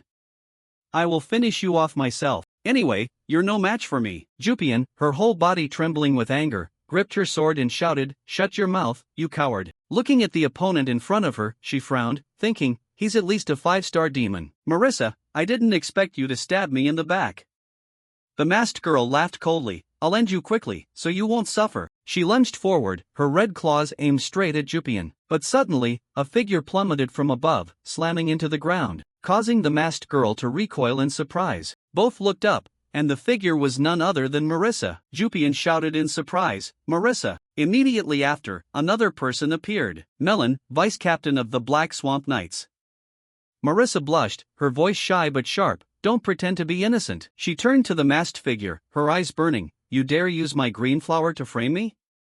Reveal your name and identity. The masked figure curled her lips, her voice sarcastic. You still don't know who you are, do you? She raised her hand to whistle, and immediately, countless dark shadows appeared behind her. Marissa immediately drew 3 poison vials, ready to fight, and replied coldly, do you have reinforcements? Melon, gripping the large blade on her shoulder, smiled confidently, 2 3-star demons and 1 5-star. We are definitely outnumbered. Jupian frowned, her voice grave, the one behind this knows the expedition team lacks high-level fighters. At this rate, we're going to die like dogs. Suddenly, a loud laugh rang out from the mountain peak, drawing everyone's gaze. A figure appeared, his cunning smile suggesting he had everything figured out. It was Christian. He stood there, his eyes sparkling with confidence, as if the whole world was in his hands. Christian looked down at the crowd below and sighed softly. He stroked his chin, his voice echoing, in this situation, you miss me like crazy, don't you? Hearing these words, both girls below were furious and shouted. Jupian immediately dodged, replying, no way. That's not happening at all. Marissa followed up, her voice sharp, Christian, we need to talk later. Seeing them start to bicker, the masked figure laughed loudly. Ah, how touching. Getting emotional before dying? You think just because you have one more weakling, you have a chance to win? Faced with her words, Marissa thought to herself, even if I don't want to admit it, in the current situation, she's right. Once one reaches the 5-star level, their entire entity changes, like shedding skin. Even the 4 of us combined would find it hard to take him down in asterisk. Seeing this person acting so narcissistic, Christian smiled from above. Arrogant just because you reached 5-star? I thought you were like 8-star or something. Faced with this mockery, the masked figure looked up angrily, questioning, what was that? Christian continued, right, only a fool would come up with a cheap plan like this. Then he took a few items from a spatial portal and shouted, hey, catch this for everyone. At this moment, the 3 of them received the items he had previously asked Robert to prepare, a necklace, something like an umbrella, and a golden toad. Seeing the items in front of them, all 3 asked in unison, what is this? Christian followed up, these are artifacts that enhance each person's power by 1 level. Seeing that Marissa didn't seem satisfied, Christian called down, what, you don't want it? Hearing this, Marissa's face darkened. She gritted her teeth and stuttered, of course, it's not that I don't. After using the item and putting it on, Jupian immediately felt magic power surging through her body. She exclaimed, wait, this thing is overflowing with magic power. Looking at her at that moment, Marissa was momentarily startled with fear. Jupian continued, wow. Is this the true power of an artifact? It feels like I just jumped to 6-star. Before the girl's feedback, Christian frowned slightly, thinking to himself, I didn't distribute something that powerful. I don't know either, this thing is truly terrifying. Melon, after putting on the necklace, sighed softly, then recalled the words Count Khazar told her, this is a message from Christian. That was what it meant, but she still asked, Master, but my activation is a bit weird. The letter said, Melon, someone is targeting the expedition team. I prepared an artifact for you, support the Poison Princess and her team. The way to activate it is, back to the present, she looked up at Christian and asked, where did you find things like this? He braced both hands on his knees, stood up, and replied gently, let's just say I have an idiot I'm spinning like a top. Anyway, I have work to do, I'm off. She continued, Master, you promised that we would have a spar after everything is over. He just waved it off, I know. Try to stay alive until then, everyone. Seeing him leave suddenly, Marissa shouted in surprise, wait. What? You're not fighting? Finished speaking, he had vanished from the mountain peak. She cursed loudly in anger, that bastard. If you speak to someone, at least answer back. Jupian remembered the medicine Christian gave her and smiled, he must have a plan. I feel that way too. Seeing everyone defending Christian, Marissa's face darkened slightly. She wondered, why is she defending him all of a sudden? What was that dreamy look just now? The masked figure saw them wasting too much time and snorted coldly, you think a few toys like that can save you? Finished speaking, she erupted with a green mana source that covered her entire body. Looking at it, the group's expressions suddenly became tense. Is that black steel needle energy? A destructive force that can only be controlled upon reaching 5-star. But faced with this pressure, Melon confidently stepped forward, pointing her blade ahead, and smiled, didn't the young master say that earlier? Star level doesn't determine the outcome of a battle. The arrogant will be crushed by their own arrogance. Jupian followed up, that's right. Those who rely on power to look down on others, I always want to use pure power to crush them. Melon confidently stepped forward, saying, all right, princesses, shall we go? Jupian stepped forward, draped her arm over Marissa's shoulder, and said, shall we go? And Marissa, her face darkening, looked at the golden toad in her hand. Her hand trembled as she muttered, go. Let's go. After that, she put the golden toad on her head, looking quite cute. Her face became extremely embarrassed as she stuttered, let's go. Finished speaking, she took out 3 poison vials, preparing to attack. Jupian also drew her sword, took a stance, and said, hey, let's bet on who takes that guy down first. Hearing that, Melon smiled and agreed, alright, I'll take the guy with the black spear. Faced with the confident words of the girls, the masked figure gritted her teeth and shouted, what a bunch of arrogant brats. Die. Finished speaking, she waved her hand, firing countless poison arrows straight toward the group. But faced with these attacks, Melon just casually swung her blade, easily blocking the attack. Immediately after, the masked figure vanished from her position, causing Melon to startle. She turned her head to look behind her, and at that moment, the masked figure had raised her claws, preparing to attack. By instinct, she swung her large blade to block the blow. Faced with this quick and powerful attack, Melon gritted her teeth and cursed loudly, damn it. Seeing she could block the blow, the masked figure praised, not bad. But finished speaking, she stomped hard on the ground, leaped high into the air, throwing consecutive poison darts toward Melon. The darts cut across her body, making her cry out in pain. Then, she backed off, exclaiming, you're just a bug. Black Swamp Knight? Just obvious trash. Melon looked straight at her, mocking, are you sure you're 5-star? That hit? Felt like a mosquito bite. Faced with the provocation, the masked figure shouted angrily, bug. Then she lunged toward Melon to attack. Just as her claws were about to touch her, Melon thought, this is the moment. Finished thinking, she swung her hand, gripping the masked figure's head, causing her to startle and cry out in pain. Immediately after, her entire body emitted a thick toxic aura that shook the space. She trembled, stuttering, why, am I affected by a 4-star curse? Melon smiled, this artifact doesn't enhance power. It amplifies the power of the curse through my blood. How do you feel? The masked figure trembled all over. She thought to herself, he let himself be hit just to do that? While she was still dazed, Melon casually swung her blade, slashing her hard.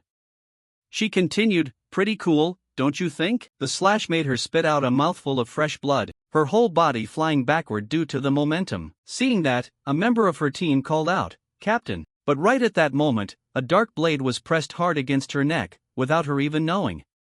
Jupian warned, "Look this way. The battle between us isn't over yet." Christian at this moment was still wandering in the forest, walking while saying loudly, "Hey, are you done playing hide and seek? You didn't show up at the cliff. Are you planning an ambush or what? Or are you afraid of losing?" As soon as he finished speaking, a figure in a white cloak emerged from behind. He was masked, his eyes radiating an intense murderous aura. Looking toward Christian, he laughed loudly. "What's this?" "Found you." Christian looked at the white-cloaked man and said, "I've been wondering for a while. Why is your mana so murky? You don't seem like someone from the Poison Clan. So why are you with them?" Faced with these words, the white-cloaked man pondered for a moment, remaining silent. Christian leaned down, casually picked up a stone, and continued, "If you don't want to answer, then fine." He placed the stone on his fingertips, and instantly fired it forward with great force, aiming straight at the white-cloaked man. But the man luckily tilted his head to the side, easily dodging the blow. Then followed a barrage of stones thrown by Christian, but the man gracefully dodged every single attack. Suddenly, one stone flew straight toward his face. Before his stunned eyes, the stone struck hard, causing him to cry out in pain. Christian remarked, "When you're tense, your right shoulder lifts slightly. When you're distracted, your vision narrows. That's a bad habit. You should probably fix it, Esht." At these words, Esht remained silent, not responding. Immediately after, he used his hand to remove the mask, revealing a handsome face. He recalled what his father had told him: the Poison Clan will handle Jupian and Marissa. But if Christian escapes alone, you must chase the boy. No one is allowed to survive these incidents. Back in the present, Esht's expression became tense. He cursed under his breath, "Damn it, everything has become complicated. Jupian's team hasn't been wiped out yet, and Melon has joined the fight. If that's the case, the plan to eliminate the expedition team is becoming increasingly difficult to succeed. If I kill him in this situation, someone will start digging into everything, and because I didn't stay at the academy, it's inevitable that I will be suspected. That means father will be dragged into this." Christian smiled, folded his arms, looked forward, and asked, "Brother, why are you suddenly quiet? Are you scared?" After pondering for a moment, Esht made a decision. "That's right, it's best to take him out first and worry about the rest later." Immediately, from his hand, a sword created from dark energy gradually appeared. When it was finished, he gripped the sword tightly, looking straight ahead. Seeing this, Christian smiled and replied, "Now that's more like it." Finished speaking, Esht lunged straight at Christian, unleashing a slash as if to tear the space apart. Christian immediately summoned his own dark sword, and unleashed a slash that tore through Esht's attack. But immediately after, he stepped back, briefly startled as he discovered something. From afar, two hazy figures tightened their grip on their swords, lunging toward him to attack. Seeing this, Christian wondered, "Using mana to create clones? It seems you're not just a young master who relies on luck, are you?" Finished speaking, he unleashed consecutive slashes to block the attacks from the clones. His expression gradually became tense, trembling before the powerful attacks. Esht, from afar, gripped his sword tightly and lunged toward Christian, causing him to be briefly startled. Christian smiled, thinking to himself, "Using illusions to ambush?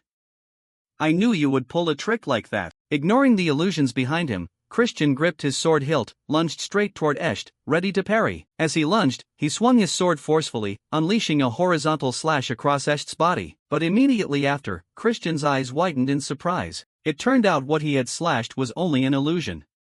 From above, another body of Esht appeared, aiming his sword straight down at Christian's head. He gritted his teeth and shouted, "Go to hell!" A thunderous slash from above caused the ground to shatter, with dust and debris flying everywhere. After the attack, Esht landed gracefully, looking at the space in front, where a giant slash tore through the ground. He exclaimed, "You're just a useless insect." Faced with the sarcasm, Christian's voice suddenly rang out, "Who did you just call an insect?" Seeing Christian still alive, Esht was startled, stuttering, "No way, this is." Immediately after, the illusions he had created were absorbed by something, gradually vanishing into nothingness. These things gathered on Christian's sword blade. Seeing this scene, Esht's eyes widened in wonder. Christian, gripping his sword tightly, smiled confidently and said, "Surprised by the true dark sword, old man." Finished speaking, he unleashed a powerful slash, creating a long skid mark on the ground, lunging straight toward Esht before his stunned eyes. Esht hurriedly raised his hand to create a magic shield to block the attack, but the shield gradually showed signs of cracking, and after just a few seconds, it vanished into thin air. Esht took the full force of the attack, crying out in pain without having time to react. The blow created a massive explosion, causing the surrounding trees to burn. Esht fell to his knees on the ground, his whole body trembling with fear. He gritted his teeth and said, "Why? Why am I being humiliated by this sideline brat?" Christian smiled, stepped closer, and said, "Just obediently accept your defeat. I'll keep this a secret." In the past, Langham would have had trouble too, and fighting within the same family isn't something to be proud of. These words startled Esht. He looked at Christian, thinking to himself, does he know the entire plan? But how? Then I have to kill him to avoid trouble later. But killing him is an impossible task. No other choice, I have to wait for another opportunity. Finish thinking, he said, thank you for preserving this brother's honor. Christian stepped closer, reached out his hand, and continued, no problem, this is the pride of a true demon. Esht reached out to take Christian's hand and nodded, that is true. But Christian squeezed his hand tightly, his voice icy cold. Did you think I would say that, right? This handshake startled Esht. Faced with the terrifying pressure, he thought to himself, a clash of mana? You bastard! He stuttered, you.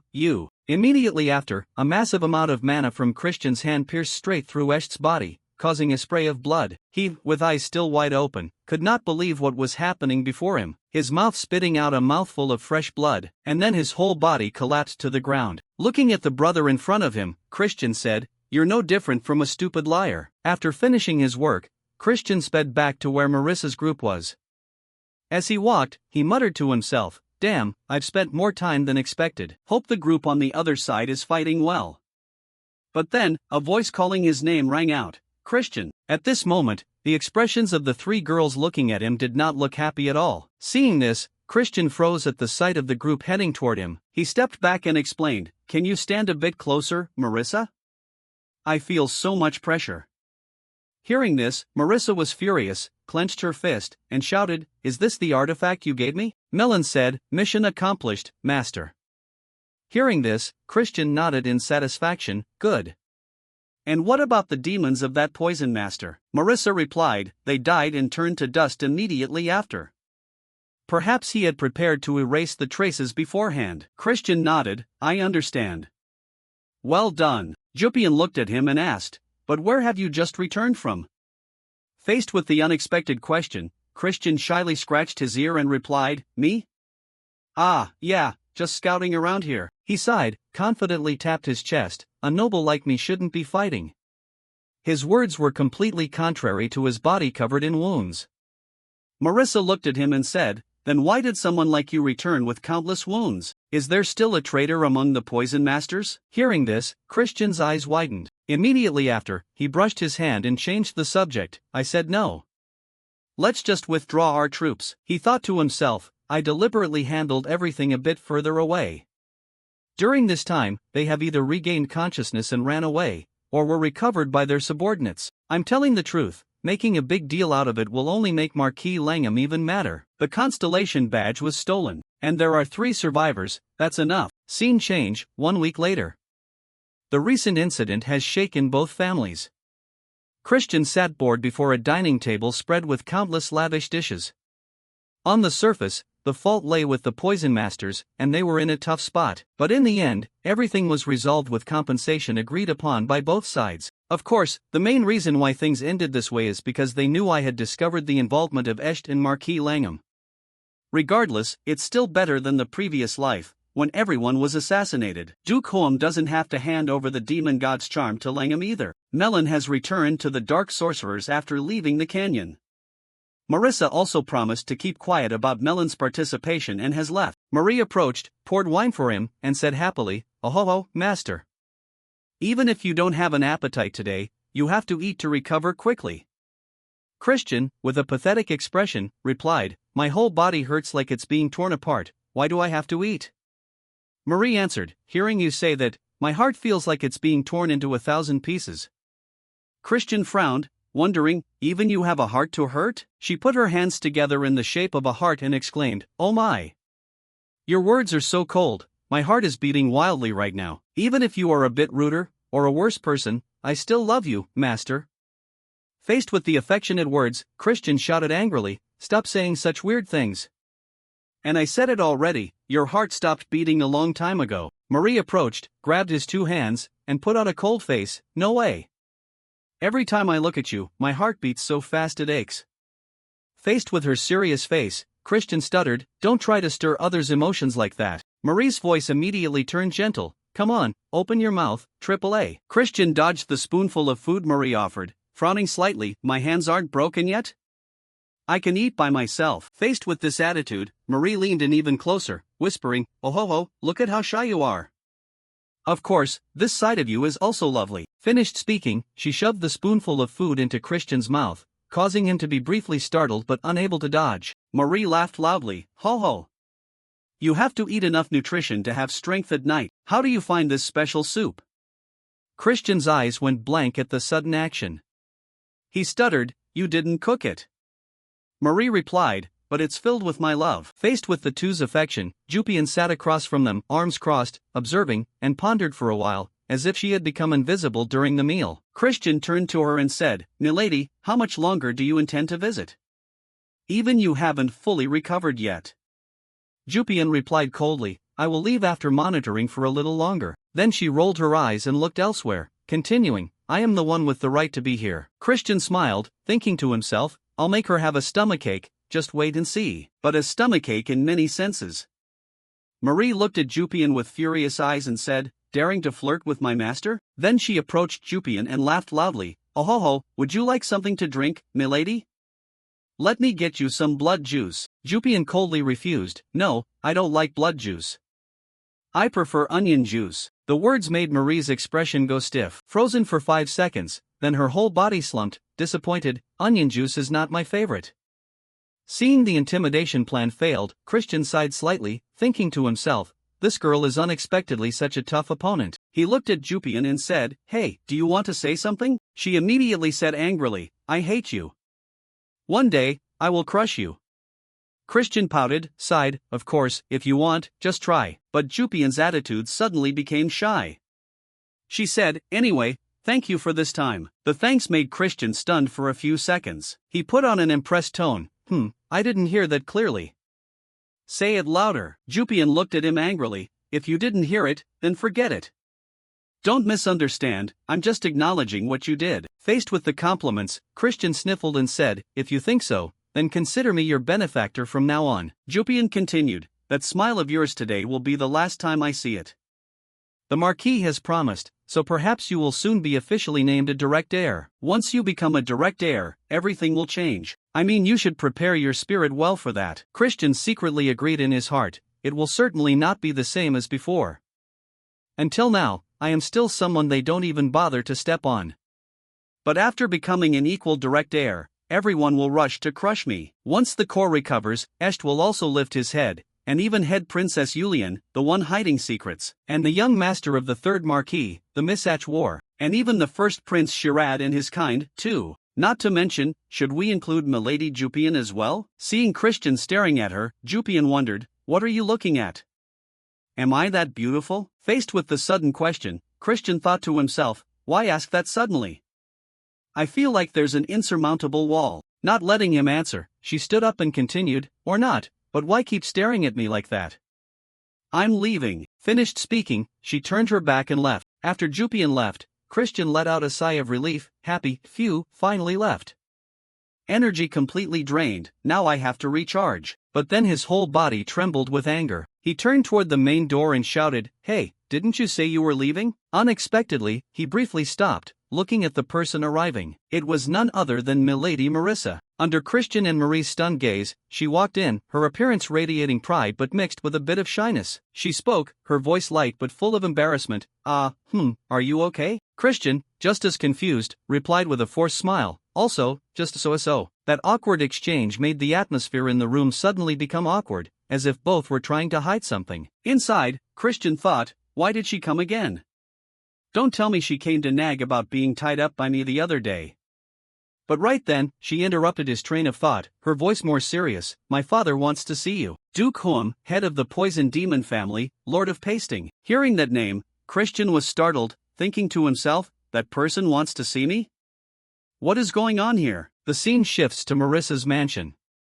Christian walked beside her, filled with suspicion as he approached the room to meet the Duke. After a period of silence, she suddenly turned to him, her eyes sparkling with worry. "But, how did you know about the conspiracy?" Christian replied, his voice calm but confident. "I have an informant." Those words made Marissa's face soften, as if a heavy secret were weighing on her mind. She recalled the words of Melon, deputy captain of the Black Wolf Knights of the Dark Demon family, who once told her, "I am Melon, instructed by young Master Christian to infiltrate here." Marissa, back then, had screamed angrily, "Infiltrate?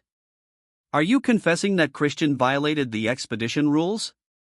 But Melon immediately interrupted. "Someone is targeting the expedition team. Young Master asked me to come help you and the expedition team fight them off." Hearing that, Marissa's eyes widened, stunned as she exclaimed, "What?" Back to the present, she turned to Christian, her voice full of questioning. "If you knew about the conspiracy, a word to me would have been enough. Why hide it from me?" Christian looked straight into her eyes, his voice warm but determined. "I was afraid you would be in danger. If the culprit was someone from the Poison Demon family, a successor like you would be the main target. The succession battle there is extremely fierce." Marissa froze, her eyes sparkling with mixed emotions. She spoke, her voice trembling. "You don't doubt me? I owe you. Thank you for saving my entire expedition team." Saying that, she shyly looked at Christian, her eyes sparkling as if she wanted to say something deeper. Christian smiled, his voice sincere. "Because to me, you are important." Those words made Marissa's cheeks flush, eyes wide, lips trembling. What did you say?" She reached up to rub her cheeks, confused. "What is this? Why all of a sudden, is my heart beating like this?" But Christian immediately interrupted her train of thought, his voice joking but meaningful. "So, why not become political partners in the future?" Marissa was startled, her heart pounding. "What?" he continued, his voice confident. "Not a bad offer, is it? Don't worry about the past. I have no intention of rekindling or completing the annulment. We will be strangers, take my word for it." Those words were like a sharp blade, cutting straight into Marissa's fragile heart. The space suddenly froze, her face darkened. Christian thought to himself, why didn't she say anything? Did I say something wrong? Suddenly, Marissa glanced at him, her eyes flashing with fire. "I extremely agree, for the benefit of both families." The brief but powerful words made Christian shiver, thinking to himself, what is happening? Did I do something wrong? Both then entered the Duke's room. Marissa respectfully said, "Father, I have brought Christian of the Baron family." The man in the room pondered, then turned around, his voice deep. "Hard work, Marissa." It was Duke Huam, Lord of the Poison Demon family. He looked at her, his eyes briefly sad. "And this, what's with calling me family head? Didn't I tell you to call me father?" Marissa blushed, replied softly, "We are in front of a guest, please keep your composure." The Duke laughed. I know, it's a bit much. Instead, have dinner with me? I've prepared the fawn meat you like." Marissa sighed slightly, nodded, yes. Then she bowed, asking for permission to withdraw. Christian watched them leave, secretly marveling. Unexpectedly, Duke Huam is such a daughter-obsessed father. She did not forget to glance at Christian with a meaningful look. He stepped forward, bowed. "Greetings, Duke." Huam went straight to the point, his voice light but sharp. "I heard you become more mature. But remembering the sins you committed against my daughter, I still want to tear you to pieces." Christian was startled, heart pounding. But he continued, "If it weren't for you, Marissa would have met with trouble.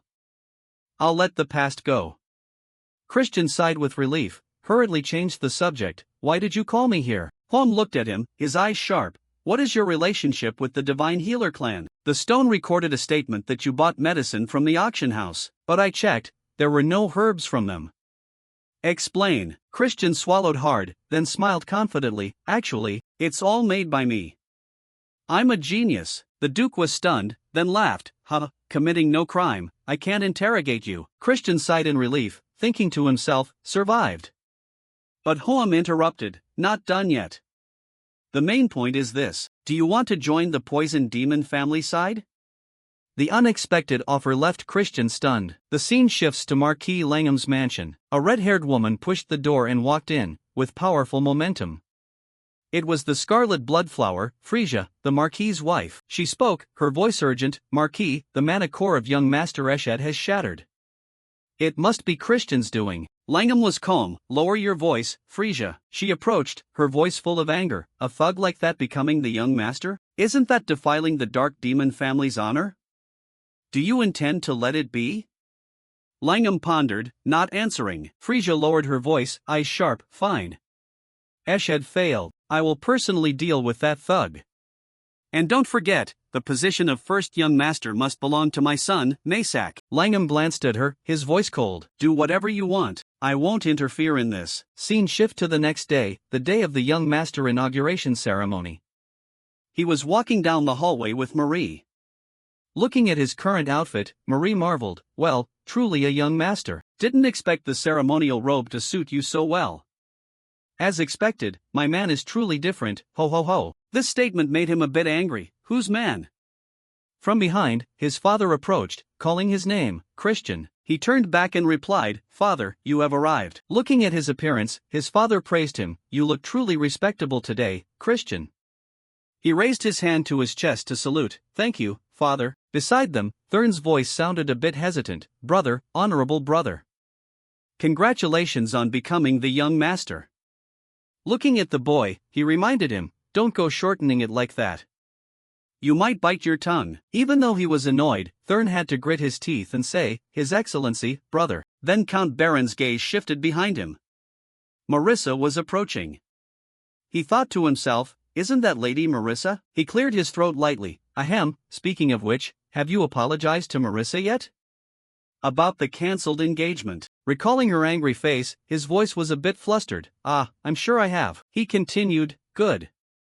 Where else would you find a lady as virtuous as Marissa? He tried to speak his mind. Great, noble, But before he could finish his sentence, his father covered his mouth. I understand, I'll step aside. Why don't you two try starting over? Then he grabbed Thurn and turned to leave in a hurry. The sight of his father cheering him on made him feel a bit confused. Marissa turned and asked, Viscount, is something wrong? I was just about to come over and greet you. He then realized she was there. I see. He thought to himself, so it was this girl. She continued, never mind, that can wait. I came here because there's something I want to tell you. She reached out her hand. Congratulations on becoming the young master. From now on, you'll be handling the family's affairs, so I'm sure we'll see each other often. He happily replied, yeah, looking forward to your help. She immediately asked shyly, and about yesterday, what did my father say? He immediately replied, he told me to marry you. This made Marissa blush so hard she exclaimed, what? He winked to reassure her, don't worry, I refused. He won't bring that up again. Those words made Marissa's face flush even redder. She yelled angrily right in his face. This left him feeling bewildered. Hey, did I do something wrong again? Scene changed to the mansion's main hall. He walked inside with a confident stride. Seeing him, everyone turned their eyes toward him. In a corner, a blond young man assessed him. Impressive. The young master knows how to live it up. A blue-haired young man next to him added, but he deserves credit, he made a big contribution this time. Then both of them suddenly turned their heads in the same direction. Seeing that, Frisia was startled and asked, what is it? She then looked in the direction they were staring at. Her heart skipped a beat. The person arriving this time was none other than the family head. She felt a bit angry. He never showed his face when Masak was appointed young master. Seeing everyone's reaction, Marian affirmed in her heart, the reaction is just as expected. Returning to the day before, her voice was a bit startled. You said you would attend the appointment ceremony? The family head replied, and then there's a place I shouldn't go twice. She explained, you know very well how people will interpret the meaning of your attendance. If you openly back that child like that, he will become a target for all the young masters and ladies. Not only that, but also Marquis Langham and the high-level demons. He gave a confident smile. He's the one who said he would become the divinity of the family. If he collapsed from just that, it would be a disgrace. Back to the present, as soon as he saw him, Marquis Langham bowed to show respect. Then he reached out, please, have a seat over here. As soon as he sat down, he turned and reminded him, don't mind me, please continue. Marquis Langham nodded and replied, yes. Then he stood up and announced clearly, from this moment on, I declare the opening of the appointment ceremony for the young master Christian van Baron-Kazar. He then continued to step forward. Standing before Marquis Langham, he knelt on one knee to prepare for the ritual. Everyone was waiting for this moment. Marissa and her father were also watching intently. After receiving it, Langham raised his hand and declared, and so, I declare that Christian has become the young master of the Black Magic House. Looking at everyone cheering, he thought to himself, I've managed to become the young master of the Black Magic House. But in return, the era of doom is getting closer. With my current abilities, I can't do anything.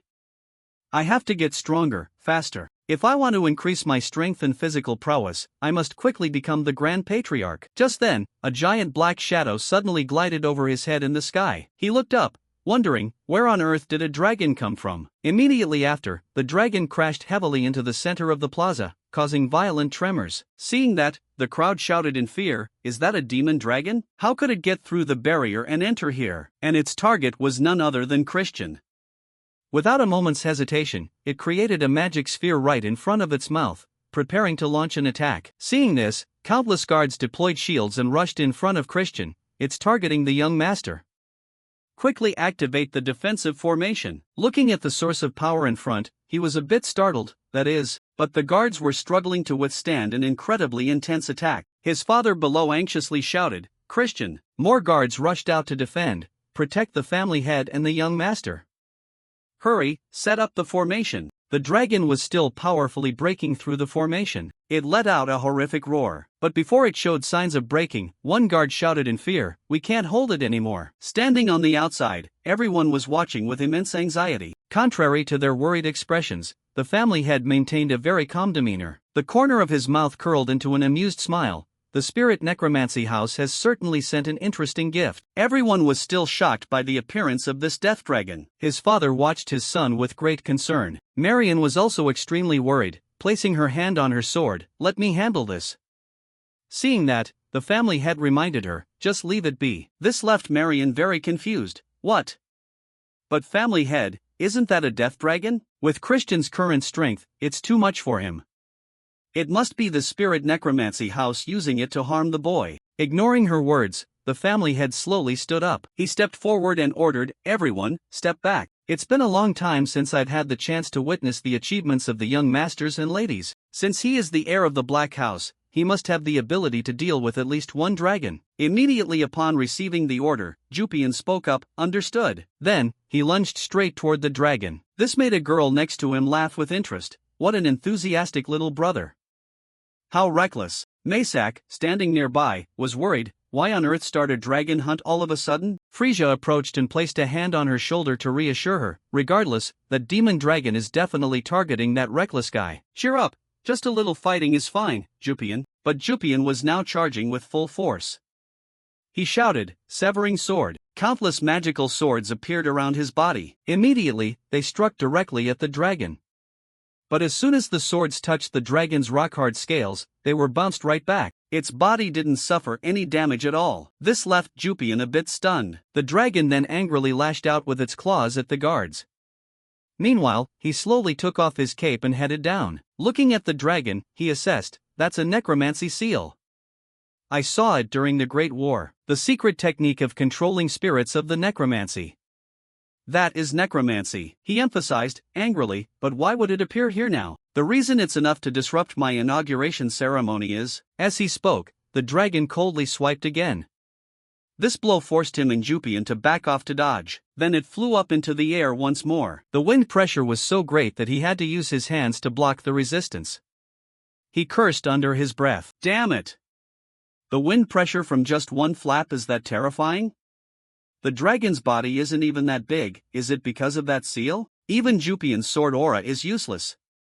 It seems normal magic can't do anything to it. It's already dead, so pulling out a dragon heart would be useless anyway.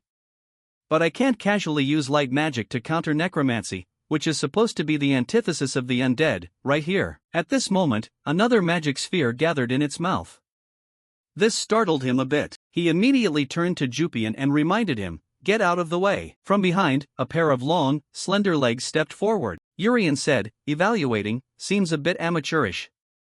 I'll lend a hand." As soon as she finished speaking, she immediately summoned a magic bow. Then, without a second of hesitation, she drew the bow, forming an arrow of magical power. The immense power made even him jump in surprise. After gathering enough power, the arrow immediately flew off, pinning directly into the center of the dragon's chest. The powerful attack made the dragon let out cries of pain. Immediately, with just one strike, it was taken down with extreme ease. Watching the dragon's carcass fall like a fruit to the ground, Urian then dispelled her magic. He looked at her, feeling a bit surprised. What was that just now? Completely different from Ashad's level.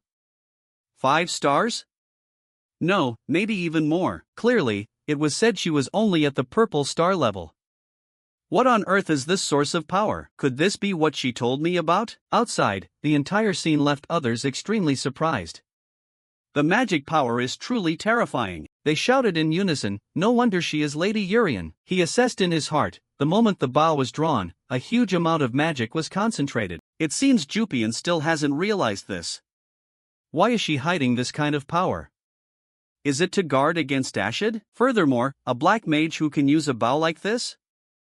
This thing looks exactly like it belongs to the Black Obsidian. After handling the troublemaker, she smiled at him. This inauguration ceremony has become quite noisy.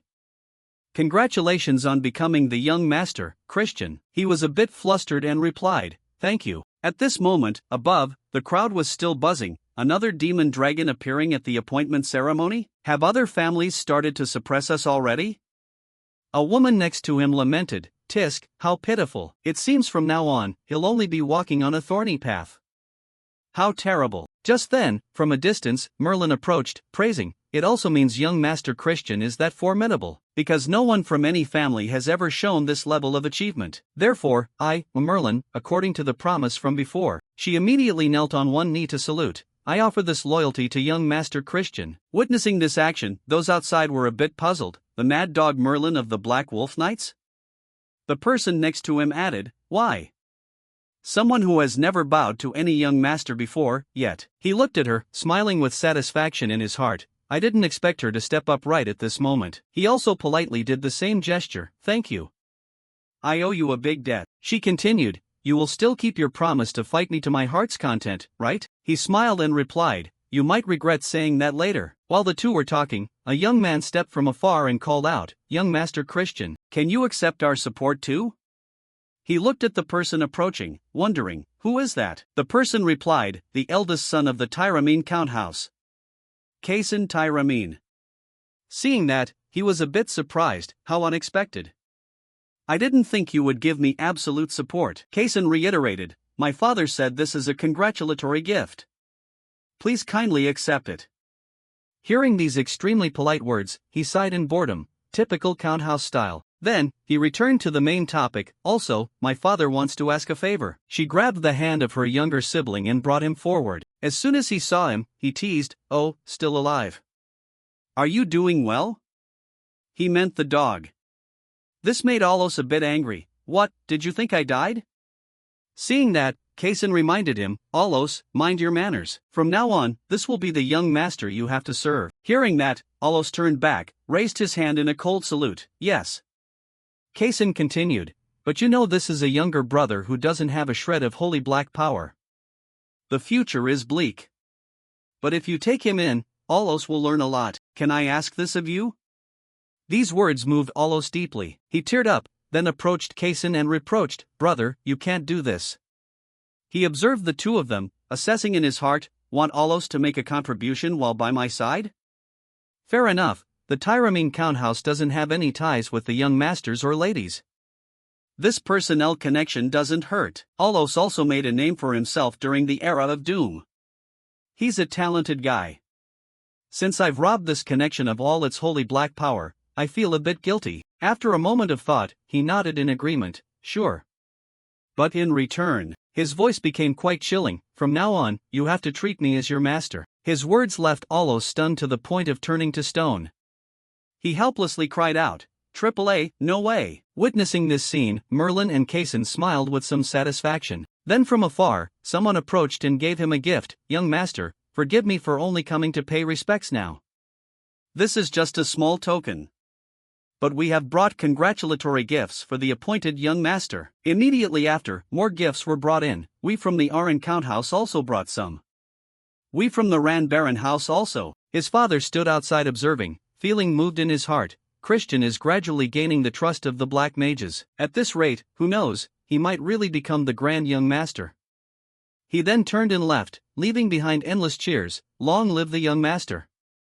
Congratulations, young master. Long live. Long live. Long live the young master. Watching this from above left Masak feeling a bit defeated. Seeing that, Frisia approached to reassure him, Don't mind it, Maysak. Mother will soon clear him out of your sight. It was already afternoon. Marian and the family head were walking silently. Marian wondered, are you really going to just go back like that? Christian is the young master now. Even if you asked a few questions, no one would blame you. He waved his hand, no need. Didn't the spirit necromancy house send a grand greeting? That alone is enough for him to get all the attention. Marian was puzzled and asked, but family head. It's about Urian. I've found her to be unusual for a long time. Or, no matter how you look at it, the power that a purple star can emit. Before she could finish, the family head interrupted. I already said I don't care. Regardless of who it is, as long as they can lead the Black House to the peak, I don't care about the rules set by cowards. Urian, that child has been full of ambition since she was young. If that ambition helps her become the strongest, I will let Urian be the family head. If another child surpasses her, then that is also a joyous thing. Scene changed to another location. Here it was like a dead land, dry, barren trees, with countless crows waiting on the branches. Below, corpses were lying all over the ground. A voice rang out, I thought the elite squad would be a bit different. Turns out they are all the same. Truly annoying. Another replied, how about we just kill our way into Golden Cross and head back? Another stopped him, that would be a hassle. At this moment, a soldier looked at the blue-haired guy, puzzled. What are you doing, young master? The person replied, I heard an interesting rumor. He asked, a rumor? The person explained, I heard that the Baron House has a very interesting younger brother. A bald man added, that's right, young master. Someone born from a prestigious family, too. Ah, the Black House is truly stupid. Still not sure about a lunatic like him. But before he could finish his sentence, a huge hole suddenly appeared in his chest. As soon as he realized it, he collapsed to the ground. This sudden action made the blonde girl ask, what on earth are you doing? The blue-haired, horseback riding young man asked back, what do you mean, what am I doing? She explained, we are teammates. To suddenly do this. Once again, before she could finish, a slash across her neck sent her to the afterlife. This left the two remaining teammates terrified, just standing there, not daring to utter a word. This guy reached out his hand and continued, now we're not teammates anymore, right? Then, his hand twisted in a bizarre way. Immediately, all the blood in the two guys' bodies ran out like a stream. After finishing, only two dried-up corpses remained. He sighed, how boring. I'm leaving. Someone asked, going where? He threw away his mask, going home. It's been a long time, it's about time I went back to face them. Back to Christian, he was struggling with Marie. She still wanted to serve him, but he strictly refused. Please take it off. He fearfully blocked her. Wait. I already said I'd do it myself. In the library, Thurn was writing a letter to his older brother. Dear my honorable King Emperor Majesty brother.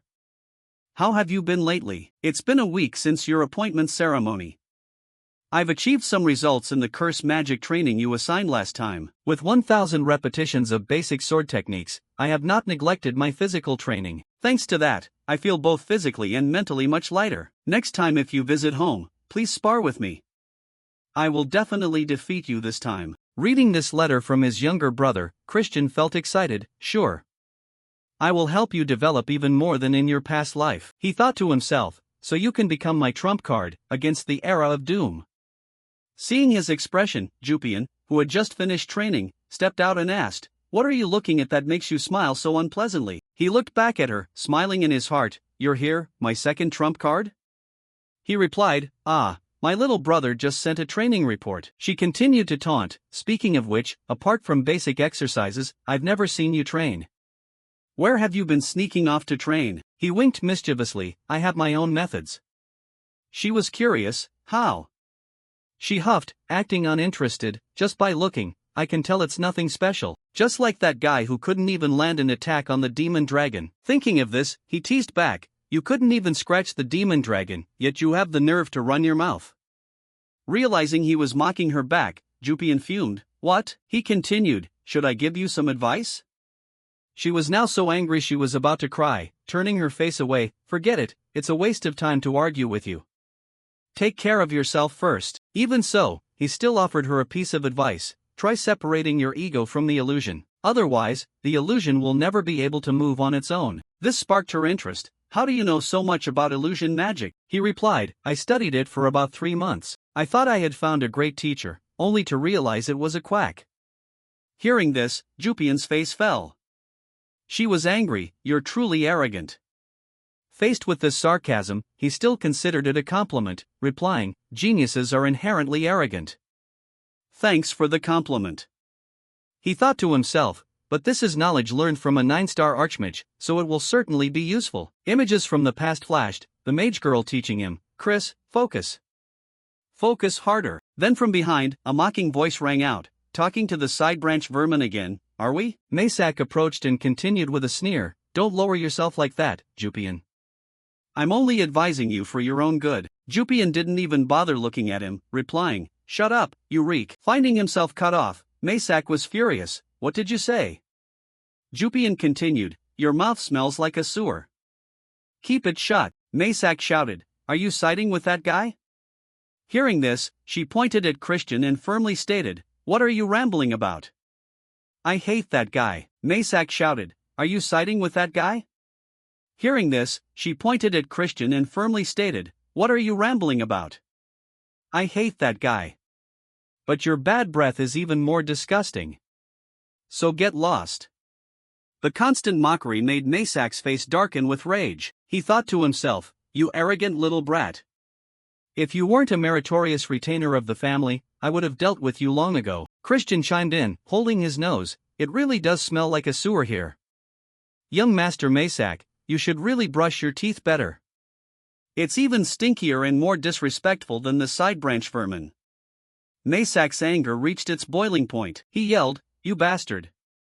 You're the weakest one here, and yet you dare. You're asking for death. With your level, how could you have made any significant contribution while exploring the ruins? It was all just you using your silver tongue to make things up, wasn't it? Isn't that right? Looking at his expression, Christian mused, high-level destructive mana. Definitely an influence from Prussia, the direct line of the destruction magic family. But it's only at the low-grade purple star level. No match for me at all. With that thought, he spoke up, why doubt the achievements of a genius like me? If you're that suspicious of my ability, why don't we test our mana and see who's better? Upon hearing this challenge, Maysak didn't hesitate, reaching out a hand, fine.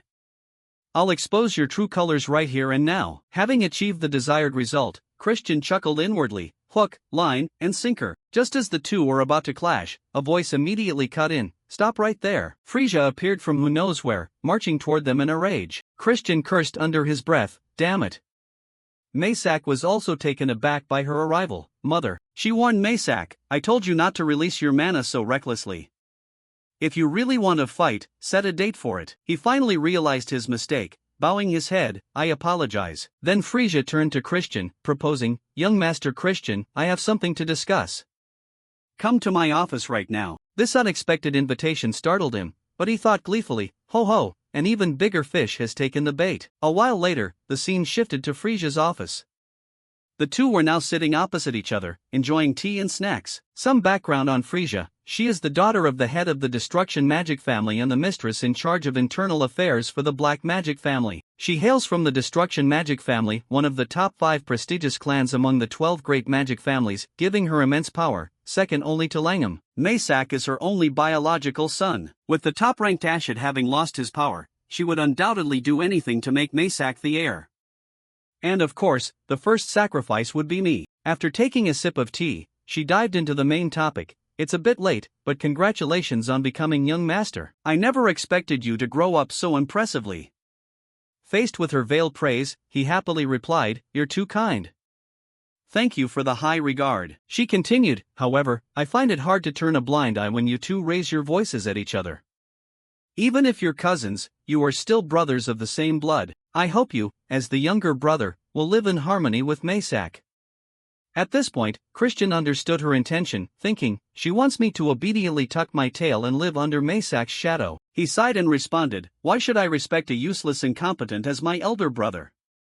This remark made Frisia a bit angry. What was that? Christian continued to provoke her. How about you make Maysak kneel and acknowledge me as his older brother right now? That way, he might keep his life when I become the family head. Thinking of this, Frisia's fury reached its limit. She instantly radiated a massive amount of mana, causing the surrounding space to vibrate violently and shattering the glass. Under this terrifying pressure, Christian suffered some damage. Mana, truly frightening. She could kill me whenever she wanted right now. But she wouldn't dare, because I have become the young master. Killing me would be a loss to the black magic family's power. And that could trigger a conflict between the destruction magic family and the black magic family. She then regained her composure. Come to think of it, it seems Maysak really wants to spar with you. As a young master, surely you'll accept this invitation, right? While wiping the traces of blood from his body, he smiled and replied, of course. She then retracted her mana. Very well. I'll have the butler inform you of the time and date later. Oh, and I'll send a few professors to tutor you. It wouldn't be fair if you were defeated by Maysak right after becoming young master without any proper training, right? Christian smiled directly at her and responded, thank you. If you'll excuse me. Saying that, he left her office. Walking down the hallway, he sighed, thinking to himself, just as expected. The easy life of a young master is over from here on out. And sure enough, the very next day, Frisia's series of dirty schemes began. The scene shifts to the next day. He is now present in an old, dilapidated room that hasn't been used in a long time. Cobwebs cover every corner, and a musty smell permeates the room. The butler's voice rings out, from now on, this will be your residence, young master. He bows his head, sincerely apologizing, because of the order that was handed down, so, he puts on an amused expression, thinking to himself, that's even better. My nephew needs a discreet hideout where no one will notice him, like this ruin. Afterward, he turns to Marie, who is by his side, and orders, Marie, clean this place up. She happily obeys the order. She waves her hand and summons ghosts from behind her. Come on out, everyone. Following the command, those ghosts appear and line up. Did you call for us? Seeing these spirits, the butler is terrified. Ghosts? He is also a bit surprised. Unlike Marie, he asks, are they low-level ones? She orders from the side, since this is the sweet home of the young master and me, clean it thoroughly until there isn't a single speck of dust left. The ghosts immediately bow their heads. Yes, at your command. At your command. They immediately begin the cleaning work. They divide the labor, some wiping the floors, others sweeping away the trash. The cleaning action takes only a fleeting moment, making the room look much brighter. The butler is extremely surprised, in just a blink of an eye. He is also taken aback by this scene. When will I ever have human servants? The black magic family is the family of the black magic sword masters. Therefore, the young master is qualified to learn every skill related to mana. However, his first day is incredibly tedious. The sword instructor teaches in a nervous manner. That's right, young master, just keep doing it like that. Slowly turn your neck to the left. That's perfect. You really are a genius. He wears a bored expression. How boring, there's no such thing as this kind of swordsmanship. Moving to the second day of study. Today is a theory lesson. The professor explains, understanding the general principle of forced mental destruction of the opponent. What is it? A mask that creates a balance of the physical body in reality. Let's try studying how to destroy something like that. Moving to the third day of study. Today is the magic lesson with the dwarf. He stammers as he introduces himself. I am Sebastian, the one in charge of teaching illusion magic to you, young master. He recalls Frisia's words from before. You are absolutely forbidden from helping Christian achieve any success. He stammers as he asks back, but that is clearly the young master's right. She interrupts him. To repay you for raising Maysak, our only young master. Our family has been generous in supporting you. I think you understand what I'm saying, right? Although unsatisfied, he still has to nod in agreement. I will do as you say. A few hours of the lesson have passed. Sebastian's voice is a bit embarrassed. Let's end it here for today. He politely replies, thank you for your valuable guidance. He tries to explain, I don't know if I have the right to receive those thanks from you, young master. You know I've only been talking nonsense. He smiles to dispel the tense atmosphere. I understand the deputy butler's difficult situation. I am the one who should apologize for dragging you into this childish feud. Even so, you have tried your best. Although the explanation was cut short, you have shown me the true profound principle. This leaves Sebastian wondering, profound principle? He immediately puts it into practice, like this. A magic orb appears at his fingertips. Immediately after, it transforms into a tiny spirit flying around Sebastian's body. He is startled. This is madness. Manifesting a spirit is an illusion technique that takes at least 6 months to learn. Did you manage to do it right away after just one demonstration? His expression is extremely moved. The mistress was wrong before. Young Master Maysak could absolutely never be a match for young Master Christian. Afterward, he continues, although I'm praising you, I can't teach you any further. I'm truly sorry. He also understands the man's situation. It really doesn't matter right now. Afterward, Sebastian shows off his talent, creating countless tiny, golden, shimmering butterflies flying in the air, which intrigues him. 5-star illusion magic? He is a bit embarrassed. Oh my, I couldn't control my power today, could I? Anyway, it was hard work for you. I haven't really been able to teach you anything yet. He smiles and replies, thank you for the valuable guidance. The scene shifts to the family head's mansion. Right now, he is sitting with his legs crossed, looking bored. The arrogant man. How many days have passed already? Ever since he became young master, he hasn't come to find me once. Marion explains from the side. Isn't he about to face off against Maysak? He said he would win without the family head's help. Let's be patient and wait a little longer. Nordion sulks, his kind, wanting to beat Maysak without my help? A brat who has only reached 3 stars. His words had just finished when Simon appeared in front of him. Surprise, family head. That 3-star brat just sent a gift. He said this was something he made by hand for the family head as a grandson, so you must taste it. Nordion happily enjoys the candies, while his mouth still complains. He's still young and instead of focusing on training, he's thinking of ways to please others. I'll have to give him a piece of my mind. The moment the candy dissolves in his mouth, the space around Nordion immediately changes. He realizes, this is illusion magic. At this moment, he is standing lost among a crowd of people in a great hurry. They shout, destroy Nordion. Nordion must die so that the black magic family can be overthrown. Looking at the man in front of him, he whispers to himself, is that me when I was young? The young Nordion was extremely vigorous. He easily destroyed the soldiers rushing to attack him. The allied army is extremely happy. It's a victory for our black magic family. Afterward, the scene shifts back to the mansion. Other members of the clan are also extremely excited when they receive the good news. Long live family head Nordion. Long live the black magic family. A call of master pulls Nordion back to the present world. Marion anxiously asks, I'm sorry, I didn't expect you to hate this type of cake so much. I will tear it apart right now and teach the one who made it a lesson. Contrary to her thoughts, the family head replies, I am very pleased. This leaves them both extremely surprised. Is that really true? Nordion gently strokes his chin, looking amused. This kid is really bold. For the prosperity of the black magic family, he could understand my thoughts and weave them into that illusionary realm. Furthermore, this aura. This must be a vitality pill from a famous doctor. A type of spirit medicine capable of increasing one's lifespan. How did he find the ingredients? Even Simon would have had to give up. Afterward, Simon presents a letter. Sir, this is another item the young master sent. Inside the letter, it is written, if this gift does not satisfy you, I sincerely apologize. Please be tolerant of the clumsiness of someone who is still immature. I am trying my best not to disappoint the family head's trust.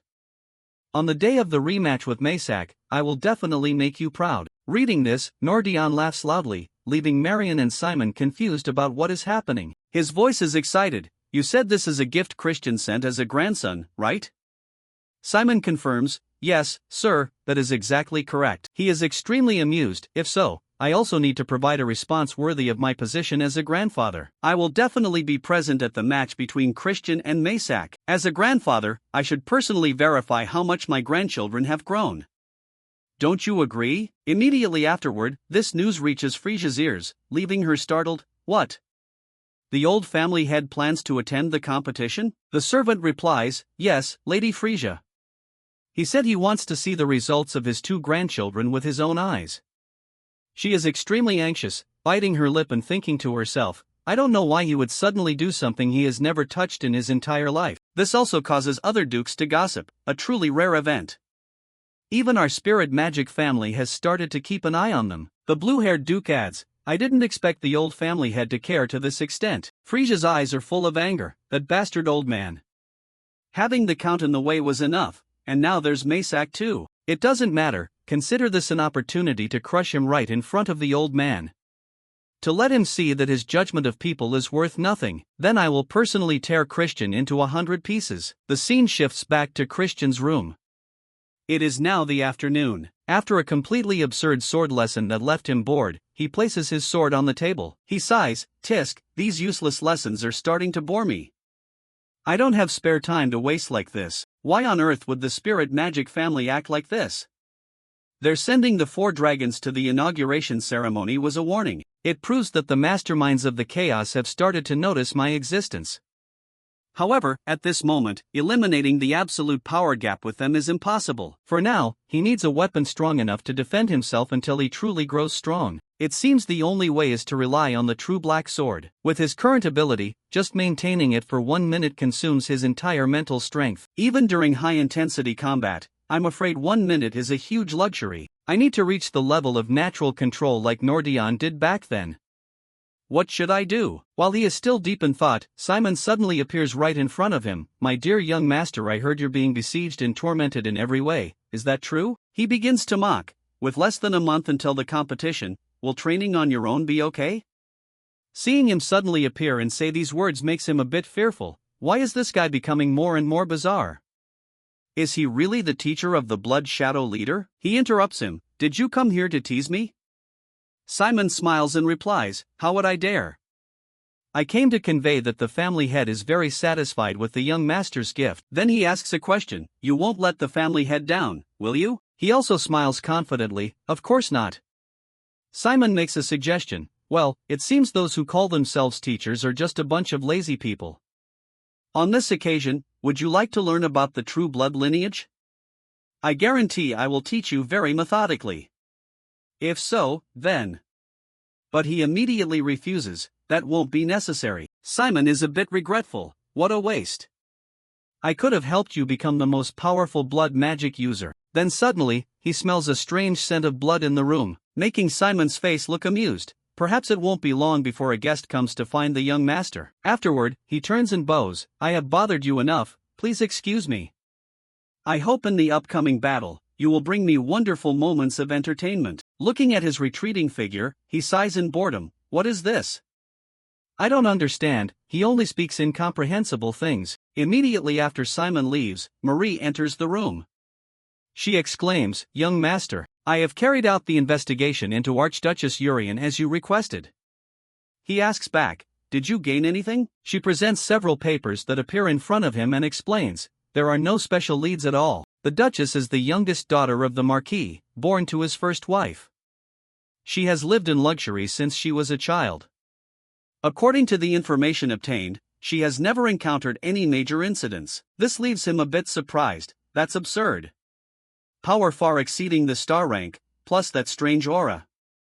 That is definitely the ability of someone who has made a contract with the devil. Yet, there is no specific reason for signing a contract with a devil? There must be some conflict that people in the house don't know about. Marie continues, "Come to think of it, there is a rather strange detail. People say that her temperament changed completely all of a sudden." He wonders, temperament changed? Marie explains, previously, she was famous for being arrogant and cruel. But it seems 5 years ago, after experiencing a life-threatening illness, she turned into a completely different person, becoming as gentle and kind as she is now. This leaves him even more thoughtful. How sick must one be to completely change a person's nature like that? It is truly very suspicious.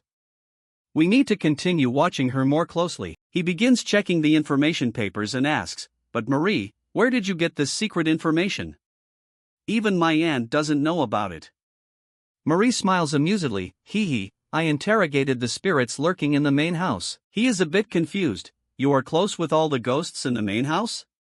She smiles and shrugs, "Not exactly close. It's just that because they kept chattering incessantly about the young master, I decided to scare them a little." Her ability also makes him wary. "You can even force them to speak clearly?" Marie continues, "Ever since then, every single one of them has obeyed me perfectly." Ho ho ho! A thought suddenly flashes in his mind. Wait, if all the spirits are kneeling under Marie's command, hasn't she become the Banshee Queen? And a private one for the black magic family at that.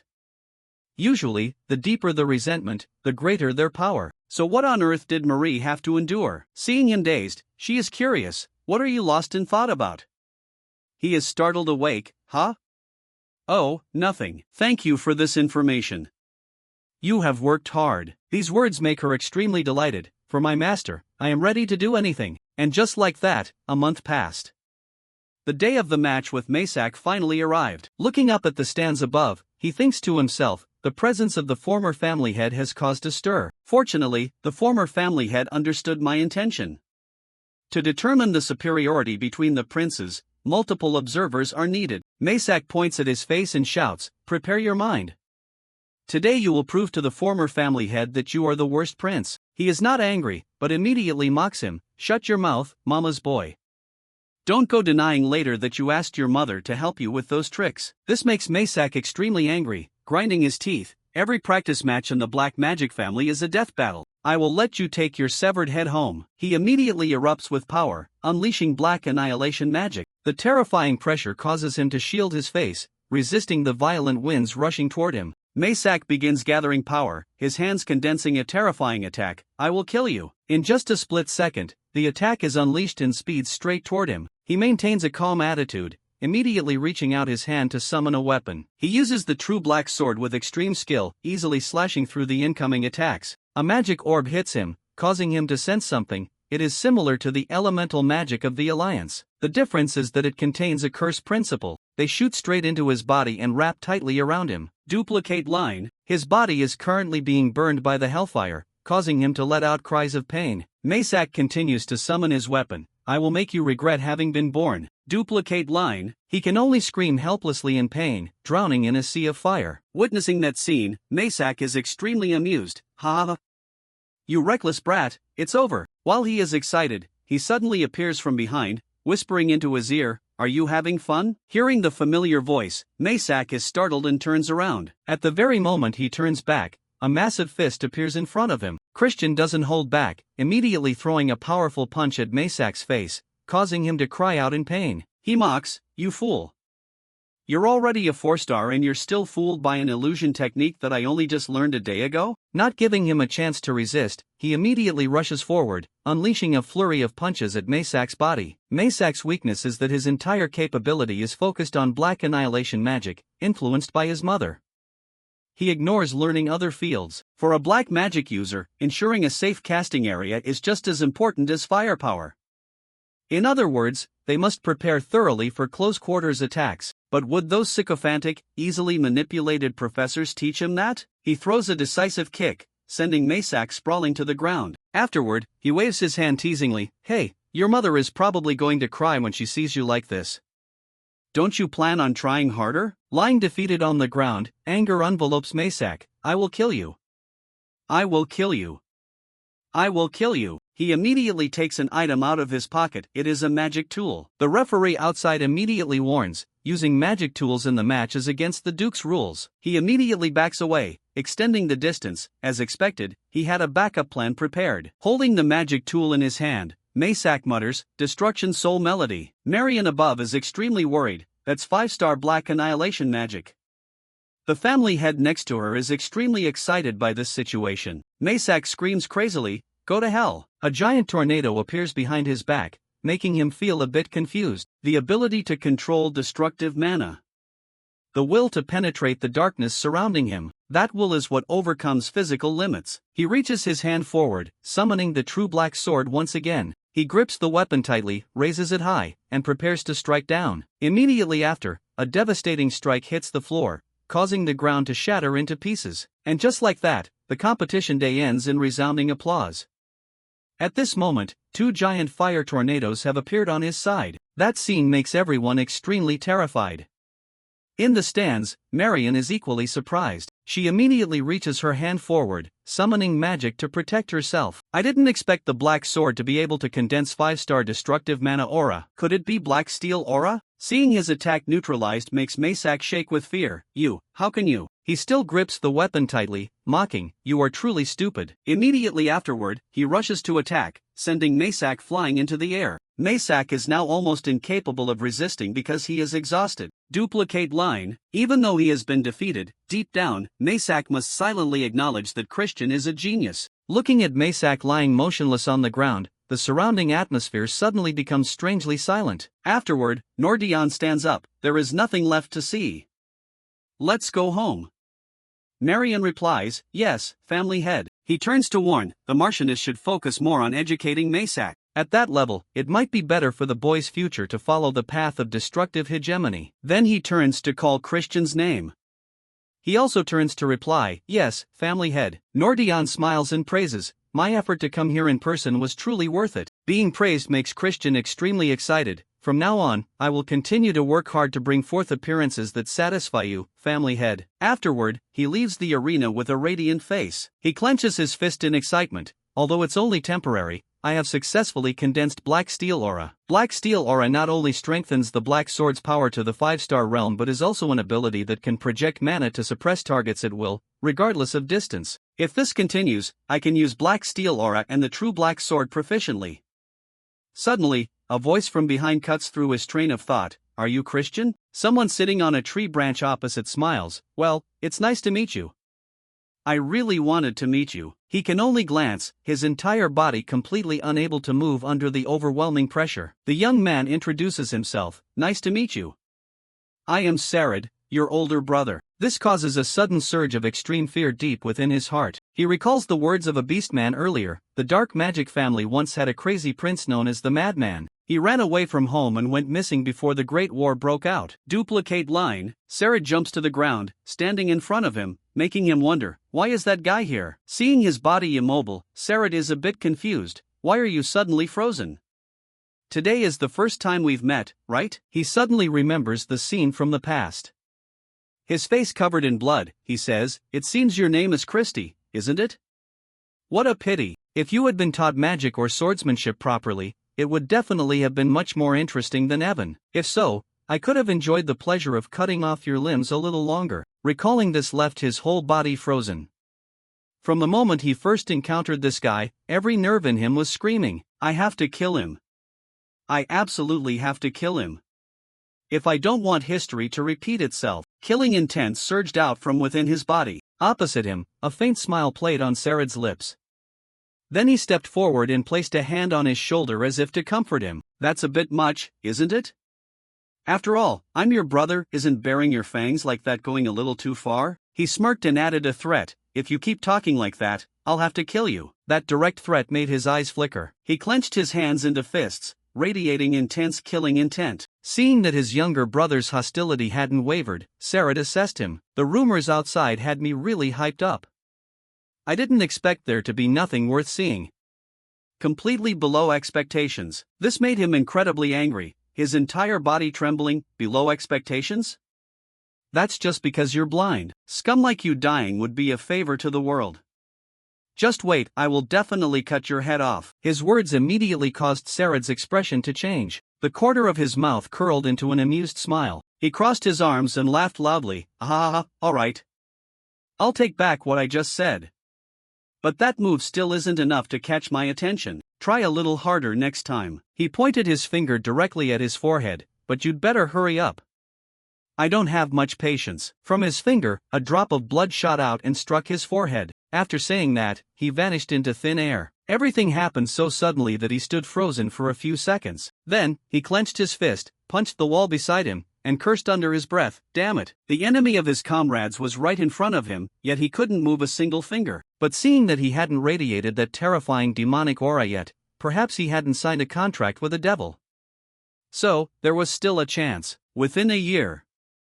I must kill that guy. Once he completes the contract with the devil and receives the protection of a high-level demon, we will completely lose control of the situation. I need artifacts to increase my own strength, like the holy relic that Maysak once held. While he was thinking, the butler stepped up from behind and reported, Young master, the Martianess has urgent business and wishes to see you. He was slightly surprised by the invitation and replied, lead the way.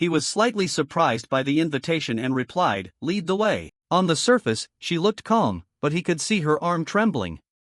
It seemed she was using all her willpower to restrain her instinct to take his life. After trying to keep her cool, she set down her teacup and started the conversation. Do you understand the nature of the young master's gathering? He replied, I understand it perfectly. Isn't it an occasion for the new successors to get acquainted and build relationships? It's a rally of young talents from the three great families of the Southern Magic Kingdom. However, while it's called a social gathering, in reality, it's an arena to compete for dominance. She continued, this year, the Black Demon family will be the ones to choose the location. They've decided to host it on the 7th floor of the underground garden. Keep that in mind. The name of the location took him by surprise, the underground garden? Then he asked, can you provide a list of the attendees? She replied, it includes you, Urian, and Lady Marissa of the Poison Demon family. Additionally, the young Master Kashmir of the Destruction Demon family will also be attending. Even thinking of that name startled him, the rebel Kashmir? The one who will later stand among the 7-star demon humans? A key leader of the resistance against the Blood Demon Prince? I remember he was abandoned by his family when he was young. Could this gathering be the turning point that leads to his exile? Furthermore, looking at this list, they are all members who have no standing in their families. Why would they choose the perilous underground garden to hold such a meeting? Clearly, this is a trap set to assassinate me. Having thought it through, he replied, I understand. I will make the preparations. His lack of objection caught Frisia by surprise. You're accepting this so easily? Or have you already sniffed out the secret? She waved her hand to dismiss the thought. I suppose you're capable of thinking. Very well, you may leave. He suddenly remembered something and spoke up. One more thing. The previous battle with that Masak guy took a lot out of me. Therefore, before I head out, provide me with some funds so I can relax and enjoy myself in the city. Although she was so angry that her body was shaking, she still had to accept his request. Scene changed to the next day. As soon as he arrived at the shop, Rudolph received a letter. Greetings, Lord Rhea. Have you been well lately? We have prepared a gift that we are sure you will be satisfied with. We look forward to your visit today. He stepped inside, thinking, great timing. To survive in the underground garden, thorough preparation is mandatory. Furthermore, this is a once-in-a-lifetime opportunity. Because that place is hiding an extremely powerful holy relic. Furthermore, this is a once-in-a-lifetime opportunity. Because that place is hiding an extremely powerful holy relic. As soon as he entered, he took off his hooded cloak and greeted them warmly. Long time no see. What is your purpose in calling me here? It wasn't Rubid who answered, but a very familiar girl. It was Idrin. She turned and wondered, you received an invitation too? He was also surprised by her appearance. Why are you here? She replied, this is my usual shop. There's no reason why I wouldn't be allowed to come. From behind, Rubid stepped forward and whispered, you're here, Rhea. No, it should be young Master Christian. He turned back and retorted, the gift you were talking about is this guy? This made Rubid slightly angry, because we only prioritized serving one customer, we needed to make some rearrangements. When he started to explain, he waved his hand, that's fine, too. I have something to discuss with both of you. Sit down, let's talk it over. This surprised Rubid. What? He sat down heavily in his chair and replied, what are you doing? I told you to sit down. Idrin was also puzzled by his strange behavior. You mean we're going to talk right here? He smiled, don't worry. This person is just as trustworthy as you are. He thought to himself, in other words, neither of them is someone who can be fully trusted. Then he pointed at Idrin, first of all, about you. At the recent ceremony, I received a rather heavy gift. She was a little flustered at this moment and cleared her throat. First of all, congratulations on officially becoming the young master. Purple Dragon. I really hadn't accounted for that option. I didn't expect the Spirit Demon family to move so quickly. This name also surprised Rubid, Purple Dragon. She continued to explain, perhaps you have also felt that the situation in the Purple King City is turning for the worse. Disappearances among the citizens are still happening continuously.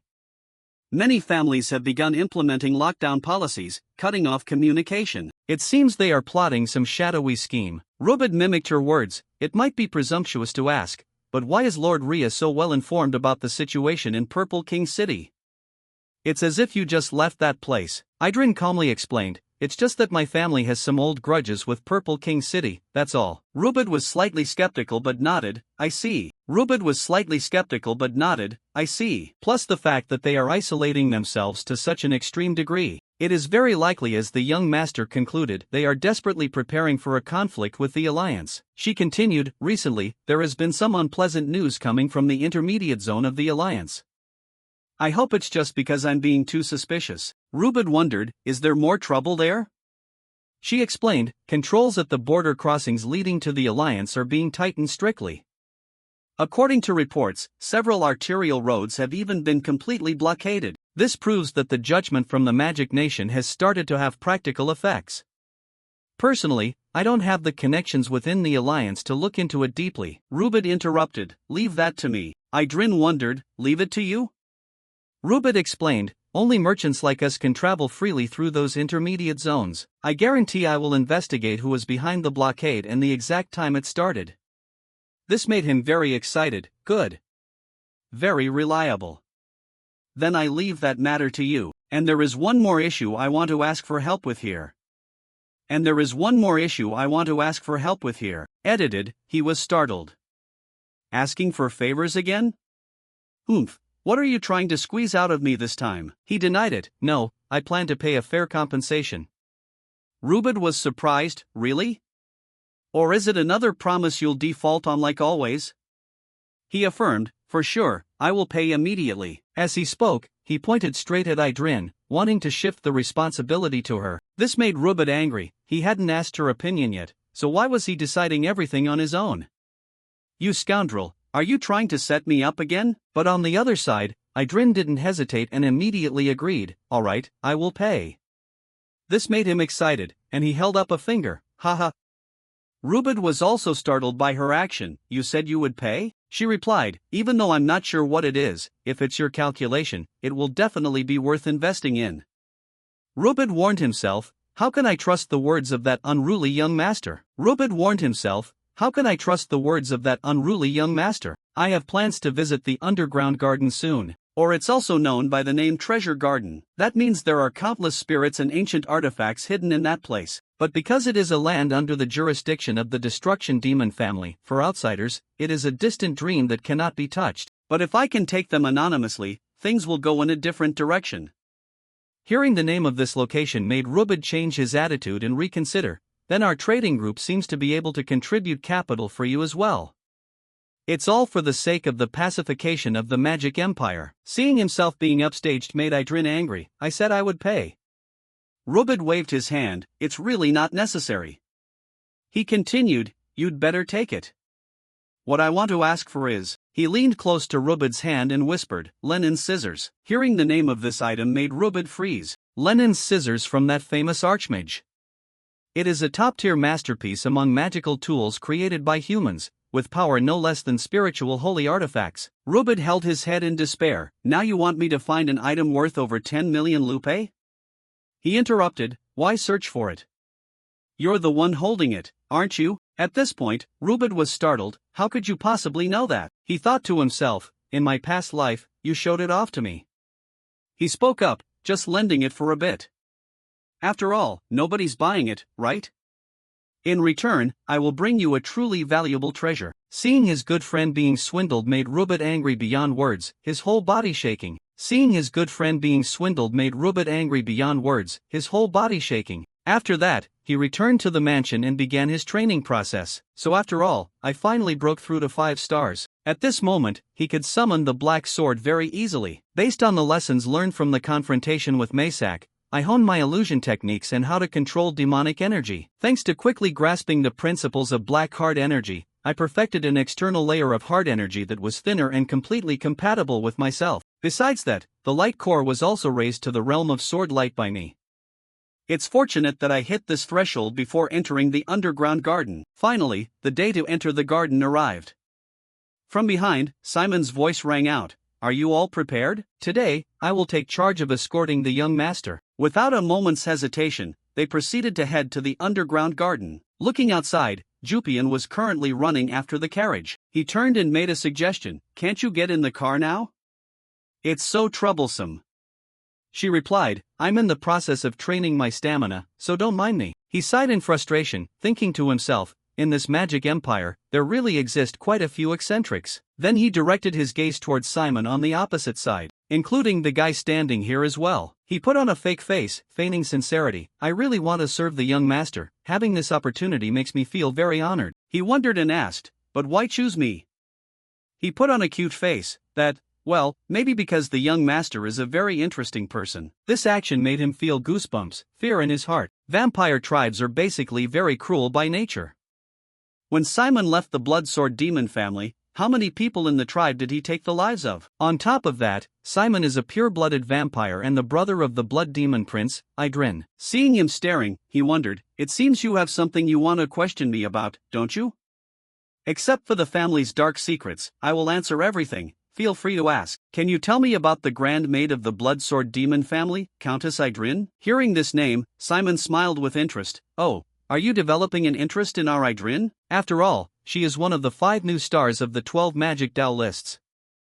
New stars aren't just potential newcomers, but that is a title for those who have broken through age limits to stand among the ranks of true powerhouses," he replied, "because my goal is to defeat her one day, that's why I need to find out." After thinking for a few seconds, Simon replied, "She is a very cute and lovely child." His words surprised him. "What?" Simon continued to explain, "Contrary to me, she behaves very properly. An adorable child to the point that no one believes she is siblings with a crazy person like me." Outside, hearing their conversation also made Jupian curious. He continued to wonder, the blood little princess is adorable? There must be some misunderstanding about this title. Outside, hearing their conversation also made Jupian curious. He continued to wonder, the blood little princess is adorable? There must be some misunderstanding about this title. He was a bit confused at this moment, thinking to himself, "It's not a threat, is it?" Simon's voice became mocking. "Reflecting on it, the two of you seem quite a match. Even if different races lead to an age gap, in reality, the lifespans are similar anyway. If you are interested, I will stand in as the matchmaker." This suggestion surprised him, and he coughed a few times in fear. "Stop talking nonsense." Simon pouted, "I'm speaking very seriously." He stopped him. "Cut it out." A worried thought appeared in his mind. "Both Urian and Idrin are beyond my calculations." Could it be that Idrin is like Urian, her personality shifted after making a contract with the devil? Or is she hiding her terrifying true nature? Was Simon's death really such a shocking piece of news? He mocked himself in his heart. Surely I missed an important detail. While he was pondering, suddenly from outside, Jupian leaned in and wondered, "What are you muttering about?" Her sudden appearance made him want to jump. He shouted, "Hey! Don't suddenly startle people like that." She teased, "Humph, what a coward." Scene changed to a certain mansion.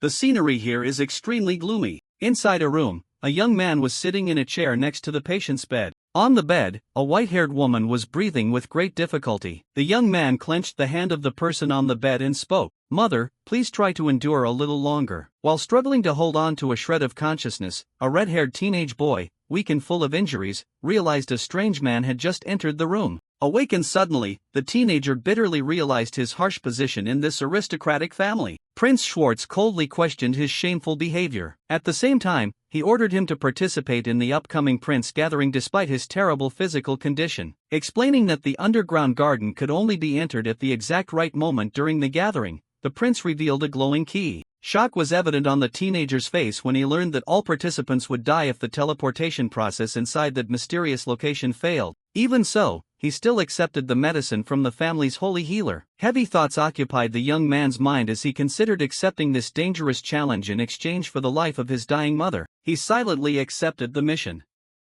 The gloomy room seemed to reflect his own heavy mood. Then the space gradually transitioned to the magnificent Prince Conference Hall, where it was filled with sparkling lights and the extravagant decorations of the aristocracy. A black-haired young man entered the gathering, feeling nostalgic as he remembered the brutal battlefield connected to the underground garden. Memories of mighty warriors and bloody war scenes reminded him how valuable the artifacts hidden here once were during the conflict of the past. His gaze regained its determination, wondering if he could once again seize that powerful treasure. A blue-haired noble lady suddenly approached to greet him with a tone of ironic playfulness and sharp curiosity. Confusion quickly spread after his clumsy reply, creating an awkward misunderstanding right in front of the nobles around. While the atmosphere between the two was gradually becoming tense, the gathering officially started as more participants entered the hall. Kashmir Van Bazen formally introduced himself as a prince from the Destruction Magic family, while calmly observing the strange black-haired participant. At the same time, the young prince also remembered Kashmir's proud reputation. Surprise covered the surrounding nobles after Christian politely introduced himself.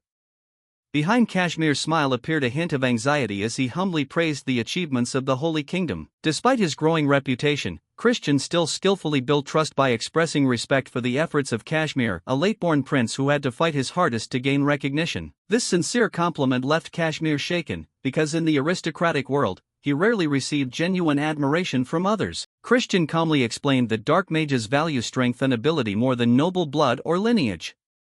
Sad memories suddenly flooded Kashmir's mind, like sounds from the past, the mockery that he was a lowly outsider that no one wanted in the family. After hearing Christian's words, Kashmir sincerely thanked him and began to treat the young prince with much warmer respect. Kashmir proposed establishing an alliance like a brotherhood to strengthen the southern magic nations through cooperation. Christian listened attentively as Kashmir confidently issued a challenge to prove their covenant. Confusion was evident on Kashmir's face after hearing about the strange bet. The first person to reach the 7th floor would become the big brother. The cheerful atmosphere momentarily dispelled the tension when Christian, the younger one, confidently teased the older prince for being cowardly. Determination quickly returned to Kashmir's face, and he immediately accepted the challenge rather than letting himself appear weak. Christian felt satisfied after successfully provoking him, causing Kashmir to accept the challenge without realizing he had been manipulated. He confidently volunteered to enter the underground passage first, while others stood watching from above. Silence covered the hall for a moment after his sudden jump. She questioned why Christian wanted to have such a close relationship with her partner despite them having only just met. Embarrassment immediately dyed the girl's face red after Jupian bluntly pointed out her strange reactions and confused expressions. Meanwhile, the young prince secretly wondered if her aggressive personality was real or just a play to hide deeper schemes. Not wasting any more time, Jupian activated dark magic and plunged into the entrance underground, while the girl was angrily following behind him. Cautiously walking through the ruined corridor, Christian listened to Kashmir blame himself for not noticing the deadly traps hidden inside the mansion. Kashmir had no idea that Christian had intentionally lured him into a dangerous situation to make him owe a debt of gratitude. After dodging another trap, Christian secretly thought that this prince could become an important ally in the future. He frankly admitted that the previous promise was actually just a calculated move to approach Kashmir, but instead of demanding repayment, he unexpectedly offered a sincere friendship to the prince's surprise. Hearing those words, Kashmir was choked up because a friendship with someone like Christian was something he had never dared to think of. Memories of a sad childhood flooded back, reminding him of the nobles who once treated him like a disposable pawn during the prince gathering. He swore that anyone involved in his suffering would meet a tragic end. Although he really cherished that offer, Kashmir was still insecure, thinking he was not qualified to stand as an equal to Christian. Just then, the sound of rushing footsteps and screaming interrupted their conversation as several nobles rushed straight into the hall. Fierce arguments immediately broke out among the exhausted nobles after competing for their lives against each other. Witnessing the chaotic scene, Christian only looked on in confusion as the injured nobles kept fighting because of ridiculous pride. He asked why they were so badly injured, even though the previous traps had been cleared.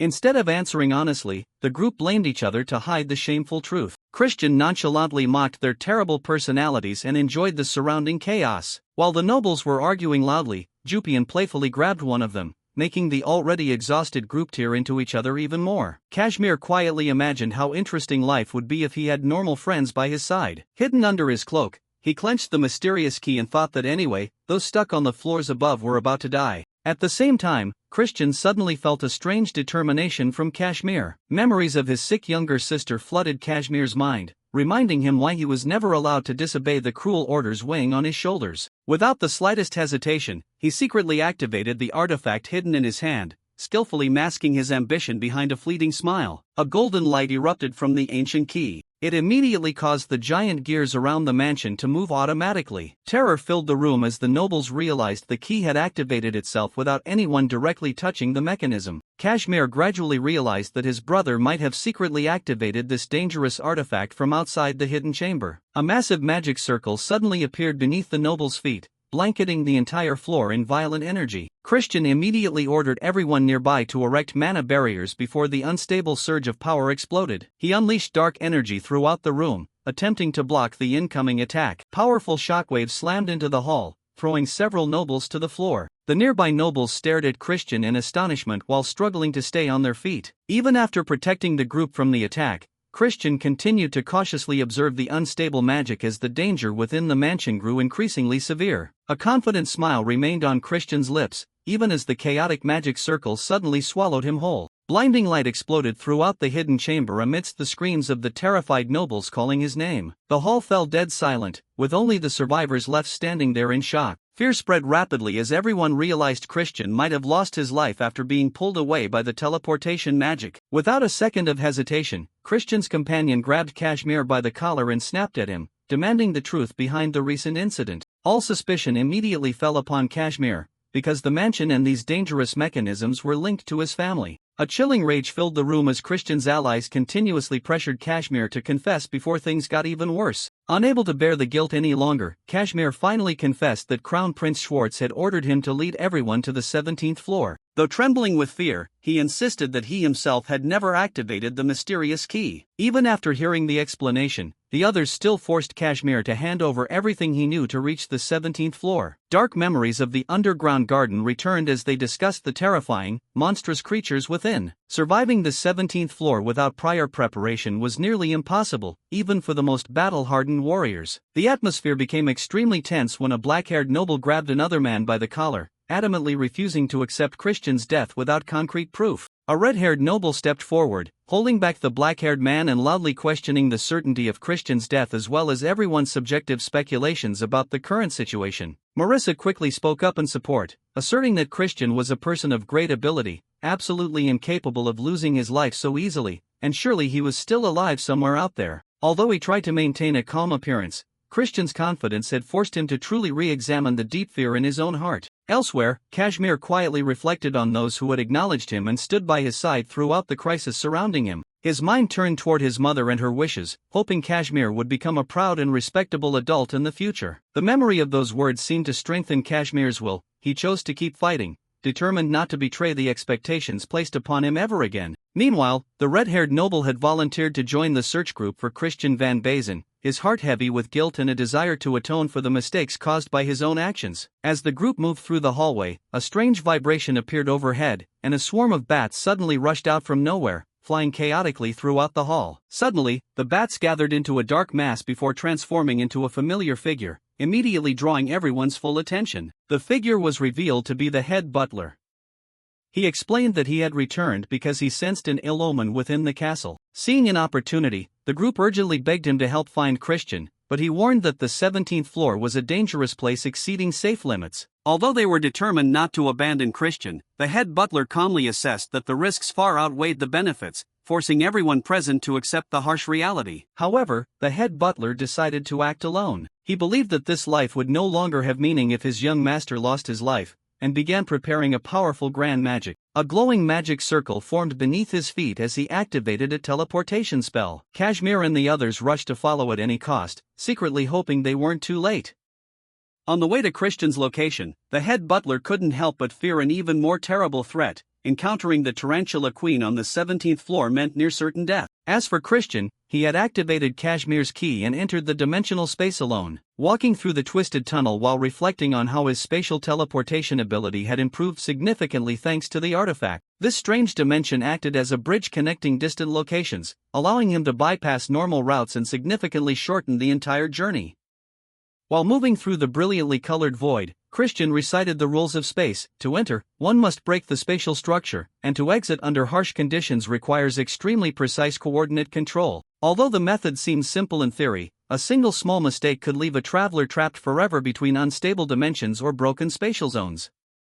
Christian remained calm despite the danger, focusing intently on reaching his destination, fully trusting in his knowledge, skills, and spatial teleportation experience without the slightest fear. He knew full well that the dimensional space always contained immeasurable variables that even powerful archmages could not calculate or predict fully in the chaotic state of the dimensions in reality. Countless pilgrims had failed just because they couldn't determine the exact coordinates between the constantly shifting dimensions, only to be lost forever in the endless twisting of space over time. Fortunately, Christian was carrying Lenin's scissors, an artifact capable of ignoring all hidden variables in the dimensional space to carve out a straight, stable, and absolutely flawless path. Clenching the treasure in his hand, he prepared to use its power, understanding that this was his greatest advantage against the instability of the dimensions in the battle. Christian's eyes were sharp as he located the exact point in the dimensional flow, aligning his movements perfectly and surely. Timing the perfect moment, he swung Lenin's scissors, cutting through space itself as the surrounding energy erupted violently in response to the cut. A brilliant tear formed, creating a straight path forward. Christian rushed through it without a second of hesitation, heading straight for the destination without a single doubt. A voice spoke from the deep darkness, asserting that a mere mortal could reach the level of a demi-demon, pressing down intensely on his mind. Christian remained indifferent to the pressure, carefully observing and identifying this entity as a ruler of the fourth floor of Gehenna. Through careful observation, this creature exuded an overwhelming air of superiority, regarding weaker beings as nothing more than crawling insects. Christian realized this enemy was completely different from any opponent he had faced before, a true disparity. Even a sealed fourth-floor ruler was far beyond Mafina and fully capable of destroying an entire nation to the ground. The demon's aura spread, forcing nearby creatures to kneel, and Christian understood that a direct confrontation at this moment was impossible in his current state. A clear impossibility. Instead of attacking, this ancient entity felt curiosity after centuries of boredom. Deeply attracted by the human who had just set foot in his domain, the demon asked for Christian's name, his tone more interested than hostile toward this uninvited intruder. Remarkably, Christian answered with full confidence, even mocking the demon for not recognizing who was standing in front of it without the slightest fear or hesitation. Arrogantly revealing his demi-demon nature, Christian declared himself an incarnation of the fourth floor, causing the ancient demon to go completely silent in absolute shock.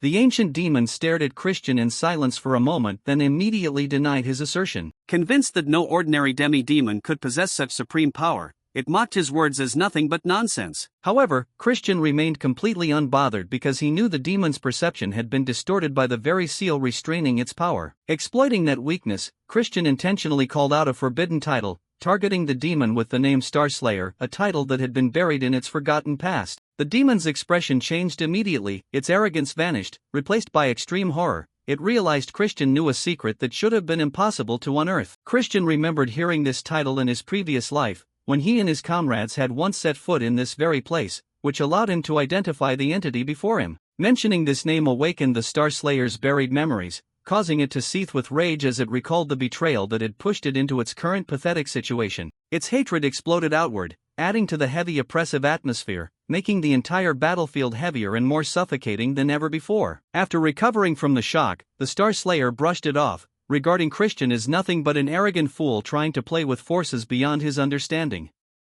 It declared that regardless of his demi-demon rank, he was still just a lowly mortal standing before an immeasurably superior supreme existence. The demon accused Christian of lying and unleashed an immense killing intent directed straight at him to crush him completely. Facing the entity sealed within the sacrificial space, Christian was immediately threatened with death by this creature and mocked for his interference. While a massive magical pressure spread throughout the hidden chamber, the ancient entity declared itself to be merely a tiny fragment of a much greater existence.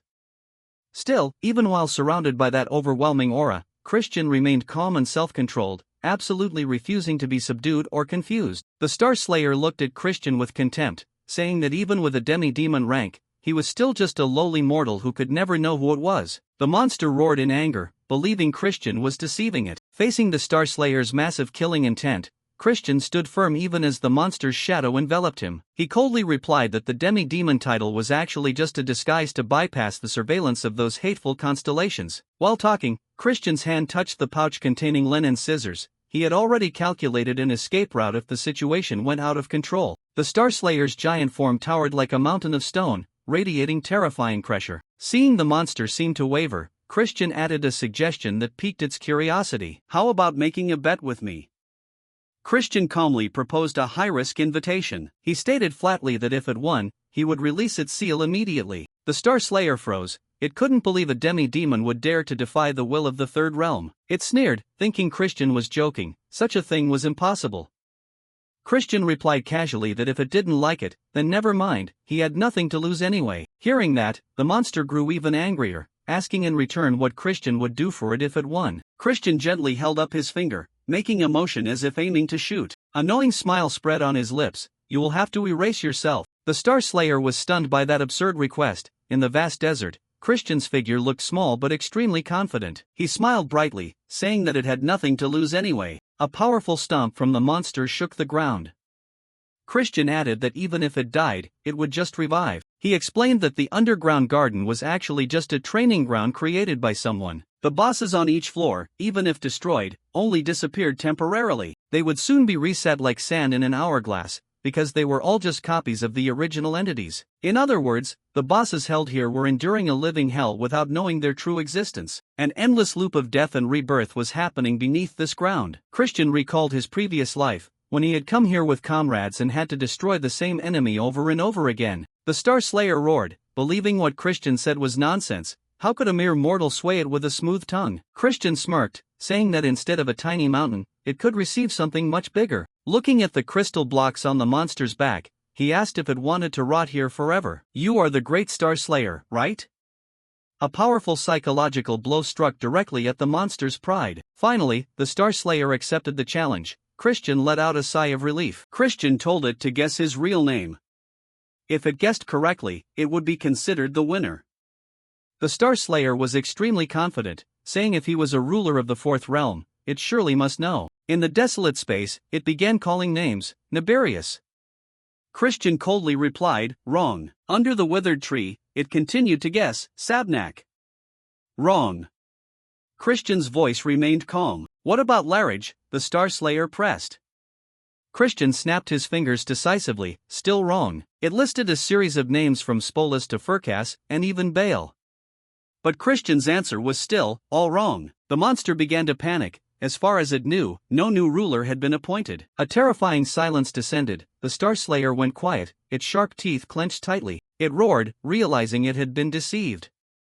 Christian also began to prepare. How dare you mock a devil? The Star Slayer raged, attacking. Its heavy punch slammed down, kicking up dust. Christian quickly leaped into the air to dodge. The pressure from the strike forced Christian to brace himself, sweat beading on his forehead. While dodging, he shouted that he hadn't deceived it at all. The Star Slayer was furious, its eyes burning red because it was certain it had called every lord in the fourth realm. It roared, asking how much longer Christian intended to continue lying. Christian smirked arrogantly, asking in return if there might still be one name it hadn't mentioned. As he finished speaking, he held out the object in his hand, leaving the Star Slayer stunned. The monster seemed to sense something terrible. Don't tell me. Christian looked at his hand, asking if it understood what it had missed yet. The desolate desert was left with only the sound of the wind. Christian judged coldly, blame your own stupidity, Star Slayer. The badge in Christian's hand suddenly emitted a brilliant golden light, outshining the sun. Standing before the giant entity, Christian loudly declared, my real name is Istaroth. He mockingly called it a fake and told it to look at its own true nature. The Star Slayer screamed in despair, impossible. Its stone body began to crack and shatter into pieces.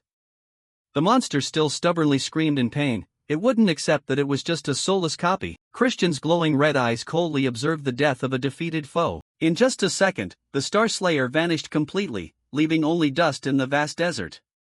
Christian also returned to his normal human form. He looked at the badge in his hand, silently relieved that everything had gone according to plan. This was the constellation badge he always carried. Without its concealment ability, this plan would have failed miserably. Christian remembered the time he had quietly taken this divine treasure from a previous expedition.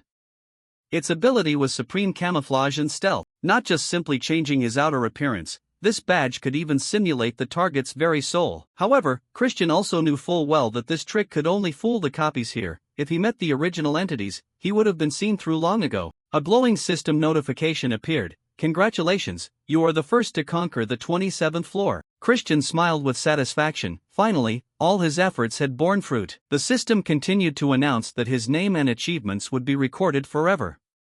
The Hall of Fame of the Underground Garden would from now on carve Christian's name as a new legend. Stats appeared impressively with the title, The One Who Plays with Devils, a testament to his exceptional wit. Looking toward the distant horizon, Christian felt his power and status changing significantly. He laughed when he saw that strange title. It sounded pretty cool anyway. The system also granted a special bonus gift because he was the first to clear the level using only his tongue. Suddenly, from the air, a pitch-black object fell at breakneck speed, startling Christian. A heavy metal box slammed into the sand right next to where he stood, making him wonder if this was a reward or another artifact-based assassination attempt. Christian curiously opened the box. Inside was a ring with an extremely intricate design, sparkling brilliantly. His eyes lit up as he realized it was the vampiric ring, the treasure he had always been looking for. This used to be the most precious item of the 9-star Archmage Rania, a growth-type artifact that could help the user gain up to 30% more power over time. Christian put the ring on, feeling a new surge of energy.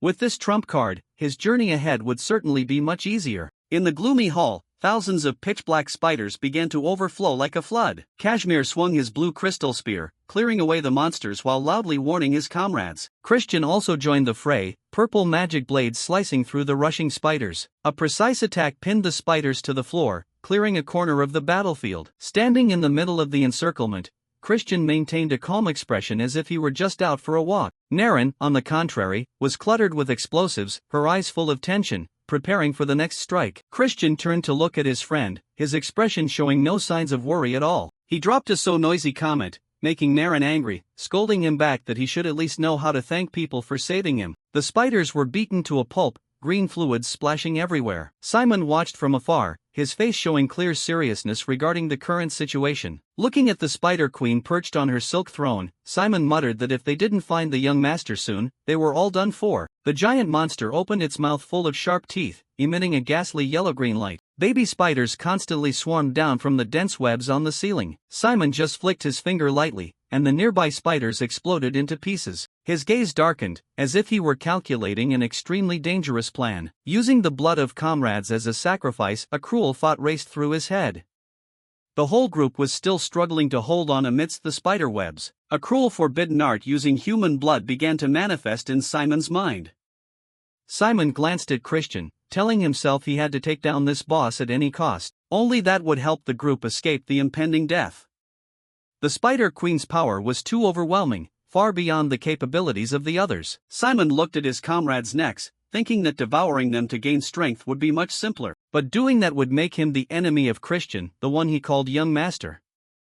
Furthermore, he still had a promise to bring Christian to meet Idrin, so Simon had to discard that cruel idea. Crushing a spider underfoot, Simon ordered the three of them to obey him if they wanted to live. He assigned Christian and Naren the task of clearing the baby spiders trying to ambush them from behind. As for Kashmir, he demanded he use all his strength to break the Spider Queen's hard shell. Simon took off his gloves, emphasizing that just trying was not enough. Kashmir had to succeed. Finishing his words, Simon bit his wrist hard to draw blood to guide the magic. Red energy from the blood began to surge, radiating terrifying pressure around his arm. The Spider Queen hissed. It seemed to sense the danger approaching. It spread its giant pincers, ready to crush anyone who dared to approach. Simon's blood-soaked hand began to emit a blinding light. He unleashed the move. Columns of blood erupted from the ground, piercing the spiders and opening a bloody path. Simon shouted, signaling Kashmir to seize the opportunity immediately. The Spider Queen was attacked by surprise. Its silk defense was torn apart. Kashmir clenched his spear. Despite being drenched in sweat, his eyes were extremely determined. He rushed forward at wind-tearing speed, his blue crystal spear glowing magnificently. All focus now was on a single stab. The rusted horn skill struck directly into the monster's glossy black armor shell. The Spider Queen shrieked in pain at the immensely powerful collision. The spear tip plunged deep into the shell, creating large cracks,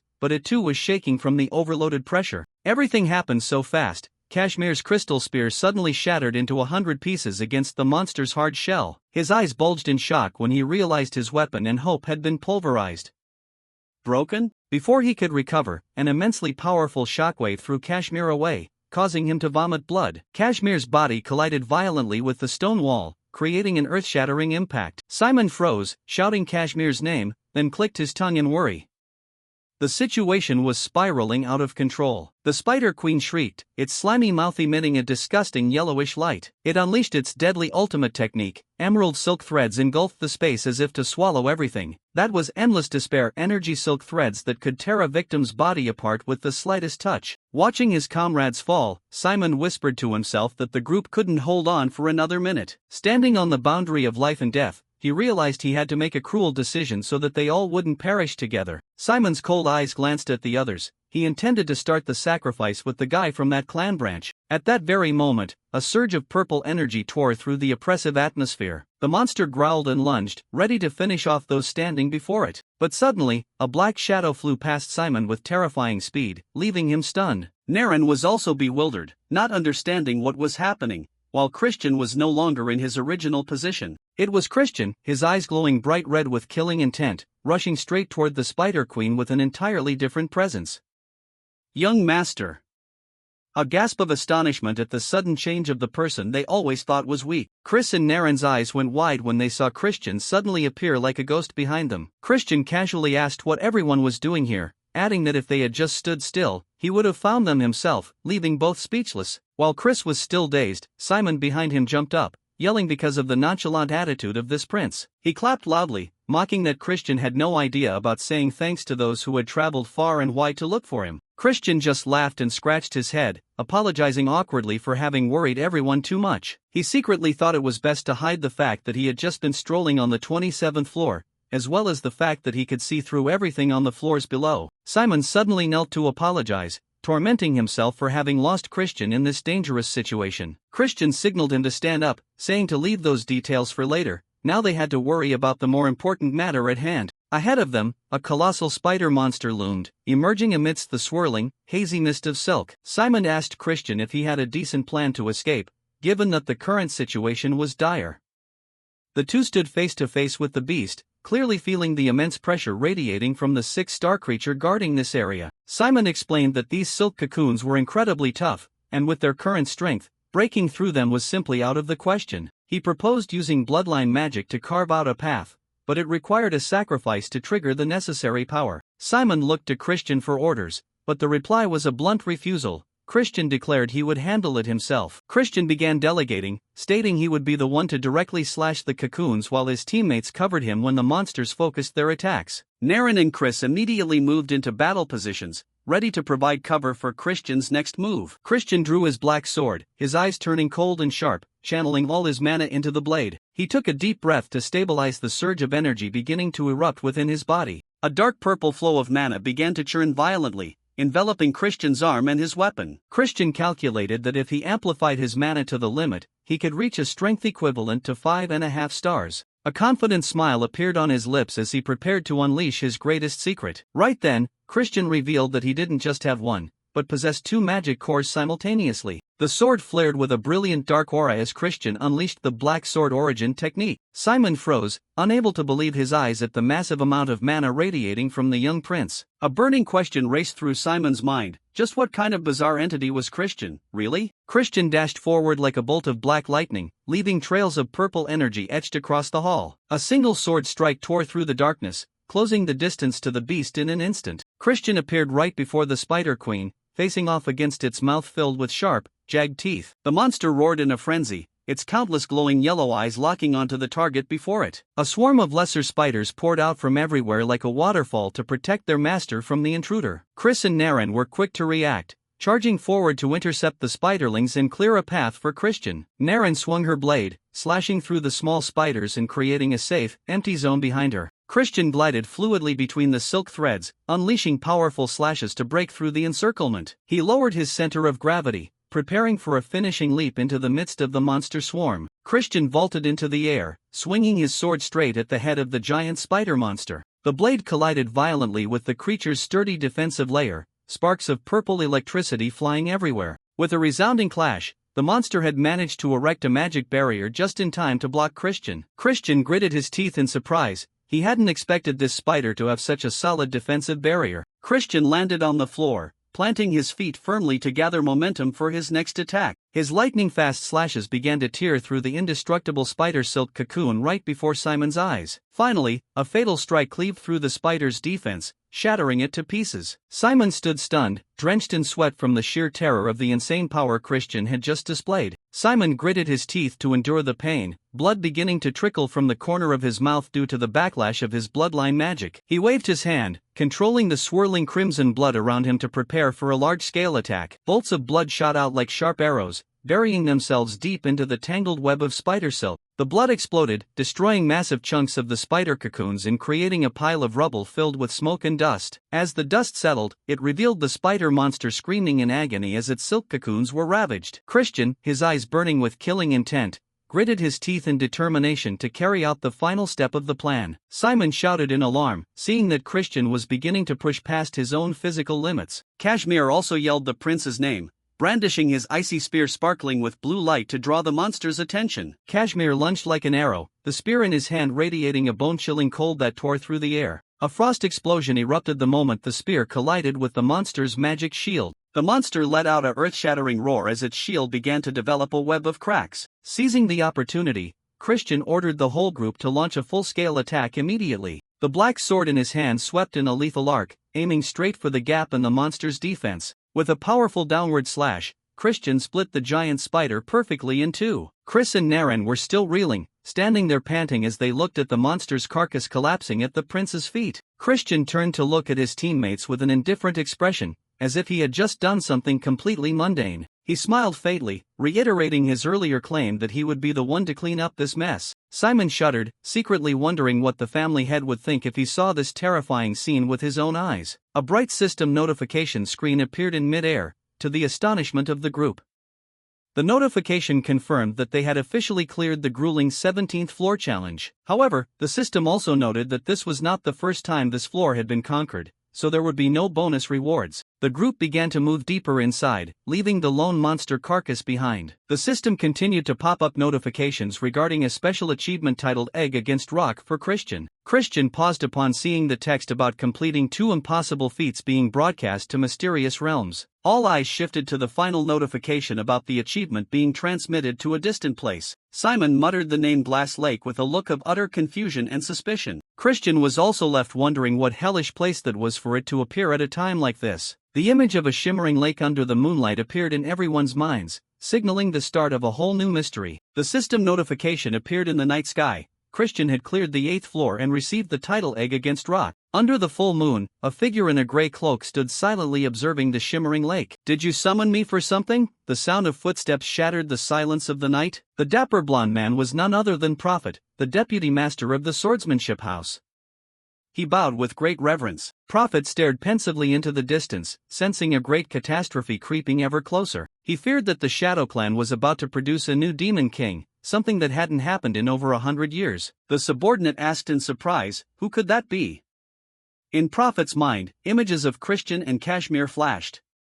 The name Christian van Baron Kazar was uttered with significant weight. He still couldn't believe that the target was just some kid who had recently become a young lord. Prophet saw the image of red dominoes collapsing, a portent for the destruction of an entire rotten alliance. With a firm, cold gaze, he decided he would eliminate this threat himself. All this for the glory of the Great Alliance. The vow echoed over the rippling surface of the lake. Prophet turned away, his lonely silhouette slowly dissolving into the deep night. But this mission wouldn't be easy, as the Shadow Clan's army was terrifyingly strong. Anyone who broke in would surely face death. He briefly thought about requesting help from the cursed prince, but unfortunately, he was dead. Prophet asked himself who he should send to carry out this dangerous assassination. His silver blue eyes suddenly flashed with a cold light. He had found a suitable candidate. The chosen one was none other than Shadow, an assassin with a mysterious and terrifying reputation. The scene shifted to a bustling tavern, where the group was raising their glasses to celebrate their victory. Jupian grumbled about Christian dragging them all to the tavern when he himself could only drink ginger ale because he was underage. Simon sipped his beer, admitting that the atmosphere here was much better than sitting around drinking tea in the underground garden. Naren finished her glass, not forgetting to thank Christian for arriving in time to save her life. But responding to that enthusiasm, Christian simply and coldly demanded she never do that again. He reminded her to know her own limits and only intervene in tasks she was capable of handling. Naren flew into a rage, demanding to go kill the mastermind immediately, but Christian brushed it off, saying it wasn't time yet. While Naren stewed, Kashmir sat nearby, still bewildered by what had just occurred. Kashmir's face suddenly turned somber. He admitted that he never wanted anyone to die. He thought about his seriously ill mother and the orders from his brother forcing him to sacrifice everyone on the 17th floor. Kashmir blamed himself, thinking a coward like him didn't deserve the position of young lord. Christian sat silently listening, realizing that Kashmir's rise was being seen as a threat by many. It was clear that multiple factions had colluded to stage this, not just the Destruction House. The truth was that everyone present here had been cast aside by their own families.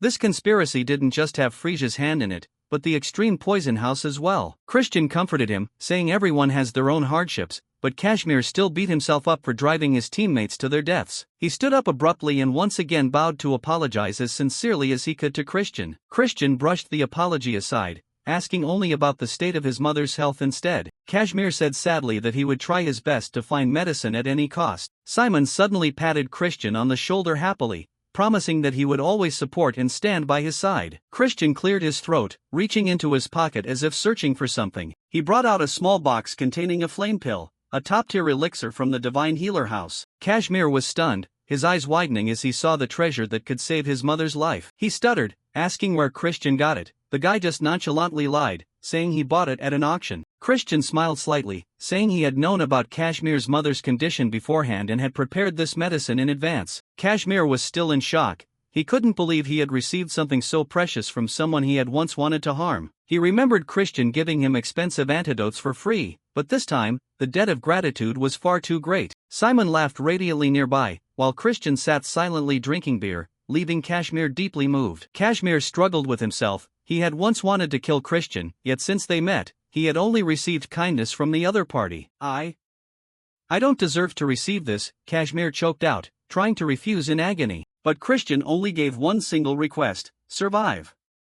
The simple statement left Kashmir shaken. Christian's burning red eyes looked straight at Kashmir. He knew clearly the hardships and enemies waiting for him ahead. He demanded that Kashmir endure, that he must survive to one day make those who trampled on him pay a heavy price. Can you promise me that? Christian asked once more to confirm the determination of his new subordinate. Christian smirked with satisfaction when he saw that Kashmir truly understood the point. Kashmir swore firmly, I vow to remember and carry out your instruction.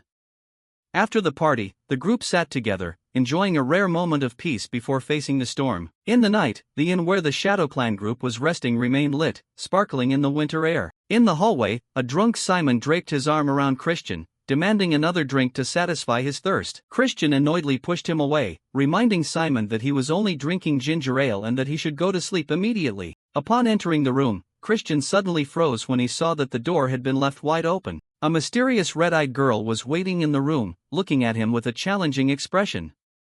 Still not sleeping? She asked. The girl smiled radiantly, saying that it had been a long time since the two of them had been alone together like this. Christian wearily asked her purpose, and the answer was an impromptu sparring request. He flatly refused and told her to go to sleep. After chasing away the uninvited guest, Christian slammed the door shut, sighing in relief because he could finally have some peace. He stood silently by the window, looking out into the night and thinking about his upcoming plans. He thought to himself that everything was temporarily stable now. The most important thing was to return safely. Kashmir had a way to save his mother and no longer had to live in shame. That was a big step forward. Christian knew that both Jupian and Marissa had also learned a lot from this trip and wouldn't be lazy in their training anymore. But the fact that news of his achievements reached Glass Lake, the holy land of the swordsmanship house, was truly a significant problem. Christian sighed, predicting that the Alliance people would start digging into his identity and background soon enough. His hands suddenly trembled violently, a sign that his body had reached its limit after the battle. Sleepiness hit him quickly, and Christian staggered toward the bed, having used up too much mana. He collapsed onto the bed and passed out instantly, with no strength left to resist if an incident occurred. Right at that moment, the window suddenly creaked open, and a gloomy black mist crept into the silent room. A mysterious hooded figure appeared right next to Christian's bed, radiating intense killing intent. It was the assassin's shadow, her green eyes glowing brightly in the darkness, staring intently at the sleeping target. She stood as silent as a statue, observing Christian before moving to finish off the cursed prince. A streak of red light cut across the night, signaling a devastating attack about to unfold. The female assassin in her full-body stealth suit stood there, her green eyes glowing coldly in the darkness of the night. A subordinate approached to report that every single person in the inn had been apprehended. Idrine's eyes were filled with a melancholic sadness, yet her mind remained busy calculating her next moves. Meanwhile, Zion was still fast asleep, completely exhausted after pushing his limits in the previous battle. Standing by the bedside, Idrine let a surge of fiery red magic begin to envelop Zion's body. She didn't hesitate to channel her own mana to help him recover his strength faster. Touching his forehead with her fingertips, she sent a torrent of blazing energy straight into Zion's mind. Zion's breathing gradually stabilized under the influence of that powerful mana flow. The subordinate standing nearby wondered why she would go through so much trouble just to help him. Idrine answered coldly that they needed the help of the Shadow Mage family if they were to face that mysterious force. She affirmed that this was a mutually beneficial alliance, for if her family fell, they would be the next target. Yet, a truly sustainable alliance usually comes with a political marriage contract, and as the vision of her and Zion walking down the aisle flashed through her mind, the subordinate grew concerned about the feasibility of such a plan. To Idrine, if she could sell her soul to the devil for her family, a marriage was nothing to fret over. Even so, the subordinate remained skeptical about how long someone with Zion's side-branch background could actually hold his ground.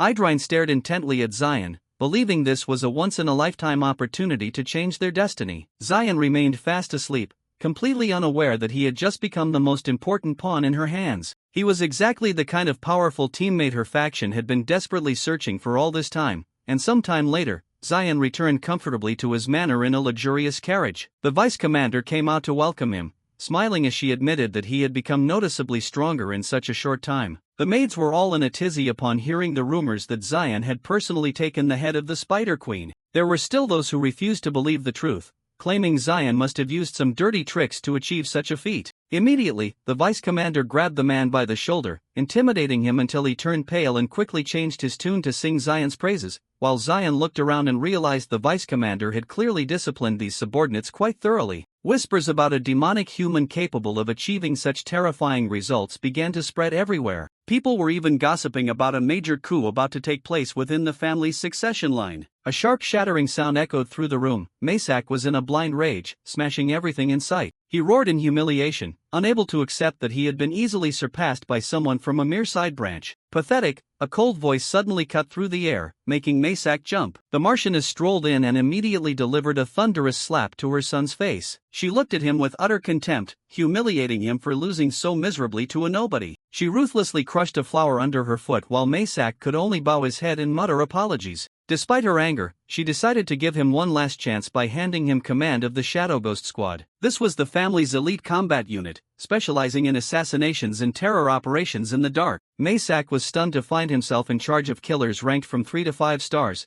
and he immediately regained his confidence, swearing he would not allow himself to suffer any more humiliation. But the Marchioness had another particularly cruel task she wanted to entrust to him right away. Her order was clear: use the entire Shadow Ghost Squad to send Zion to an early grave. The Marchioness's eyes were cold as ice, showing no mercy even to her own flesh and blood, as she promised to personally orchestrate the perfect opportunity for Maysak to strike. The next morning, unexpected news reached Zion, causing the atmosphere to suddenly turn tense. Word arrived that Maysak had just been appointed the interim leader of the elite Shadow Ghost Squad, but Zion just calmly continued his chess game, moving a black pawn across the board. He sarcastically remarked that with Maysak's abilities, he would struggle to complete even the most low-level mission. Juvian placed a piece down, not forgetting to remind Zion to be cautious because they were definitely targeting him. Zion rested his chin on his hand and thought. He knew he should play it cool for now to see what they would do next. Just then, a subordinate entered to report that the Marchioness was summoning Christian for an urgent mission. The mission this time was to hunt down a shadow from the Swordmaster family who had secretly infiltrated the territory. Zion was slightly surprised to hear the name Shadow, wondering why they would be so reckless as to come here. The Shadows were a secret assassination organization that handled the dirtiest jobs for the Swordmaster family. Zion recalled that in his past life, this organization never dared to cross the border so recklessly, and this incident could escalate the family conflict into an all-out war between major powers. Although their true goal remained unclear, Zion only hoped this news hadn't reached Glass Lake yet. He decided to prioritize dealing with that annoying Shadow Ghost Squad before confronting the intruder. Juvian smiled at Zion, realizing that her earlier warnings had already come to pass. Zion felt bored because the enemy's mistakes and conspiracies seemed far too obvious. He knew full well they intended to use the Shadow Ghost Squad to kill him and then pin all the blame on the Shadow Intruder. The scene shifted to a remote suburban forest, which was typically the stronghold of the Shadow Mage family. Zion dove down from above, officially starting his counter-hunt against those stalking him, while Juvian couldn't help but grumble about having to work with people who she felt had a foul stench. The group quickly rendezvoused to discuss the specific combat plan in this dark forest. Zion brought out the locator device for the Shadow Ghost Squad, which he was certain they would use tomorrow. A cunning smile appeared on his face as he came up with the idea to sabotage this device to turn the tables from the very start. Zion darted through the deep woods at an incredible speed, leaving behind absolutely no sound. His gaze was sharp and cold, scouring every corner to find the spot where the shadow was hiding. Standing on a high tree branch, he was determined to find and take down his target as soon as possible. His goal was to wipe out Maysak's group and blame it on the shadow, all while he took the credit. Zion stopped abruptly when he discovered strange markings left on the leaves. He laughed to himself, realizing these were just amateurish decoys created to mislead trackers. The knowledge of how shadows fake their trails, which Evan had once taught him, became crystal clear in his mind. Zion pulled an artifact glowing with a blue light from his box, something he had prepared specifically to teach Maysak a lesson. Looking at the bloodstains on the leaves, Zion guessed the shadow must have been injured while crossing the border. Suddenly, a cross-shaped burst of light flared violently right next to where Zion was standing. With sharp reflexes, he immediately backed away to avoid the powerful surprise attack. Zion's red eyes narrowed, focusing intensely on the enemy who had just revealed themselves after the strike. Before him was a mangled tree trunk with sap oozing out, creating a bizarre sight. A massive energy explosion called Dead Sea Flash erupted, swallowing the entire forest in a blinding white light. Zion dodged to the side, letting the sword beam rip through the ancient tree right behind him. The assassin stood there panting. It looked like he was already starting to run out of steam. Zion froze, one name swirling in his head, Evan. He couldn't believe his eyes, for in his past life, this had been his most loyal shadow. But clearly, Evan had never taken on these kinds of assassination missions. Regardless, the current situation didn't allow Zion the luxury of getting lost in his thoughts for any longer, and as the assassin shifted his feet to prepare for another lightning-fast strike, he lunged forward, disappearing into the dark forest like a true ghost. Zion reached out, a black-purple mana flare erupting. He decided he had to capture this guy alive. Sparks flew as sword and magic clashed repeatedly. The assassin's speed was so great that Zion had to grit his teeth to block each deadly blow. He realized he couldn't hold back anymore and had to actively create an opening to lock his opponent down.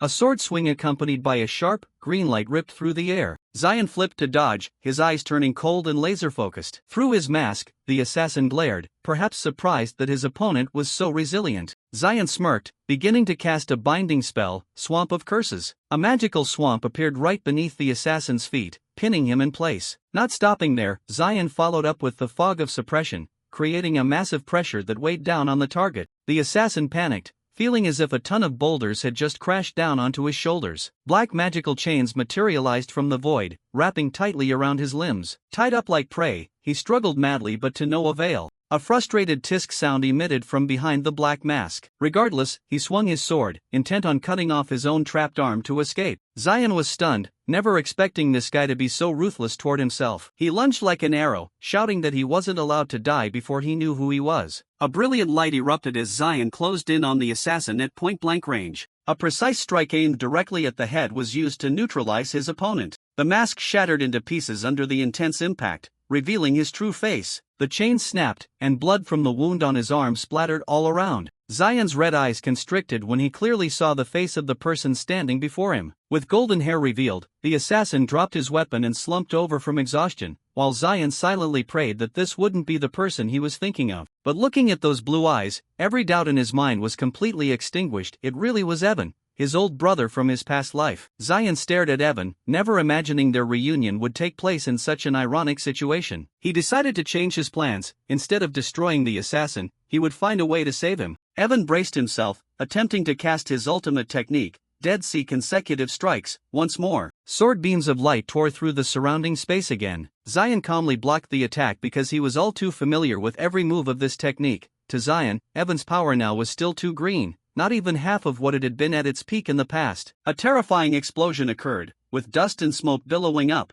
obscuring the battlefield. Zion walked calmly through the haze, putting an end to this fateful confrontation. Glowing blades clashed violently, sparks flying in mid-air as Evan, despite being exhausted, struggled to parry Zion's deadly sword strikes. Sweat ran down Evan's face, his teeth gritted as he realized the overwhelming power gap. He couldn't believe his best move was being neutralized so easily. Zion advanced calmly, holding a sword radiating a pressure-filled black-purple mana, judging that neither Dead Sea consecutive strikes nor Evan's regular swordplay had any effect on him. Zion's hand, wearing a silver ring, clenched slightly, preparing a finishing move to neutralize his opponent. Zion's eyes were cold as he swung his sword, creating a sharp cut that tore through the air in front of him. Evan panicked and raised his hands to block his face when a brilliant golden glow erupted right before his eyes. It seemed he was being suppressed by a powerful defensive magic. A massive collision occurred between the purple glow and the golden shield, sending both flying backward, but Zion maintained his balance while his opponent began to stagger. Evan collapsed to his knees,